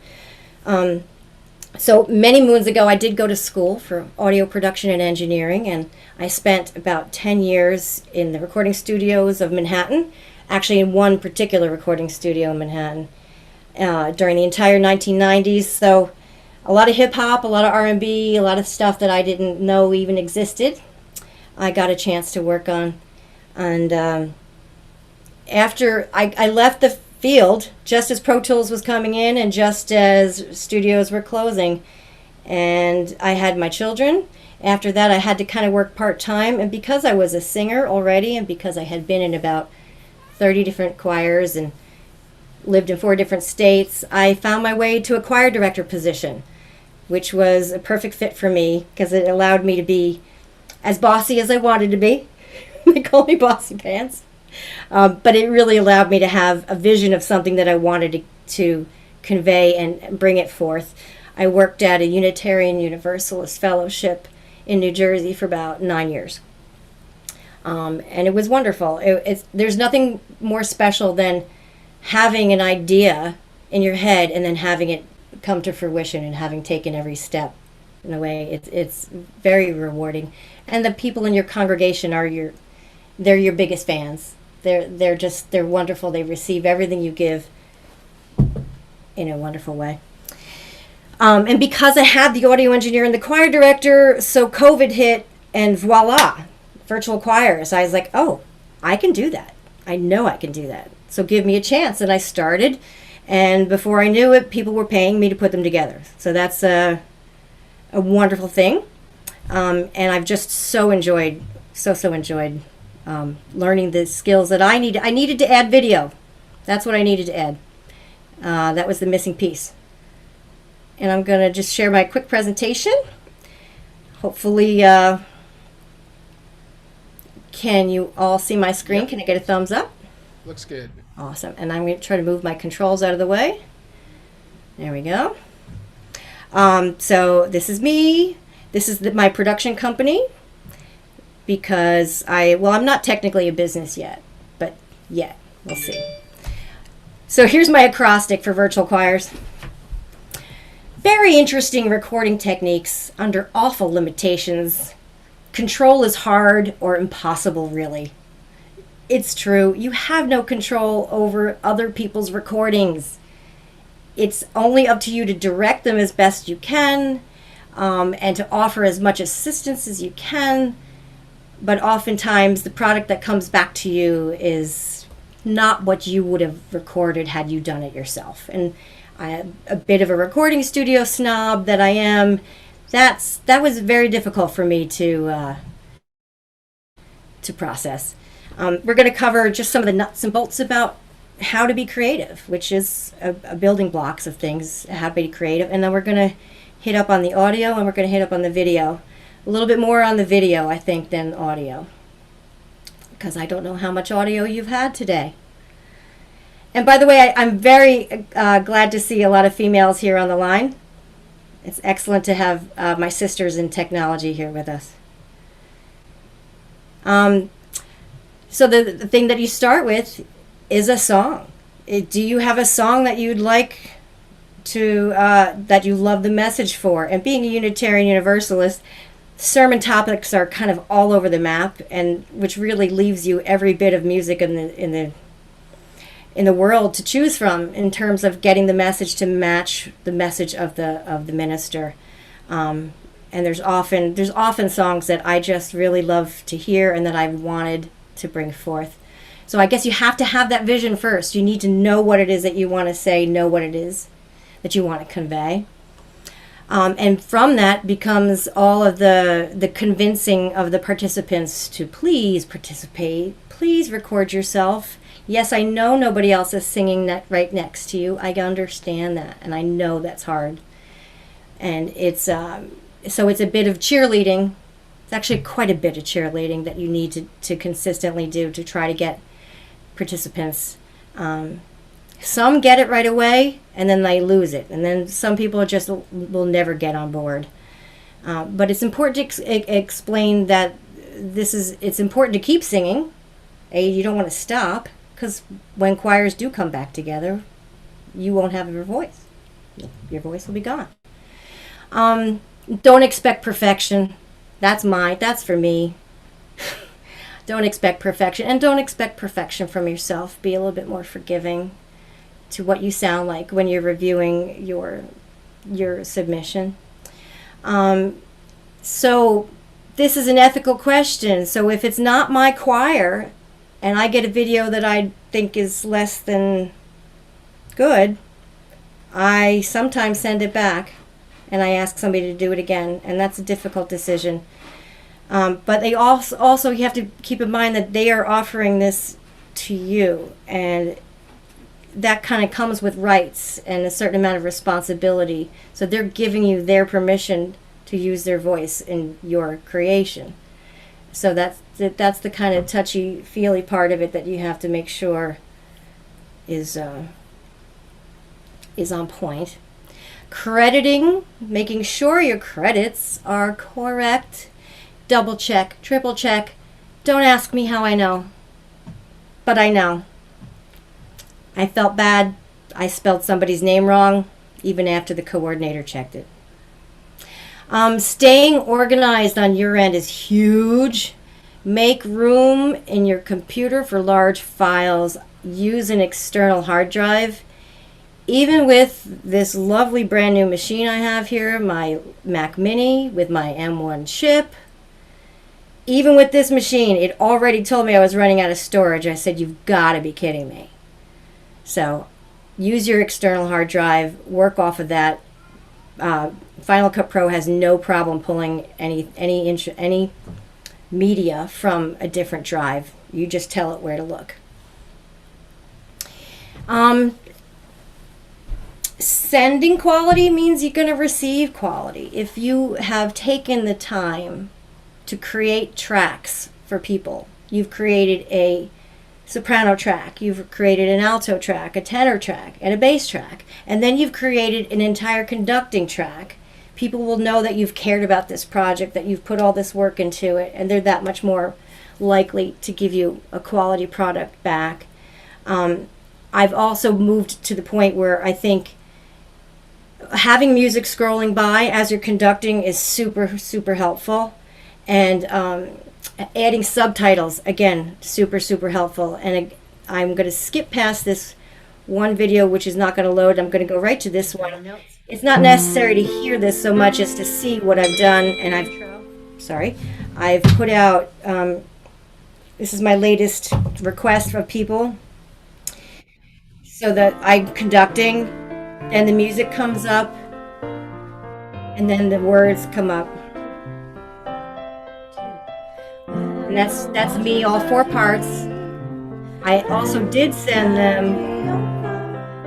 them individual tracks as well. And I did organize it all in one place in Discord, but there's not many people who are totally willing to sign up for Discord and look in that one place. So I tell them, well, then it's up to you to make sure you keep what you need as a reference. So I try to collect it all in one place so that they can gather it all in one place. They can pull up their soprano track, they can practice, we can rehearse over Zoom, and then they sing along to my conductor track. But it took me a while to kind of get to this point of quality that I can put the music up, I can scroll the music, I can put subtitles up, and it's made a big difference. But to get a quality product, you need to educate the musician. Musicians are musicians, they're not all recording engineers. So you need to talk to them about microphones. You need to talk to them about external microphones as opposed to the microphones you use in your laptop. You need to talk to them about their iPhone settings. You need to talk to them about what they're going to wear, how they're going to set up their background, and also how to get the final product back to me, back to where it needs to go. And then staying organized on my end, using an external hard drive for large files and collecting them all in one place as they come in. They're going to come in multiple formats. That's expected.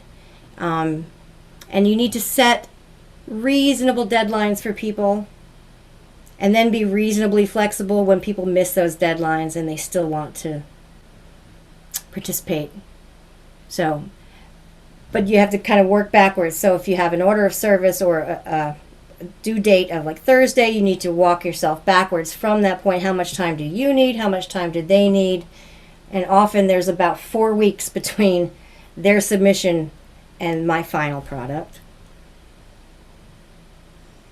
Do we want to take a quick break for any questions? I didn't know if I'm not looking at a chat box or anything, but if should I just keep on going I think through? you're good. I think you're good to plow through. Okay.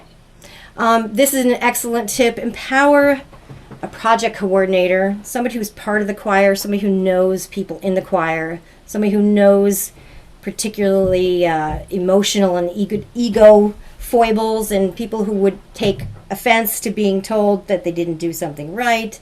That person is your buffer, and they're very helpful when there's any issue whatsoever. That's the person who also checks the credits for you before you put the credits in your movie.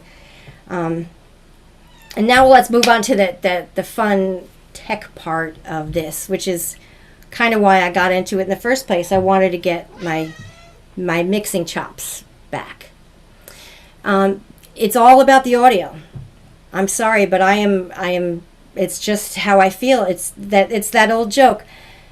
What happens to a video conference when the audio goes? It's over. That's what happens. There is no more meeting.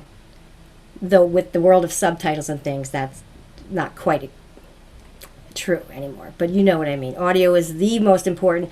The music itself is invisible, right? You should be able to close your eyes and be washed with the music and be comfortable in that space of hearing. Those of us who are blessed with hearing, it's about the audio first. So I always focus on the audio first. Don't even think about the video until I'm done mixing. So here's an example of a person who sent me one submission like this. Even though the directions that I meticulously sent out requested landscape, she sent it in portrait. Because I think I requested a nice background. I think she thought a plain background would be better. Also, the audio quality on this is really not very good. It sounds like the microphone is like 6 feet away from her. And it just didn't seem like it was up to par to me. So I did go through the project coordinator. I did ask her to submit it again, but this is what she submitted after. I mean, I need to move that down. Don't look at her face. Can we just I'm sorry to interrupt. That's okay. Michael Weiss just wrote, we once had a family record a video outside in a landscape because we told them to record in landscape. And the video was in portrait. Oh my gosh, that's fantastic. That's better than the birds that I had with the guy that recorded outside of his house with birds all over the track, right? I could hear birds everywhere. Oh my gosh, outside, that's landscape. That's fabulous. So this one is in landscape, right? But it's behind, she's got a window behind her. Her whole head is backlit. There's no light on her face. And it's still not, it's not closed in as much as I want. But interestingly enough, this is the video that I decided to use. But the audio from the first submission was better than the audio from the second. So I saved both of them and I used both of them. And there was a lot to edit in this particular track. And that's not always the norm, but it happens. It does happen. And I just kind of wanted to give an example of what not to do. And then here I am, I've made these very meticulous directions. You know, it addresses everything about what it is that you're supposed to do. And then to me, it feels like, all right, did you even read it? I don't think you read it. Here's a picture of, this is Audacity. I just took a little screenshot of Audacity, keeping in mind that I have to have a workflow when I'm starting to mix tracks.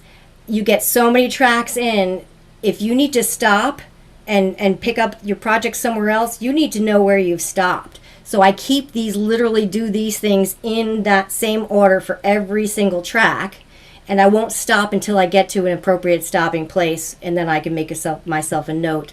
Okay, I've done all this. So, but basically EQing and effects and mixing doesn't come until the very end, but that doesn't mean that you haven't done all these other steps. For me on this, this is And the Glory of the Lord. This from Handel's Messiah, which is the biggest virtual choir I've done yet. I did control one thing, which was to go to the conductor's home in their studio with the accompanist and the conductor, and I videoed the conductor conducting, and I recorded the pianist as he played. This is a nice Neumann microphone that I used here for this track. I also had someone had an iPhone that was kind of close by, and then I had an iPhone in the room a little bit away, just trying to see what I might like to do. I did wind up doing a mix, a 3-piano mix it says here as the track name, but I wound up not liking it, not using it. I wound up just using the one stereo track that I recorded with the Neumann. I think I went out with a zoom. There was a little zoom, and then there was a bigger one. I want to say it was an F6. I might be wrong. Marty, you'll know what it is. I think it's an F6 or an H4, or am I swapping the numbers? I used the bigger one. It had a SD card in it. It was like magic. It was wonderful. I just went and I set it all up, and brought the Neumann close to long sticked, high stick the piano, and I had it really kind of around the strings, close to the strings at the high end, hoping that the reflections off of the lid for the bass end would come across, and I think it did. I think it came across nicely. It was a quality piano track. Then there were people who did example tracks as opposed to me providing example tracks. They decided to have a quartet of their own to put out for example. So Jeannie was the example for sopranos, and Jamie was the example for tenors, etc., etc. Finding the colorful use of voice parts is very useful. So I did wind up getting, I want to say maybe 8 sopranos, 8 altos. I think it was a total of 28 voices. Some of the men sang both of the voice parts. So it was a lot to keep track of. I mostly mixed by part and edited by part. So if the sopranos, I would balance the sopranos within their own section first before I would balance them within the 4 sections. And there were some super high notes that not everybody got. And there was a lot of chopping and editing and, leaving it on the floor, as they say. But overall, and there was one note where literally only one person hit it well, and I left it in. What else was I going to do? It sounded beautiful. It was a great note. J-Lo, real quick, because we only have a couple minutes left. Okay. You're using Audacity there. I am.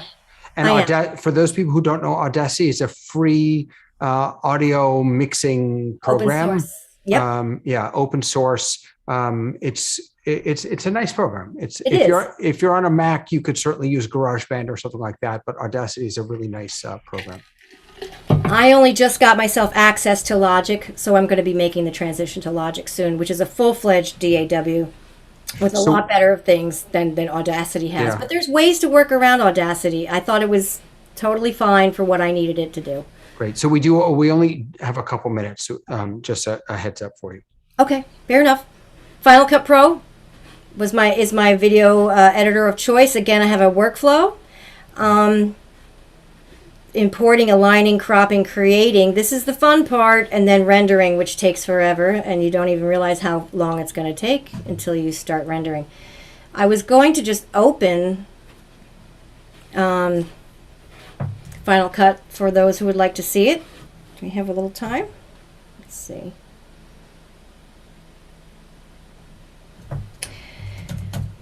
I was using Adobe Premiere Pro, which I kind of found clunky and difficult, but I did finally master it. But again, once I got myself access to Final Cut, I was more than happy. So here's let's see, there's a library of stuff under here somewhere. This is Final Cut Pro. Let's open a recent one. Open library. Let's open this library. Okay.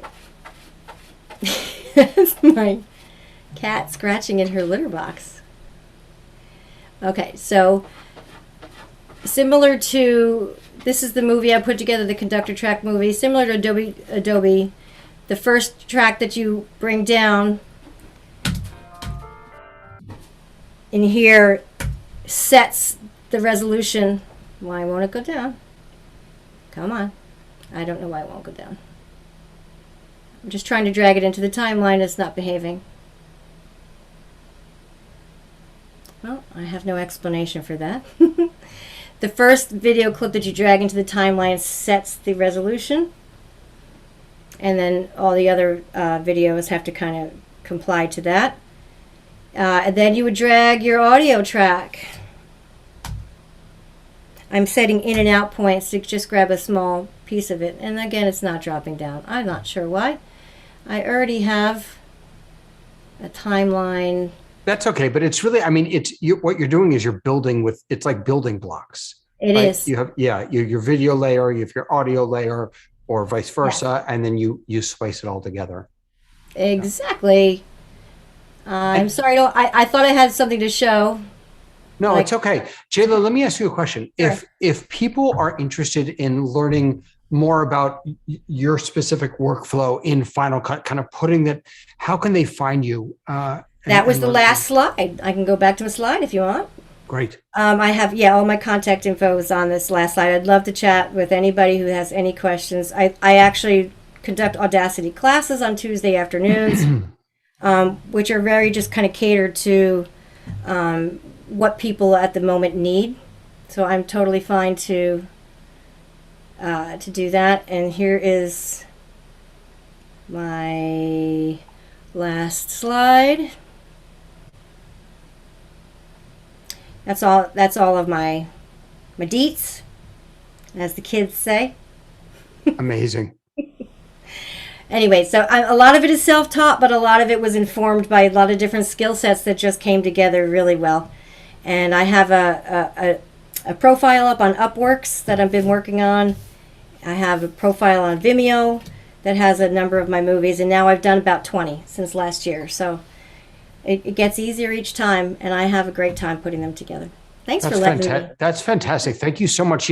I just want to say that one of the before we were talking about live versus pre-recorded. And I think that one of the powerful ways that we can use pre-recorded video is in, collective choirs, virtual choirs, whatever you want to call them, because then it's not pre-recorded video of me, the rabbi, it's pre-recorded video of participants engaging in the life of the service, the life of the Absolutely. the stream. So beautiful. And I typically like to make it visually engaging. I'm not one who's going to like literally put you in a box and let you sit there the whole 3.5 minutes. I'm going to intersperse it with things that mean something to you and your congregation, pictures of your congregation, pictures of your sanctuary, pictures of things that mean something to the, to the project that I'm working on. Beautiful. Beautiful. J-Lo, thank you so much for taking the time. Absolutely.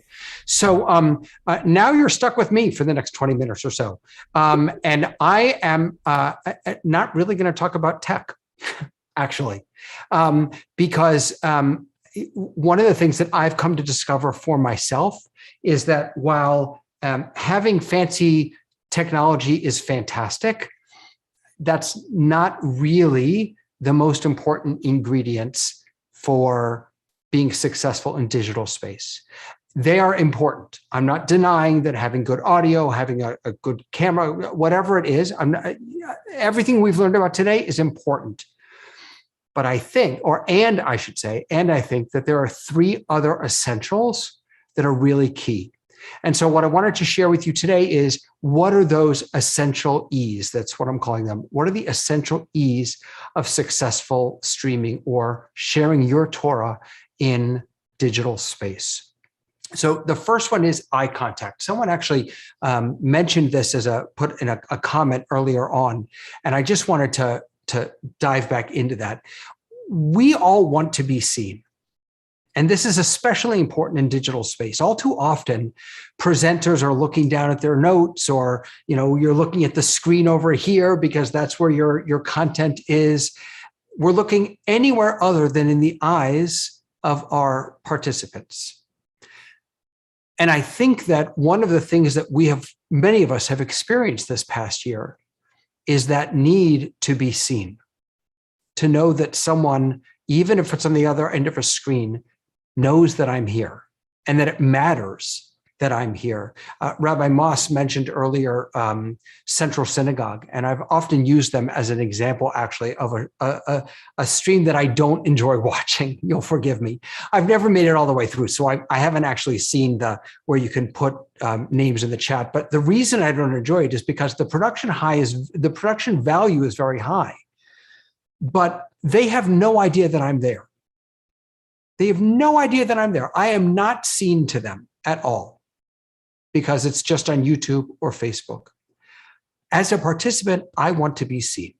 So how do we do that in digital space with cameras and especially in hybrid spaces? So here's the science. Humans generally can't perceive a downward gaze, a gaze angle of around 5 to 7 degrees.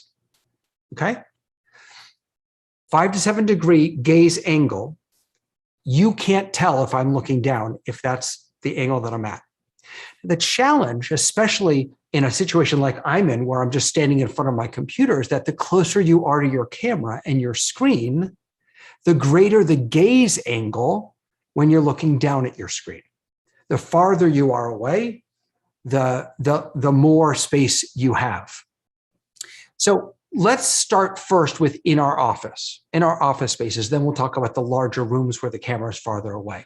So there are 2 solutions that I've come across. Well, there's probably 3, actually. The first one is just look at the camera.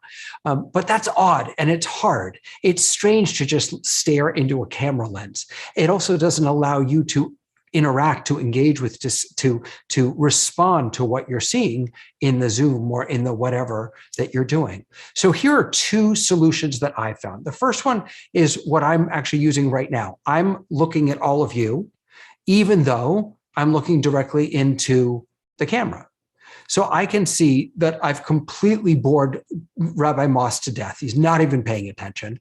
I can see that J-Lo is having a lot of fun petting her kitty cat, right? The way I'm doing this is through a hack. And this is not my hack A lot of people have stolen this. I was kidding, Tobias. Go back to whatever you're doing. A lot of people have stolen this hack. The hack is the use of a teleprompter. So I have a TMP, I think it's the TMP 100 or something, and I have my camera placed behind this little teleprompter. But instead of having text or copy that I'm reading, I have a little tiny monitor, a 10-inch monitor that I just plopped in there, and I have my Zoom window on that monitor. So I'm looking at Zoom, but you're looking at me. And I can't begin to tell you how powerful this is, or how powerful it has been for me to be able to look at the people that I'm learning with, that I'm davening with, that I'm sharing this time with. The other solution is much easier and much cheaper, and it's called the Center Cam. So this is actually, is this a Kickstarter or something? I'm not sure. It's on one of those sites, but you can go to, I think it's centercam.com. This is, some guy saw this problem, right? That cameras are always at the top of our monitors, and we want them to be in the middle where we're looking. So he's creating this tiny little camera that kind of slides down and sits in the middle of your screen so that you can actually look at your screen while you are teaching or leading. It's called Center Cam. It's a cute little, I have one on order. I haven't gotten it yet. I have no idea what the quality is, but two different ways while you're, Tobias, you ordered two of them? Nice, okay. I love the teleprompter solution. For me, it works for me, but these are two, and again, these will work. The problem that these solve is sort of the up close problem, right? When you're close to your camera. But what about when you're in the sanctuary? When there's a great distance between you and your camera. So, right, pay attention again to that gaze angle that we've got going on here. So if you have, let's say, a television monitor by your camera, if you have a PTZ camera up at the top, or even a mirrorless camera that has a zoom lens that's a little farther back, if you place your TV screen even underneath that camera, if you just pay attention to the angle. Now, full disclosure, I have no idea how to measure an angle. So I'm not suggesting you get out your protractor and actually figure this out. But, keep in mind this gaze angle idea, and pay attention to where you place that monitor or where you place that camera, so that even if you're not looking directly at the camera, the perception from the people that are watching will be that you are looking at them. The farther away you are from the camera, the greater the distance can be from your gaze to the camera itself. Look at your participants and let them know that you're looking at them. Let them know that they are seen. Okay, that was the first E. The second E is engagement. Now, some of these are going to be great for classes that you might be teaching or things like that, and some of these will work better for the sanctuary. So let's take a look. First of all, let's just acknowledge that digital experiences are passive by nature. Right? When we watch TV, when we watch a movie, when we're sitting at the computer, yes, we might be typing, but we are generally receiving information. Engagement has to be intentional. And engagement is created, I think, in two different ways. Both when participants have interest in what you're offering, and when they're interactively participating. So what are some tools that you can use to kind of master this second E? Well, the first one is having a Torah techie, having someone on your call, on your service, in your Zoom, who can help facilitate engagement, who can respond to comments, not just when people specifically ask questions, but if somebody says something that's beautiful or interesting, acknowledge that in the chat. Have someone who can write back. If you're leading a service, you can't really be attending to the chat. Have someone who can respond to people. Again, it's all about letting people know that they're heard, that they're seen, that it matters that they are there. The people in the on-site, you will get to give them a hug or a high five or a fist bump or whatever we're able to do when we're back in town, on site together. You can let people know physically. There are only 3, Tobias, so don't get too excited for the next 2. You can let people know that it matters that they're there. We need to learn how to do this in digital space also. And having a dedicated person who can do this work is really important. You are always my techie. The second thing, if you're teaching, use interactive tools. Use a shared screen, use a whiteboard, use annotation features, use Slido, use whiteboard.fi. There are a million different tools out there, Padlet. There are tons of really interesting tools out there that can allow people to participate in what you're doing, even if it's just a Google Doc. Let people work together, use the poll function, do anything you can so that it leaves the realm of passivity and moves into the realm of activity. Okay? Next, how about sending teaser videos ahead of time? So if your rabbi is going to be giving an amazing sermon on X, Y, or Z, send a short little something from your rabbi about what's coming up. Let people know so that they can get excited about it. Remember, it's not just about in the moment engagement. It's also about engaging them with anticipation about what's about to happen. So send out short videos, send out prompts, questions, invite people to give comments that maybe your rabbi will be able to incorporate or respond to, or something that your cantor may be able to respond to.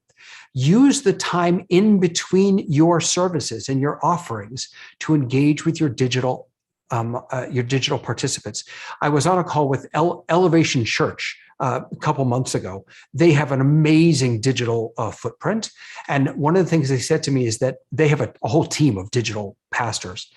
They said that 20% of their work as a digital pastor is done on Sunday mornings. 80% is done during the week. We have always been the opposite, right? We put all of our eggs into the high holiday baskets, into the Shabbos baskets, into the Chag baskets.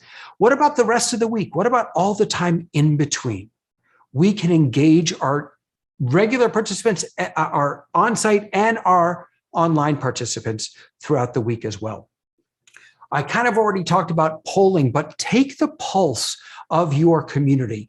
Listen and pay attention to the people that you are serving, whether that's through polls, whether that's through chat or things like that.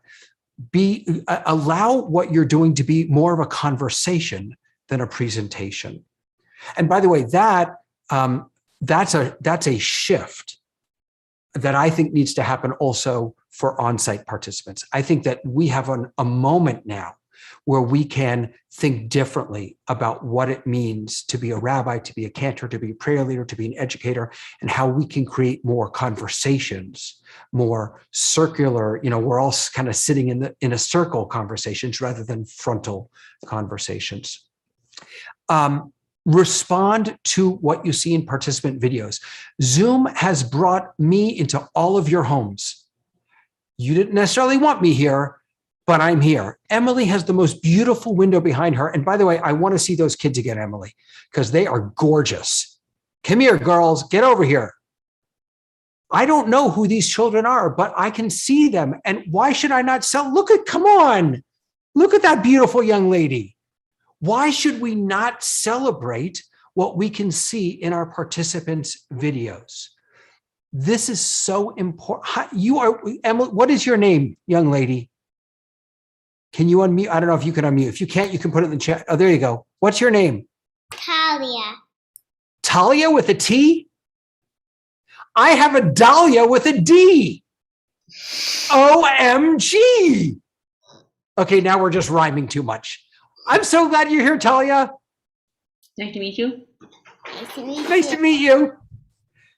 Respond to what you see in people's videos. Bring them in to what you're doing. Oh my gosh, there's another one. There's another one. That's Sheer. Sheer? Yeah. Can I tell you a little secret, Talia and Sheer? Yeah. Right now, you're taking up all my presentation time, but I have news for you. No one cares about what I have to say. They would so much rather listen to you and look at you because you guys are precious. Yeah. Look. What are you showing me? Did you lose a tooth? Oh my God, too many children. There are just too many children over there. Say bye, Libby. Amazing. Look at a hi. A way to bring people in to what you're offering to your celebration is by responding to what you see. And finally, share a cloud-based document with a short URL. Use like a bit.ly link, right? So that people can contribute and build something in real time. I did a talk with Safaria a couple of weeks ago at my education show. And I told her that I'm actually really falling down on the job when it comes to Safaria because I'm doing all of the creation. Safaria is built so that everyone can co-create, everyone can create together. So why don't we bring that into our presentations, into our learning also? All right, so we had eye contact, we had engagement, and now we've got energy. You've got to bring the energy. I know that we don't like to think about leading services or sharing Torah as a performance, but it is, at least a little bit. And alachat komer v'komer, even more so, it is in digital space. And so when you go to the theater, the performers in that theater, their makeup is caked on thick because and their expressions are larger than life. Because if not, the people way in the back won't be able to see and experience with the same passion what's happening on stage. We also, like them, we have to bring up our energy. And I want to give you 3 suggestions as to how to do that. The first is to do what I've been doing this entire day, which is stand up. The single best investment and purchase that I've made is this standing desk. It is just amazing. I can sit when I want to, but whenever I'm teaching, whenever I'm leading, I'm always standing up. Your energy changes when you're standing up versus sitting down. You know what? I'm sorry. My energy changes when I'm standing up versus sitting down. Standing by default is an active posture, and more importantly, it's a physical interruption to the muscle memory that comes with sitting on a couch passively associated with media, right? Our muscles have learned how we should take in media, digital content, because we're sitting on a couch or we're sitting on a chair. By standing up, you're retraining your brain to see this as an active experience. Second, move your body. It is painful. Rabbis on this call, Rabbi Heller, please turn off. Don't listen to this. Rabbi Moss, don't listen to this because I'm going to say something that's probably going to offend people, but it is so painful for me when I watch rabbis and cantors and leaders who daven and they just stand and they never move. It's why we could learn something from the gospel churches. We could learn something about moving our bodies, about expressing ourselves, about showing emotion through our bodies that would, I think, do wonders for the way we interact with and engage with our online digital audiences. And the last thing I want to share with you is to be animated. To respond to what you see through movement, to invite people to move yourself, to stand up, to sit down, to use facial expressions, to put on a show. If that's what you have to do, then we might just have to change the way we think about the sharing of Torah in a new day, in a new age. So at the very, very beginning of the day, I mentioned that I wanted to show a video of Rabbi Ingber. So I want to show you this video. This was from a couple weeks ago. And you'll have to tell me if I'm crazy. Maybe I'm wrong. Maybe it isn't as powerful as I think it is. But I want to share it with you and see what you think. So let's take a look. Shabbos is another way of saying it. Good Shabbos. In person, on site. Here we are. Yes, here we are. Not going back. Here we are. Amen. That we shall go back. But also, there you are in the Zoom God. We are so happy that you're here. Some of you are waving your hands like Jeremy And Lauren, up where you are, I see some other hands. There's some Ilana Cookman and Dave. Oh, look at this. There's a whole online wave going on. And just notice that you're also extending into the other person's, right? Unless you're Sandra, you do like the whole, this is the windshield wiper. I love it. There you go. That one. I love that one. Then you had like David Willinger doing the whole Qigong thing. He's kind of got his Tai Chi thing going. I like that. Zuma, Zuma, Zuma. David Siegman is giving us a priestly blessing. I love that. So we got all kinds of hand movements. Some of you in the Zumagog also are here for the first time. We know a lot of you are not, so we're so blessed that you keep coming back. As usual, this community is the sum total of all of its participants, all of the ones who come and who participate, make this the grand project of lifting our hearts and reminding ourselves as often as possible of the blessings that we have and the blessings that still await our own work in the world. I just think that is such a special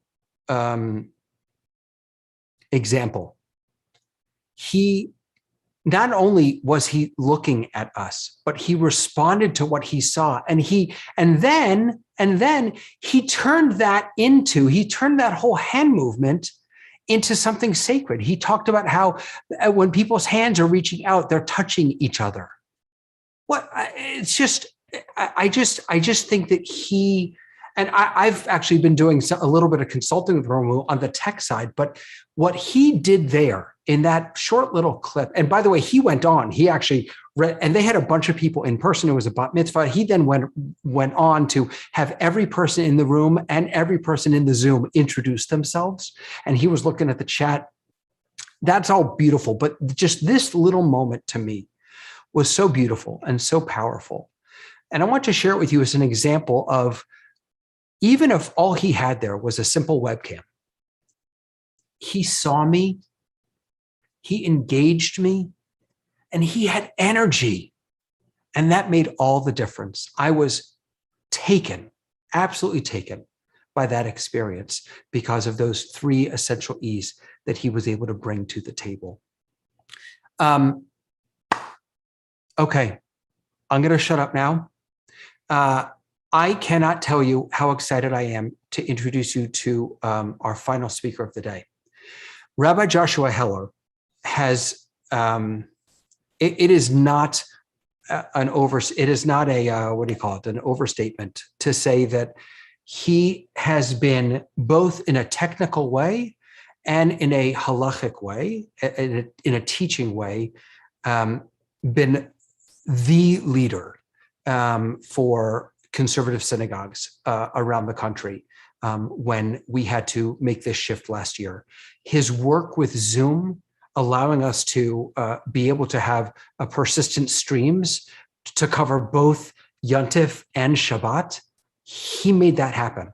He wrote the tshuva, the responsa on streaming on Shabbat, on Yom Tov.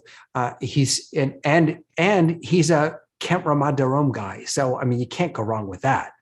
So I'm just so happy to have you here, Rabbi Heller. And I want to invite you to join me here. And I'm going to stop talking and let you teach us some amazing Torah. Thank you. Thank you, David. I'm grateful to be included.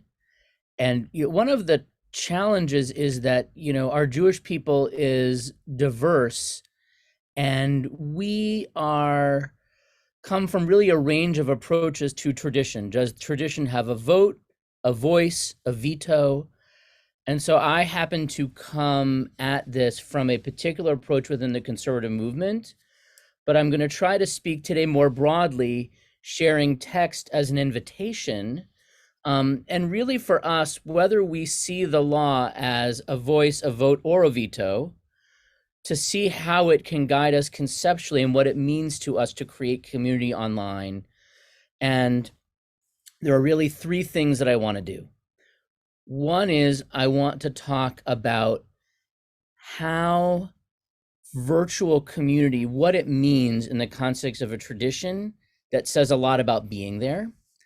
The second is I want to wave at some questions of Shabbat that I think are important for us to think about.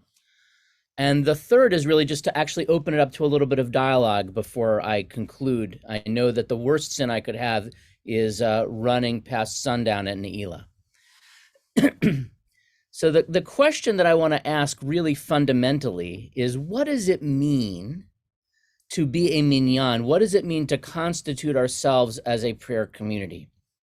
Those of you who've studied this text in the Talmud know that the rabbis do kind of a very complicated like this, where they have a verse in Leviticus and they connect it to a verse in Numbers, and they connect that to another verse in Numbers to come up with the idea that you need 10 to do things. And so I actually loathe screen share because I think faces are just as important for teaching as text, but you'll forgive me just this once, I guess. Leviticus 22:32. The lo techalalu et shem kodshi, you shall not profane my holy name, that I may be sanctified in the midst betoch bnei Israel. I, the Lord, sanctify you. And the question that this text really poses for us is, what does it mean for God to be in our midst? Because that is the essence of the prayer experience, right? I can think about prayer in many different ways. There are so many different activities that I can have that can create a sense of community. What brings God into the space? And for the sages, the answer was community, having 10 people together. So the Talmud, I'm just going to summarize the text, wave by as it goes. There's a discussion of grace after meals and how we invoke God's presence when we thank God for the gift of God's food that we ate. And the conclusion that we come to is that, in fact, the question is, I'm eating with 10 people, which means that I could have grace after meals invoking God's name in a certain way, and one of them leaves. They call him and include him in the zimun, even if he is not beside them. And this debate goes back and forth. Well, if 9 are there and 1 has left, is that okay? Or if it's 2 versus 3, the details are not so important. But the conclusion that we come to is it is not proper to invoke the name of heaven with fewer than 10 people present. So this is a restrictive view.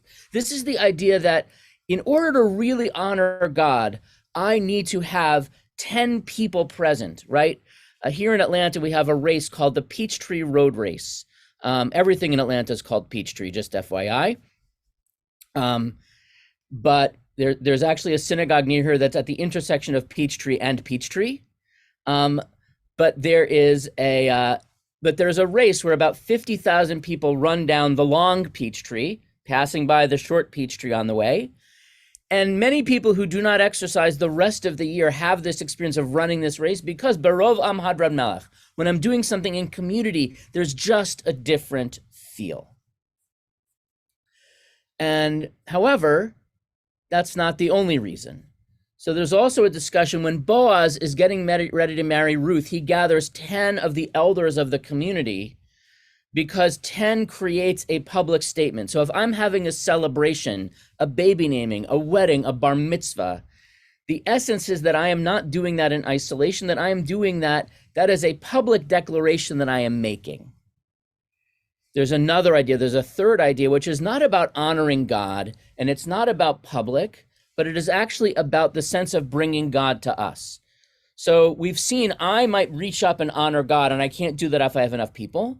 Or you might see I need something that's public, and what constitutes public? It's got to be in the newspaper, it's got to be printed, it's got to be on Facebook, and a certain number of people have to like it.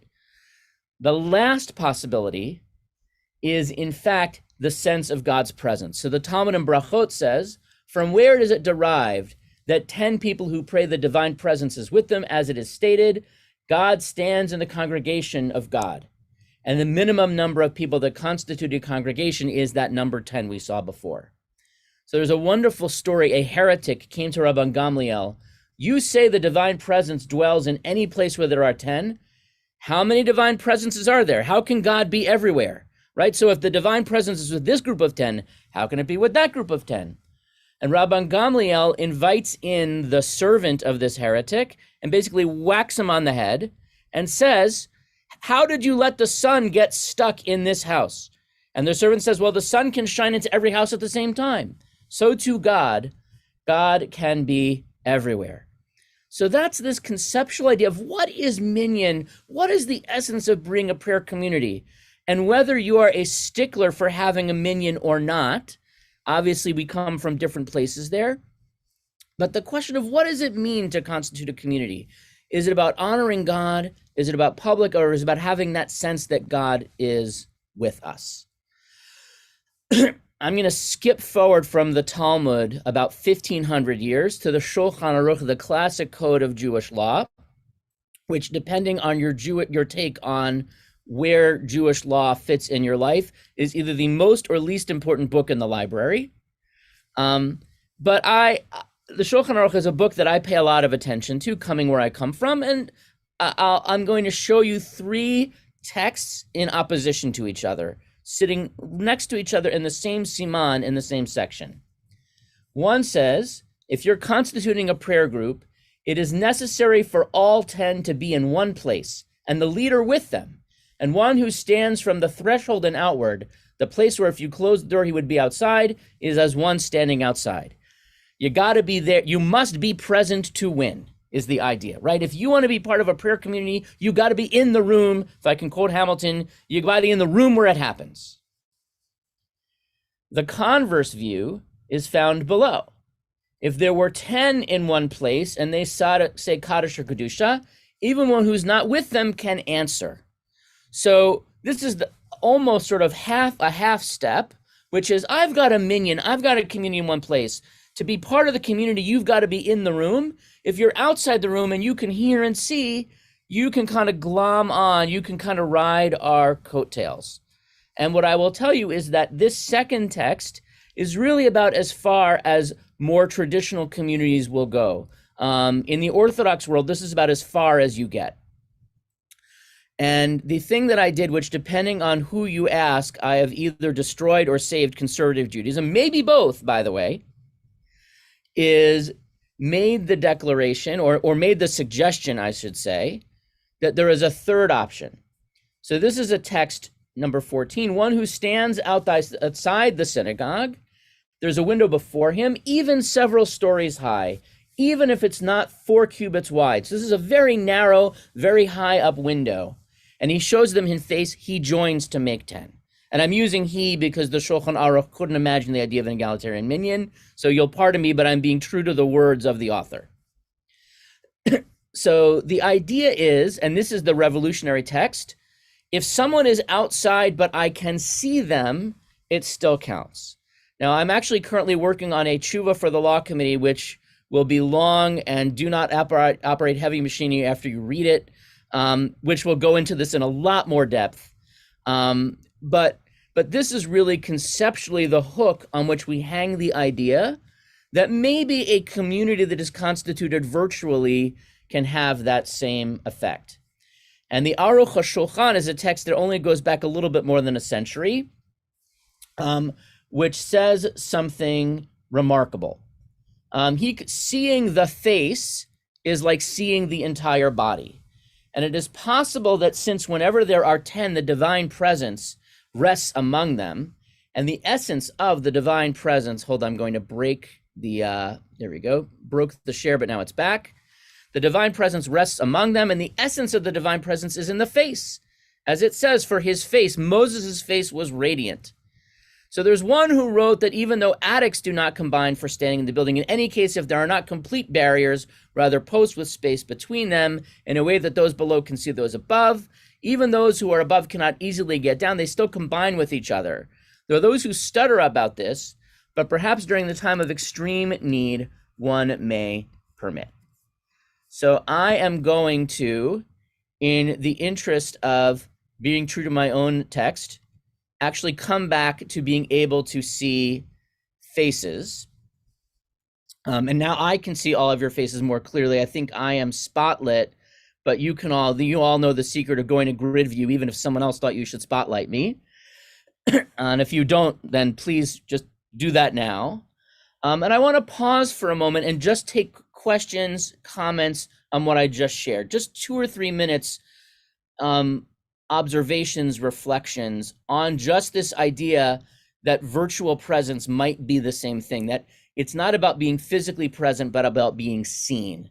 And this gets back to so much of what Rabbi Paskin talked about just a few moments ago, why I'm a fan of Zoom rather than stream, at least to an extent, from where I sit. So I don't know if people have questions or comments. I have not been monitoring the chat. And yes, I am the grandson of Rabbi Abram Meir Heller. Wow, that's kind of cool. I just wanted to say that that last text you shared is it's just amazing. It's like it was written for Zoom. You know, the board, just seeing the face and the board. I mean, it's just uncanny. Well, look, our tradition has a lot of wisdom. I think Amy is raising her hand, so I'm here for you. Do we need to allow her to unmute? I think I can now.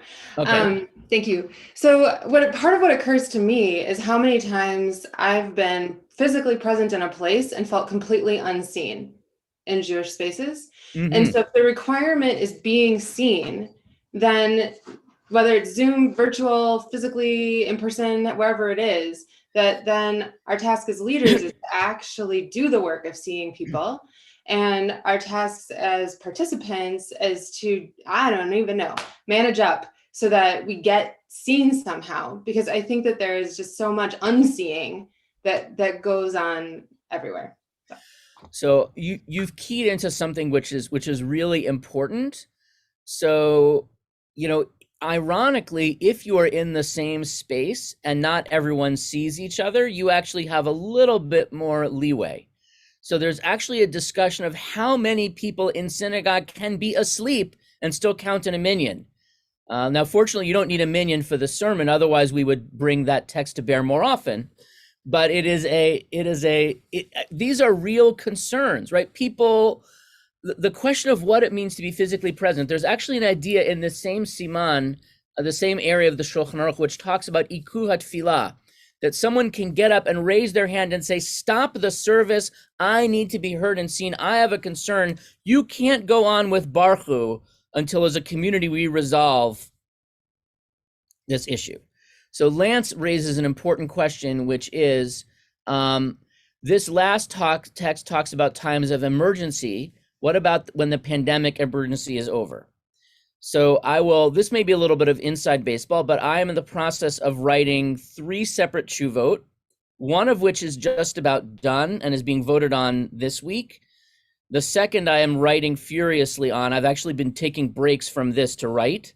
And the third is coming. One is from a halachic perspective or from a Jewish ethical perspective. When is the pandemic over? And it's not because it's not over all at once, right? In Israel, the pace is different. Here in Georgia, we are 30% vaccinated, but we are acting like it is over. Whereas in Massachusetts and New York, we're just thinking about indoor dining again, right? So communities are in many different places. And I actually talk about how to navigate lay people, clergy, physicians, how to some ways to think about danger being over and realizing that the pandemic has a long tail for people. If you or someone in your household has is immunocompromised, the pandemic may be over for your neighbors. It is not over for you. And so, you know, I suggest to communities to kind of be in a hybrid, even if you, in the end, I talk to rabbis who say, look, I want to turn off the Zoom, and I say, God bless you. There are reasons to do that. There are good reasons to do that, but don't do it yet. You've got time, right? I would say that any community that the Shat HaDchak is not yet over. Shat HaDchak means a time of pressure, a time of unusual circumstances. So part of what I'm working on right now is thinking about how to adapt this Zoom situation for a time that is longer pressured. And what I'm actually going to suggest is that there is a difference between constituting a community in person and including people technologically and constituting a community primarily via technology.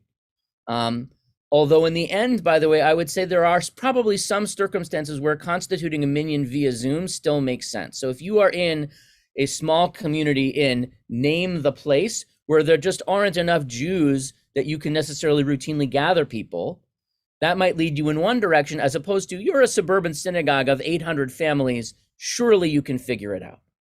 And I think that there's not a one size fits all answer. And my goal here is really to present us with some of the theory. So that actually brings me into some of the next texts, which I'm again just kind of wave at, and I'm happy to share this through the mechanisms that come.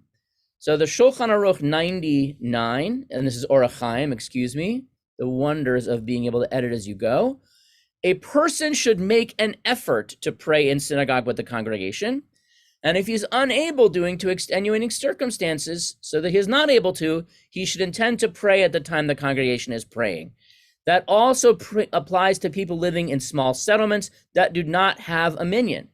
So look, the Shulchan Aruch understands there are communities that will never get a minyan. There are people who are living years out of their life. There's actually a discussion about a community that is only 10 Jews who are counted in a minyan, and one of them wants to go away for the high holidays. They can force that person to hire a seat filler, a sub, right? It's the opposite of buying tickets for the high holidays. I'm paying you to come to services. There are some synagogues where you would have to pay me to go to services anyway. Actually, they do pay me to go to services. What do you know? But that is a factor to think about. Another factor that I think we need to think about that I wrestle with quite a bit is, especially as someone with severe unmedicated ADD, is the question of distraction. So there's a discussion also in the Shulchan Aruch, and it's found in other texts. There are illustrated garments, there are tapestries in front of you when you're praying. Even though the image does not protrude, it is not proper to pray in front of them. And if you happen to pray in front of them, he should close his eyes. And therefore, it is forbidden to illustrate prayer books and so on. I love this part at the bottom. Clothes that have indecent matters illustrated on them, even to sit on them in synagogue, is forbidden. So someone donated to the synagogue pornographic tapestries that they're using as the... I'm not making this up. This is in the Shulchan Aruch. Someone donated pornographic tapestries to use for the seat cushions. Jews. I love Jews. The Kitzur Shulchan Aruch. You should also not pray in front of a picture. But it should happen that if you are praying in front of a garment and decorated wall, you can close your eyes. It is forbidden to pray in front of a mirror, even with your eyes closed. The idea being that you should not be praying to your own image. And some suggest this is the reason why we cover the mirrors in a Shiva house, by the way, in addition to all the other reasons that are given. But the question is, and look, for me on Zoom, I actually like to see myself in a corner of the screen so I can see what people are seeing. But you can get into the place where you are basically praying to yourself, not to God, and you are focusing on yourself and not the community. But in a larger sense, I think a lot about how having a screen in the sanctuary creates community, because the people at home feel that they're included, and that's so powerful. But on the other hand, how is it disruptive that, like, I'm looking at the ark and to the left is a screen? Now, by the way, look, you can, when you go to a football game, the screen is showing replays, you're getting the highlights, in Cleveland, Lou got a Hagba with 7 columns. I mean, all the things that can be coming in across the bottom. But even so, it is really a distraction. And I think that's one of the questions. I'm not going to give you an answer, but I think that's a question we have to wrestle with, and our texts are keyed into that. I think if there's one thing that I could leave you, well, actually, there's one other thing I want to leave you with, is that Jewish texts, whether you're coming at this from a halachic perspective or a meta-halachic perspective, that there are traditions and principles that can kind of guide us in what it means to make this as holy as we can. I wrote a whole 34-page thing on Shabbat. I want to focus on one question here. So one thing is, and which is respect of those who are communities, whether or not they are strictly observant, but who feel themselves more to the right. And so one issue is, that's one of the main reasons why I did that whole Zoom 24-hour thing or 72-hour thing, because even if in the synagogue I could have a custodian turn the Zoom back on and I'm not violating Shabbat, how do I feel about having my entire congregation do that? The other issue is There are people who are not comfortable being in a place or a space which is streamed, and that could be a privacy issue, right? I don't want everyone to know where I was and who I was and how I was, and now my image is in the image archive forever. There's also a question of, on Shabbat, one of the fundamental prohibitions of Shabbat for those who observe that way is called ktiva, making a permanent record. If I am preaching or davening and it is being transmitted and recorded, I might feel like I am participating in the creation of a permanent record, and in that way, I am violating Shabbat. And the last is just that feeling of sacred space, right? So we are, in essence, slaves to these things 24/6. For me, one of the best things about Shabbat, the thing that I loved most about Shabbat, was to not have to look at a screen for 25 hours out of the week, arguably. And that was one of the most draining things for me about COVID was, and, basically being able, being almost every Shabbat, having my computer was on for weeks at a row, right? There are certain bugs that only come up if you leave your computer on more than 60, 80 days. And I had to remind myself to reboot. But what does it mean to make Shabbat a sacred time? So I'm going to pause again for a moment, questions, comments, concerns, to see the face, and then I'll close out with a couple of final thoughts. And I'm also open to questions, issues of tradition that I haven't raised. I just picked, the first 10 most important texts. There's a lot else out there to think about.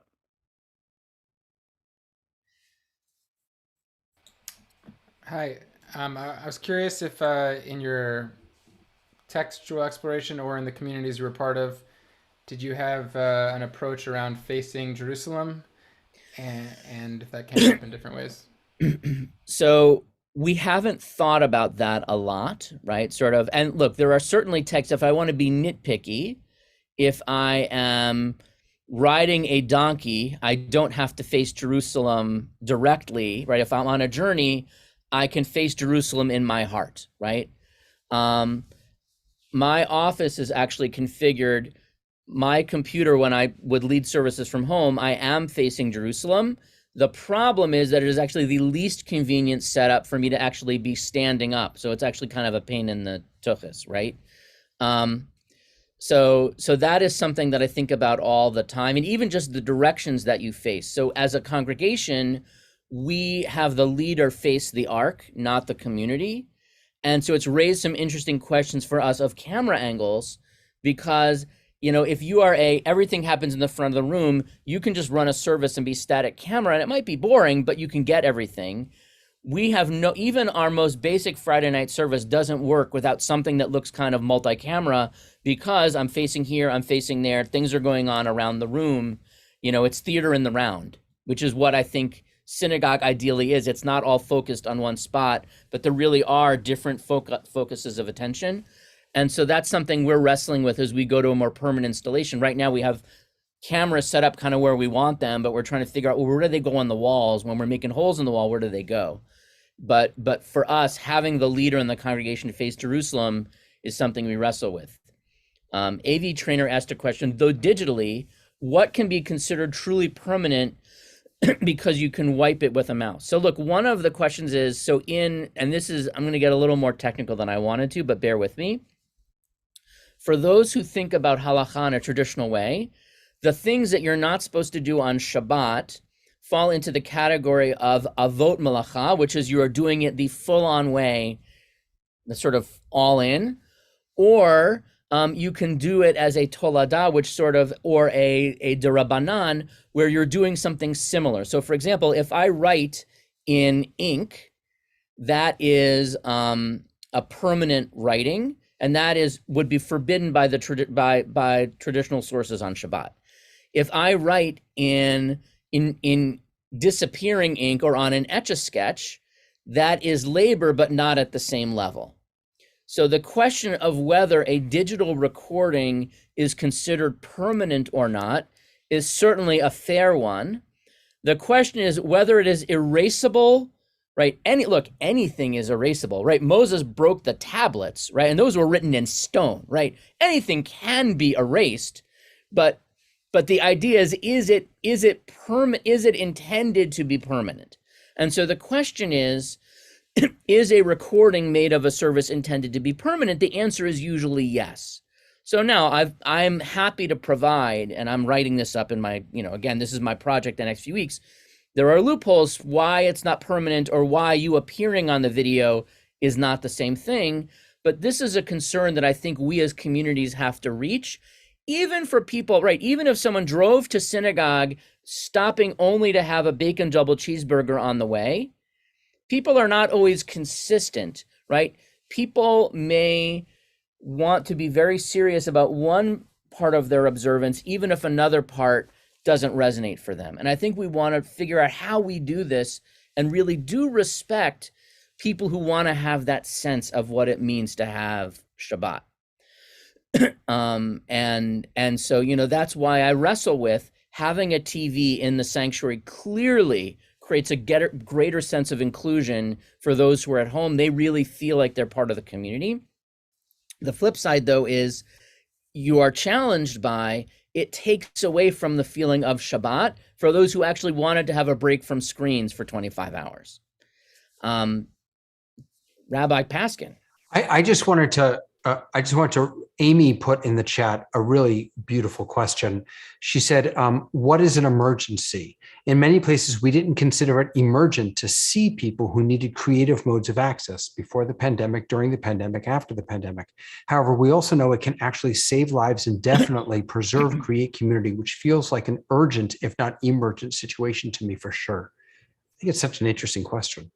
No, I think that is absolutely. And so when I started working on this issue of streaming, it was convenient. I actually had a meeting with my ritual committee in November of 2019 when they were not in favor. And I had a law committee meeting in November of 2019 where I first raised this issue of streaming. And one of the rabbis said to me, "Do you think all congregations will be streaming?" And I said, "Well, no, only the ones that are still in business." By the way, but this was before I knew, right? So I think that there is so again, if you want to read it, it's 18 pages. It's coming out this week, I think. There are different levels of kind of DEFCON in Jewish law. Hora'at Sha'ah it's a total emergency. We've got to amputate the limb to save the patient. Sakana it's life and death, right? Danger to life.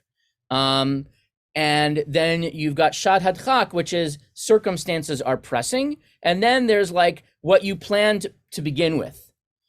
And what I would say is that if you're coming from a traditional standpoint, there are certain things that people are doing that from where I sit, I would only do in like the world is ending, global cataclysmic situations.